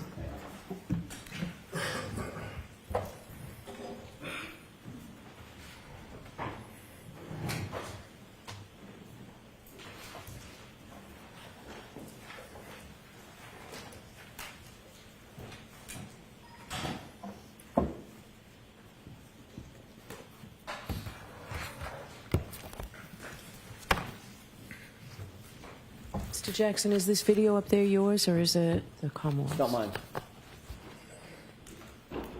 Or is it? All right. May I, Your Honor? Yes. Mr. Gallagher, you have already established that you were at the scene on January 29th, early morning, January 29th, 2022. We've seen the video of the leaf blower, correct? That is correct. So you were integral to at least an initial search of the scene, which recovered the drinking glass that you've shown us, as well as some of the blood byproduct that you've talked about. That's correct, yes. Okay. You were the ranking person on scene. You've already described that. Yes, that is correct. There were also several other officers from Canton PD who were there with you. Yes, there was 4 other officers, yes. Can you just name those other officers? Yeah, Detective Sergeant Lank, L-A-N-K, Detective Sergeant Good, G-O-O-D-E, Officer Mullaney, M-U-L-L-A-N-E-Y, and Officer Saraf, S-A-R-A-F. Okay. When you initially... Let me back up and ask a different question. Given the fact that you were the ranking officer, the way that it works in a police department is everybody sort of reports up the chain of command, correct? That is correct, yes. So they would have all reported up to you in some particular. That's correct. And then, of course, you report to I think you're the deputy chief, and then the deputy chief reports on up to the chief, correct? That is correct. You were involved in not only the exposing of some of that blood byproduct, but also exposing the glass with the leaf blower, correct? That is correct. You were responsible for utilizing certain equipment. You chose a leaf blower at the time, correct? I did, yes. There was also, I'm guessing, there was also some use of your hands and or the gloved hands with some others to recover some of the items. Yeah, I didn't use my hands. How did you get the glass into a bag? That was Detective Sergeant Lank. Somebody had to pick it up, right? Correct. That's what I mean. The use of hands to manipulate some of the evidence, correct? Yeah, I apologize. I didn't understand that question. That's okay. I thought you were speaking about me. It's probably my fault, not yours. Nope, that's okay. There was also some plastic cups that we've talked about. We'll talk more about those in a second. Those were utilized as well, correct? They were, yes. And you were responsible for the use of those as well? Yes, it was my decision, yes. In terms of the search of the scene, the recovery of evidence, the recovery of biological material, the use of tools to recover those biological materials, all of that rested at least ultimately at the scene on your shoulders, correct? Yes, it did. Isn't it true that you weren't interviewed in this case with regard to anything having to do with this case until April 3rd, 2024, correct? Yes, we can call it an interview. It's when I met with the prosecutor, yes. And that was about 2.5 years, nearly 2.5 years after this incident, correct? Yes, that's correct. Michael Proctor, you know that name? I do. Who is Michael Proctor? He was one of the troopers assigned to investigate the case. As a matter of fact, he was the lead investigator for the case, correct? I don't know if he was lead or Trooper Buchanan. I don't know. As you sit here, you don't know that Michael Proctor was the lead case agent for... I know he was one of them, yes. Okay. Do you know that he was the lead investigator assigned to the case? I don't. I had nothing to do with the DA's office. Right. I know you didn't have anything... I don't know how they assign their cases, counsel. I don't know what you want me to say. I can't say what I don't know. Mr. Gallagher, I'm not asking you to. I'm just asking if... I did not know he was lead. I know he was one of the leads. Okay. I believe they do it in a tandem, but I'm not sure. Okay. He may have had a partner, correct? That is correct, yes. But it's not unusual to have a lead case agent, the person who's responsible for most of the search warrant writing and the memorialization of documentation of evidence collection and the movement of evidence and booking into evidence, things like that. That is correct, but I don't know anything about who wrote their affidavits or who logged their evidence in. I wouldn't know that. You're also familiar with Yuri Buchanan, correct? I know who he is. You're also familiar with Lieutenant Tully? I know, yes. They're all Massachusetts State Police officers, correct? Yes, they all are. Did yes. Michael Proctor interview you before April of 2024? He did not. Did Yuri Buchanan interview you before April of 2024? No, he did not. Did Lieutenant Tully interview you before April of 2024? No, he did not. Did anybody else from the Canton Police Department, your deputy chief or the chief, interview you formally about your conduct and responsibilities before April of 2024? I don't understand that question. Did anybody at Canton PD, separating out Massachusetts State Police, Correct. did you sit down at Canton PD and provide an interview with anybody at Canton PD about your conduct at the scene? What do you mean by conduct? Going to the scene, collecting evidence, securing evidence, transporting evidence, booking evidence, those kinds of things. Your conduct at the scene, sir. Yeah, I briefed my superiors, yes. Okay, other than briefing, was there a formal report written? No. Or a formal interview conducted of you? No, absolutely not. Okay. Tell us when you wrote your report about what happened at the scene, memorializing what you did at the scene. I didn't. You didn't write a report? About the scene that day at the scene? Correct, about this investigation. I only did the metadata report. I did not write a report at the scene. You never, in fact, the fact is you never wrote any report about what happened at the scene, correct? Correct. You didn't memorialize that in any formal way on Canton PD letterhead to describe what you did and how you did it at the scene? No.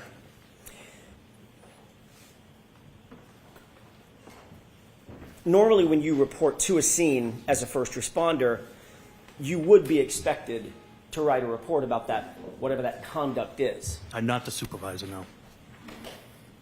What if you're the ranking person at a scene that ultimately turns into a homicide scene?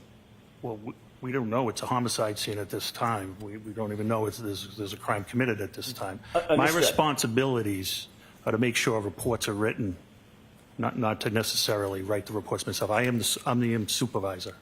It's my job to make sure reports are written, evidence is logged, those types of things. Under ordinary circumstances, you would respond to a scene as a supervisor, and you would oversee what other people are doing, what your That's subordinate... correct. Can I finish? Sure. I don't want to talk over each other. I apologize. You would want to supervise or oversee what your subordinate officers, whatever he or she might be doing or they might be doing, you're going to oversee that. But they're the ones actually conducting the investigation or picking up evidence or doing the interviews and writing those things of that nature. Correct. Detective Sergeant Lake's investigation, yes. So in that circumstance, you wouldn't be expected to write a report because all of that conduct is memorialized by others subordinate to the supervisor, correct? Correct. But in this case, quite the opposite happened. You were the one that was in the video utilizing the leaf blower, correct? That's correct.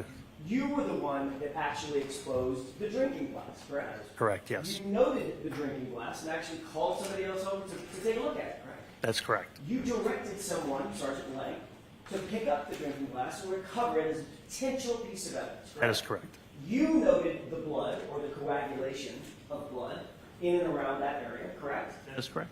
You noted where you believe the drinking glass was, in other words, what location, if there were grid coordinates, where it would be, correct? Correct. And you instructed others to transport that important evidence back to Canton PD to have it booked, correct? That is correct. You also secured the plastic containers in which to recover the blood. That is right? correct. You also directed someone to get a bag to put the plastic containers in and ultimately transport it, correct? That is correct. So you would agree with me, Mr. Gallagher, that in this circumstance, you were the centerpiece of the recovery of evidence and the investigation as it was at that time, in that limited context. You were the centerpiece of what was happening at the scene, correct? And I made sure it was documented by Detective Sergeant Lang. But you didn't find it important enough to write a report yourself. I think that's poor misrepresentation. There's a person fighting for their life. It was very important. When you were there at the scene at, what time was it, by the way? I got there shortly after 7. Okay, you knew that that person who was fighting for his life had already been transported and was in good care, as best care we can provide at Good Samaritan Hospital, correct? That is correct. So certainly you're not excusing away the idea that you didn't memorialize your conduct because you were too busy fighting for someone's life. That's not what you're saying. No, it definitely is not what I'm Okay. saying.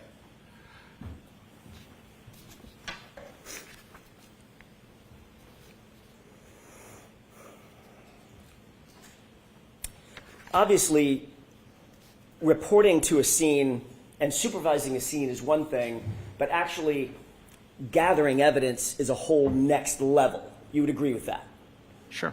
Because, just to put a fine point on it, responding to a scene as a supervisor, you want to make sure everybody's doing their duty, but the officer or officers who, for instance, uncover, let's say it's a knife or a gun or some weapon or something like that, actually documenting and picking up that evidence and handling it in an appropriate way, that is all highly, highly technical. It's very important to get it right and memorialize it all, correct? That is correct. That's why you're highly trained to memorialize and report everything that you do in that regard in a report that can later be used forensically, in other words, in a courtroom setting, to recreate as best you can with as much detail as you can exactly what you did and how you did it and where it was done, correct? Sure. Yes.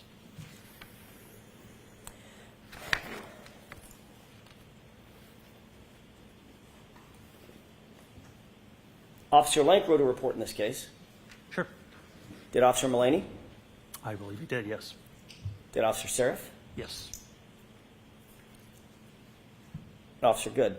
Sergeant Yes. Good? Yes. But you did not? I did not.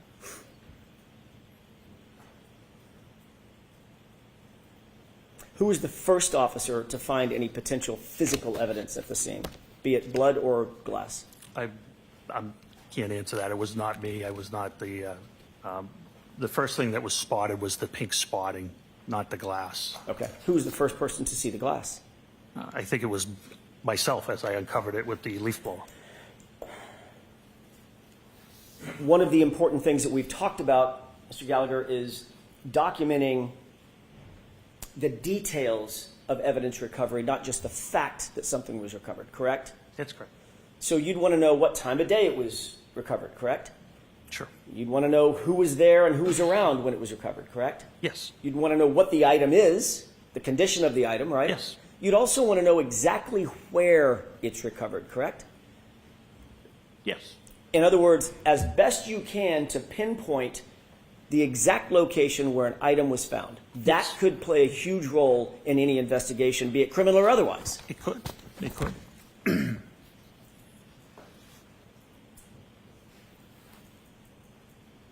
Did you diagram or draw a diagram back at Canton PD or I did out not. at the scene No. about where that glass was found? No, I did no reports or diagrams.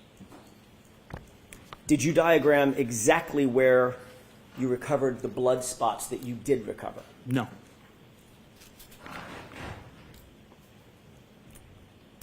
Did you at least, if you didn't write a report, did you at least take notes on a pad about what you were doing? The conditions weren't, it was pretty hard to take notes at that time, but I did not take notes, no.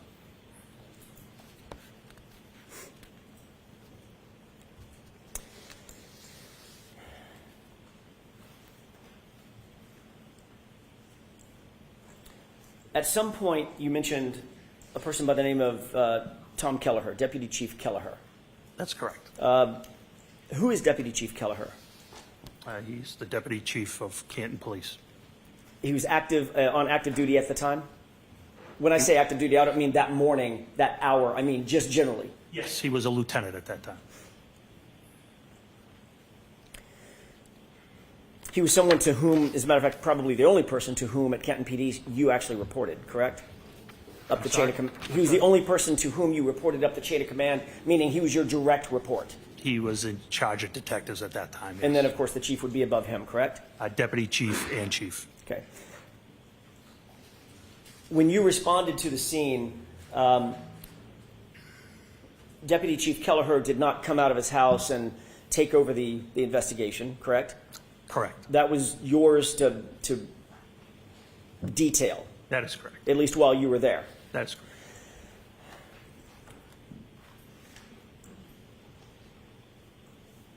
So can you describe what you did to preserve the crime scene? I'm sorry, to preserve the scene, because at that time you said you did not know if it was a crime scene. Is that right? That's correct. What did you do in terms of actually preserving the scene for later investigation? What steps did you take? For later, can you explain later investigation? So let me take a step back. Sure. Have you been trained to preserve scenes? Yes. Okay. What's the reason that you want to preserve a scene? What does that mean? Collect evidence. Collect evidence and make sure nothing is disturbed, correct? Correct. Okay. Civilians can't kind of traipse through or walk through evidence, correct? That's correct. You've heard the phrase forensically, evidence in, evidence out. Someone traipses through a crime scene, you bring Correct. evidence with you, and you take it back out, it's on your shoes or on your feet or your breath or your saliva, whatever it might be. Very familiar with that, yes. Preserving the scene is best efforts, is best practices to make sure that nothing is moved, touched, messed with in any way, correct? That's correct, and that's what was done here. What did you do? That's my question. What did you do to preserve that scene? So there were no civilians ever to trample through. Were rescue efforts made on Mr. O'Keefe? Yes, that's priority. So rescue workers do go into any type of scene. Medical life-saving measures come first. Once all apparatus was off scene, the original officers put out crime scene tape to mark an area. And later, it was documented, it was photographed, and evidence was collected. And it was searched by you, at least initially with the leaf blower. Correct. Okay. So you were interested in the area that, by the way, I want to clear this up, make sure I'm not mistaken. You described for Mr. Brennan basically where Mr. O'Keefe's body was, correct? Yes, yes, You never saw his body in situ. You never saw his body in place. that is correct. You were told by Sergeant Lank generally where his body was, correct? Yes, and Sergeant Lank actually never saw Mr. O'Keefe either. That's my next question. Okay, Sergeant Lank- and Mr. Good and Sergeant Good as well. Right. Sergeant Lank never saw John O'Keefe actually in place, correct? That is correct.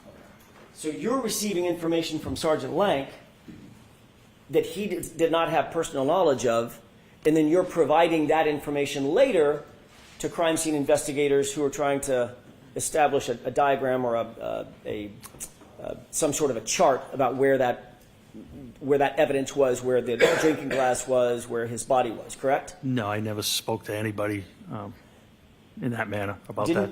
Didn't you ultimately go out to the scene along with others at Massachusetts State Police when they had a drone overhead? No, you're mistaken. I can clarify it for you if you wish. Sure.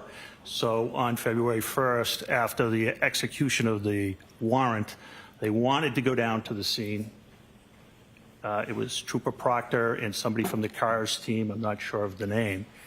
Once they got down there, I did show them where I was shown John O'Keefe was. They did want to put up a drone, but they could not do it because they were too close to Norwood Airport and because of FAA regulations. Okay. And that was the last of my involvement with that. I hope that clarifies things for you. Forget the drone.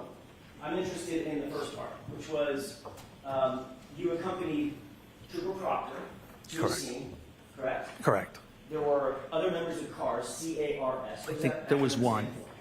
Crash accident reconstruction section, I'm assuming. Okay, so it's a forensic, a member of MSP who does forensic diagrams, correct? I would say. I don't know if they do diagrams. I don't know what they do. Or reconstruction of some sort. Sure, reconstruction of some sort. So you were there to help provide information about where Mr. O'Keefe's body was found, correct? And be a Canton police officer present in case any neighbors had come out.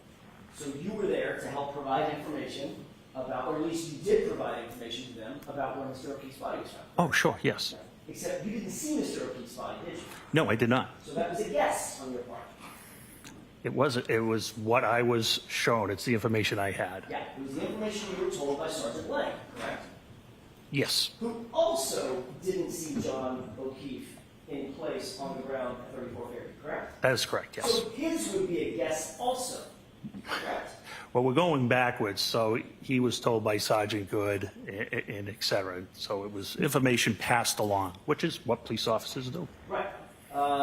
But the police officer that was out there at the scene, who was helping the reconstructionist establish the formal report, and the CARS report was an officer who not only didn't see where John O'Keefe's body was, you got information about where John's body was from someone who didn't see it either. Correct? Can we at least agree on that?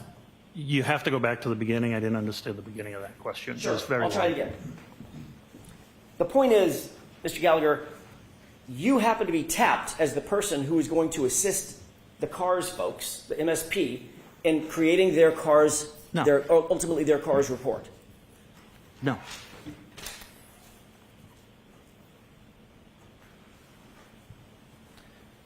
Isn't it true that you accompanied Trooper Proctor and members of the CARS unit to document Fairview Road and the scene of the incident? Yeah, I thought I explained it could not be done. Okay. So I'm not I asking wasn't. you- I only went to show them where Mr. O'Keefe was, and in case any neighbors came out. I wasn't there to assist in any documentation at all. You were there.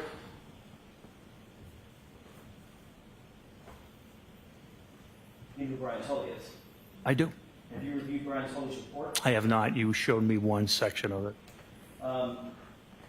Isn't it true that what you actually told Brian Tully is that you went with Trooper Proctor, and you're already shaking your head now. I didn't even finish the question. No. I got that part wrong? You accompanied Trooper Proctor? No, what's wrong is I was interviewed by Lieutenant Tully. That was a meeting I had Okay. with Prosecutor Lally. Okay. Trooper Tully was present. Trooper Tully never asked me any question. I don't recall Trooper I Tully see. ever asking me a question, sir. So let me be a little bit more defined. So in Trooper Tully's report, where he reports what you said, you were actually talking to Adam Lally, my colleague sitting up in front. Correct. Okay. So now we've got that cleared up. Let me ask you again. Did you say in front of Trooper Tully that you accompanied Trooper Proctor and members of the CARS unit to document Fairview Road? Meeting, they were documenting Fairview Road. It's not clear. The report's not clear. They were going to document Fairview Road, not me. So you just said something that I want to follow up on. Okay, The report's not clear, correct? that's correct. So that's an inaccurate report. I wouldn't call it inaccurate at all. I'm just saying you're misinterpreting the wording. I see. And I'm misinterpreting it even though I just read it directly from the report? Yeah, sometimes sentences have different meanings. Okay. Yes, you are. Okay.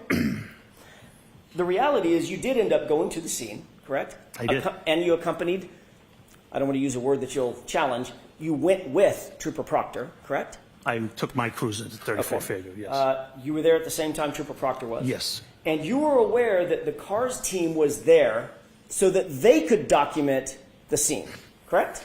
I don't know what the purpose of the drone was. I'm not familiar with that section. I thought I answered that question. I'm not familiar with what they do. But you do believe that as you sit here, you were there, we weren't. You do Right. believe that that's the reason that they were there was to document the scene. Put up a drone. Okay. I don't know what you mean by document. I don't know if it was to photograph, I guess, which if you mean by document photograph, I guess it could, I would agree. If it means take measurements, I wouldn't know. Okay. Did you tell any of the members of the CARS team where you believed John's body was? I believe it was Trooper Proctor, but I believe he was there, yes. Trooper Proctor obviously was not there when John's body was there either, correct? That is correct, So yes. he would have gotten that information. From you. That is correct. So now that's 3 people. It's probably more, quite honestly, yeah. Well, I'm just talking about Yeah. this report. Correct. The CARS report.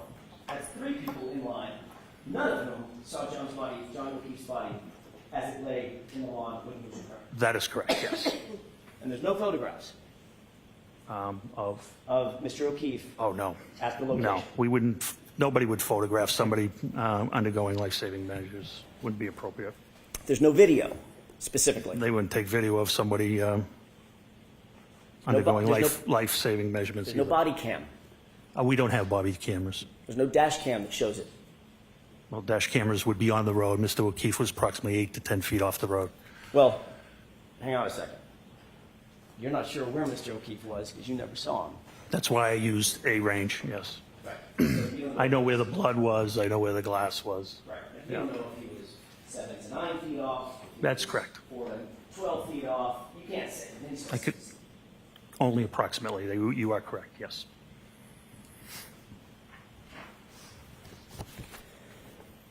You did meet with Officer Seraph. You met with all the officers when you arrived at the scene, correct? Yes, And Officer Seraph had been there from the beginning of the morning. yes. Officer Seraph didn't report to you at that time any statements attributable to my client, did he? He did not know. You later went back to 34 Fairview with Sergeant Lank. That's correct. And you rode back. Did you ride back to Kenton PD with Sergeant Lank or separate cruisers? Which time? I I'm apologize. sorry. That's a vague question on my part. You went back to 34 Fairview with just Officer Lank, and you described a circumstance in which you went in, you were let in by Brian Albert. He went to the kitchen. You were in the family room or some other place. Right by the kitchen, yeah. Right by the room kitchen. off the kitchen, yes. Okay, so right next to where he was interviewing. That's correct. Jennifer McCabe. Yes. Did you ride back from that meeting with, or that event to Kenton PD with Sergeant Lank? Yes. And Sergeant Lank didn't say anything to you about his interview with Jennifer McCabe at that time? I don't recall our conversation on the way back. Okay. And you didn't write a report about any conversation that you had with Officer Seraph? You didn't write a report about any conversation you had with Sergeant Lank? No, they're responsible for writing their own reports. Got it.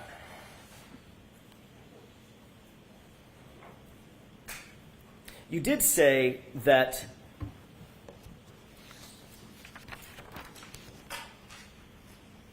let me back up and ask you a different question.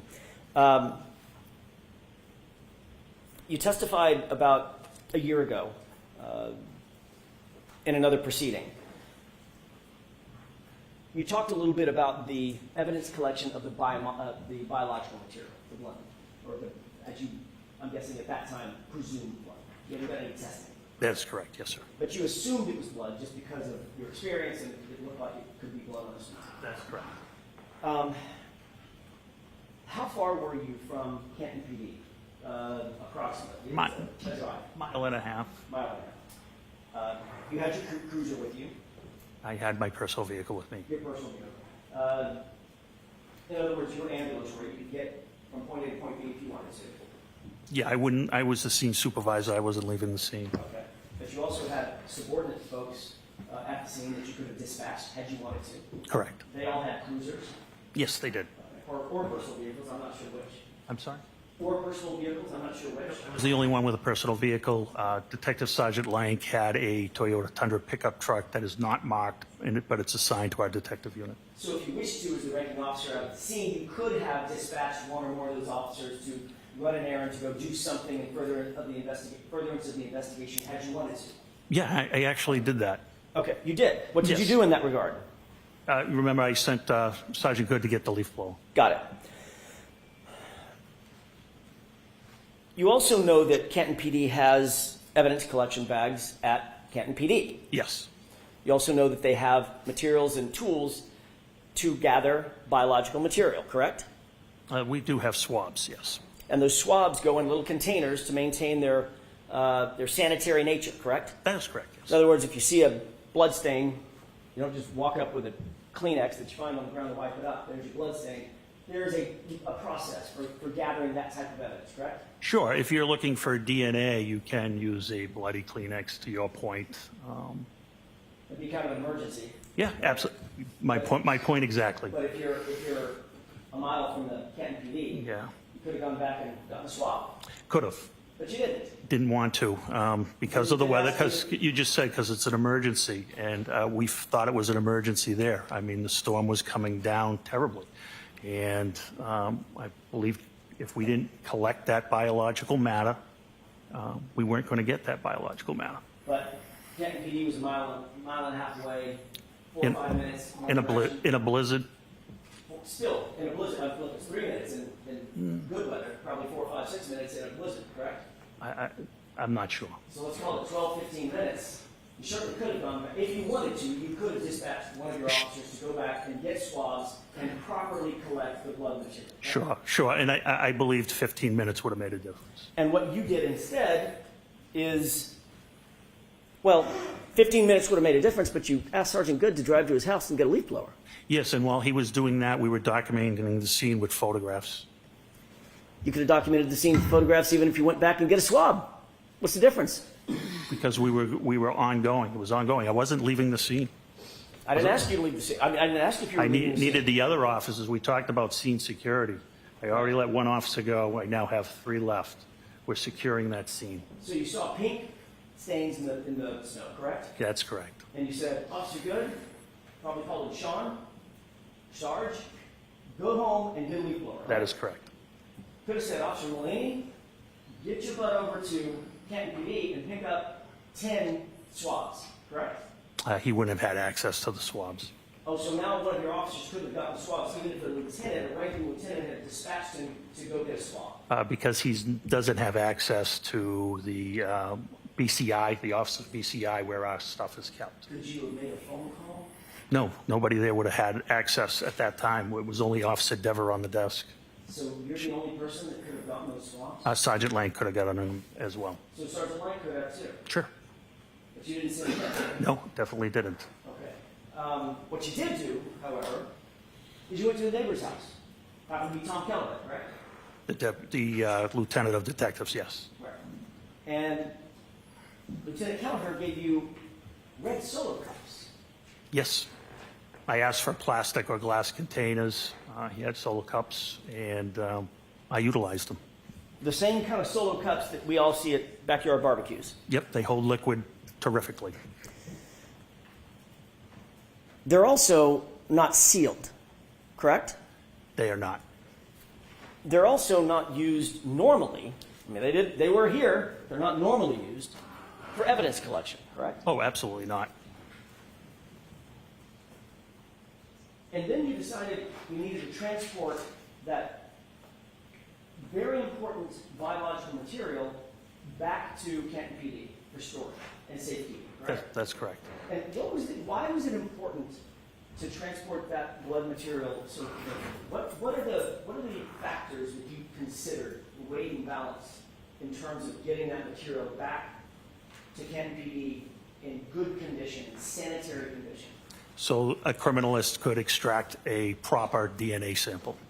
What would happen, for instance, if that blood material, I don't know, were contaminated? Contaminated how? You tell me. You're the professional. So DNA is pretty hardy, pretty forensically stable. The only things that are going to harm it are radiation, ultraviolet light, harsh chemicals such as bleach. That's not present here. I wasn't. Then you would have 2 sets of DNA when it's tested, which would benefit you. Well, depends on whose DNA it is. That's correct. That's correct. Right. May I have a moment, Your Honor? Yes.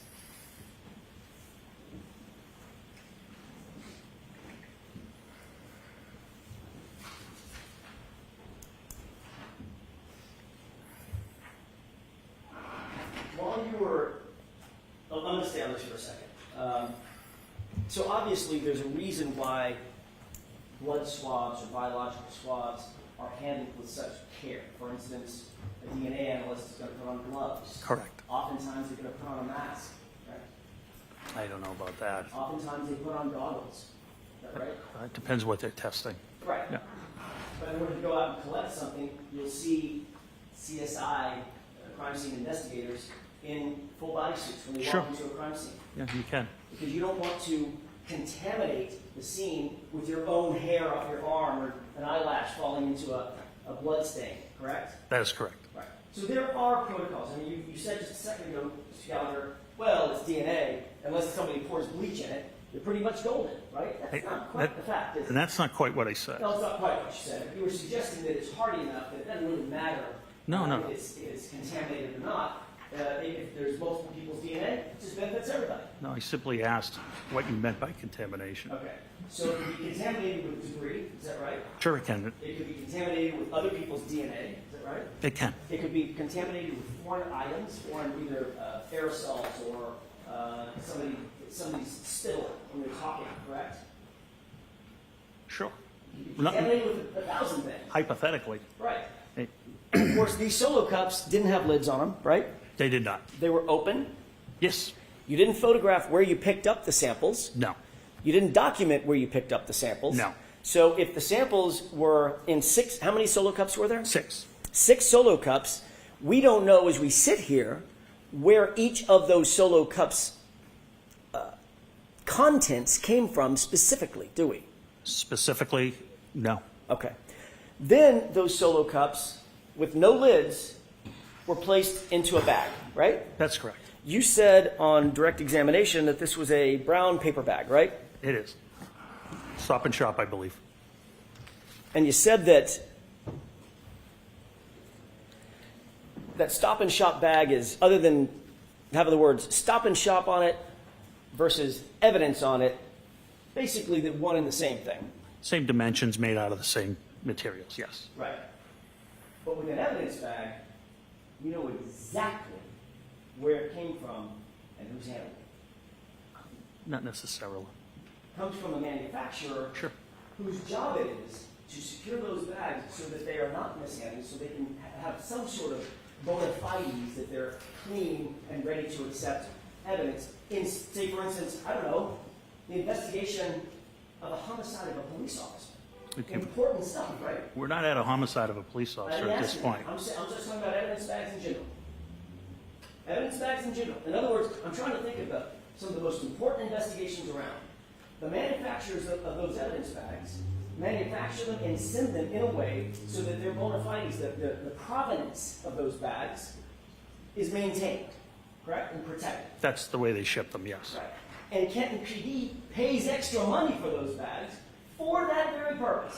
I'm sure they do, yes. You mentioned almost tongue-in-cheek, look, except for the price, Yeah. they're probably pretty close. Yes. There's a reason that there's a price difference, right?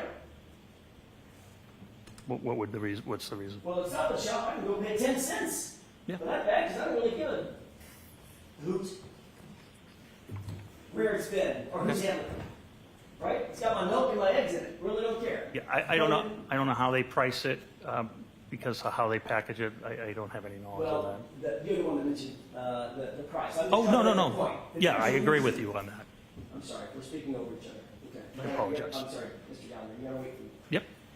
There's a reason. My point is there's a reason, right? Yes. That evidence bags are more expensive because there is a way they're manufactured and they're taken care of, and Canton PD is willing to pay that extra price, like every other law enforcement agency, because of that. Correct? All right. So they're not quite the same, are they? No.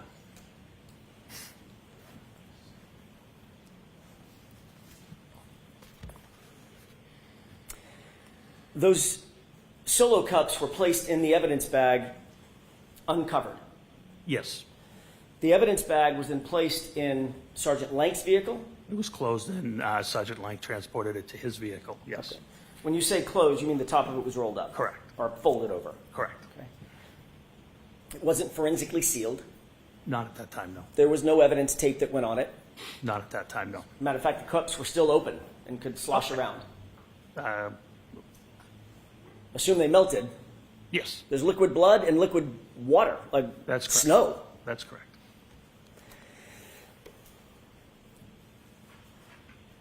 And you indicated that those were, at least you believe, those were placed in an evidence locker, temporary evidence locker, correct? No, the blood samples were put in a refrigerated unit. My mistake. I thought the refrigerator was the temporary storage locker. It's different? Yes, lockers are not refrigerated. That's where the glass would go into a locker. Okay. This was placed into an evidence refrigerator. That's correct. That was to maintain the integrity of the sample, the biological sample inside the cups, correct? That's correct. Do you have an evidence log of that? I don't know. You've never seen an evidence log indicating that those were actually put into a refrigerated evidence locker. I removed them myself, so I know they were in the refrigerator unit When did you remove them? on February 1st. Right.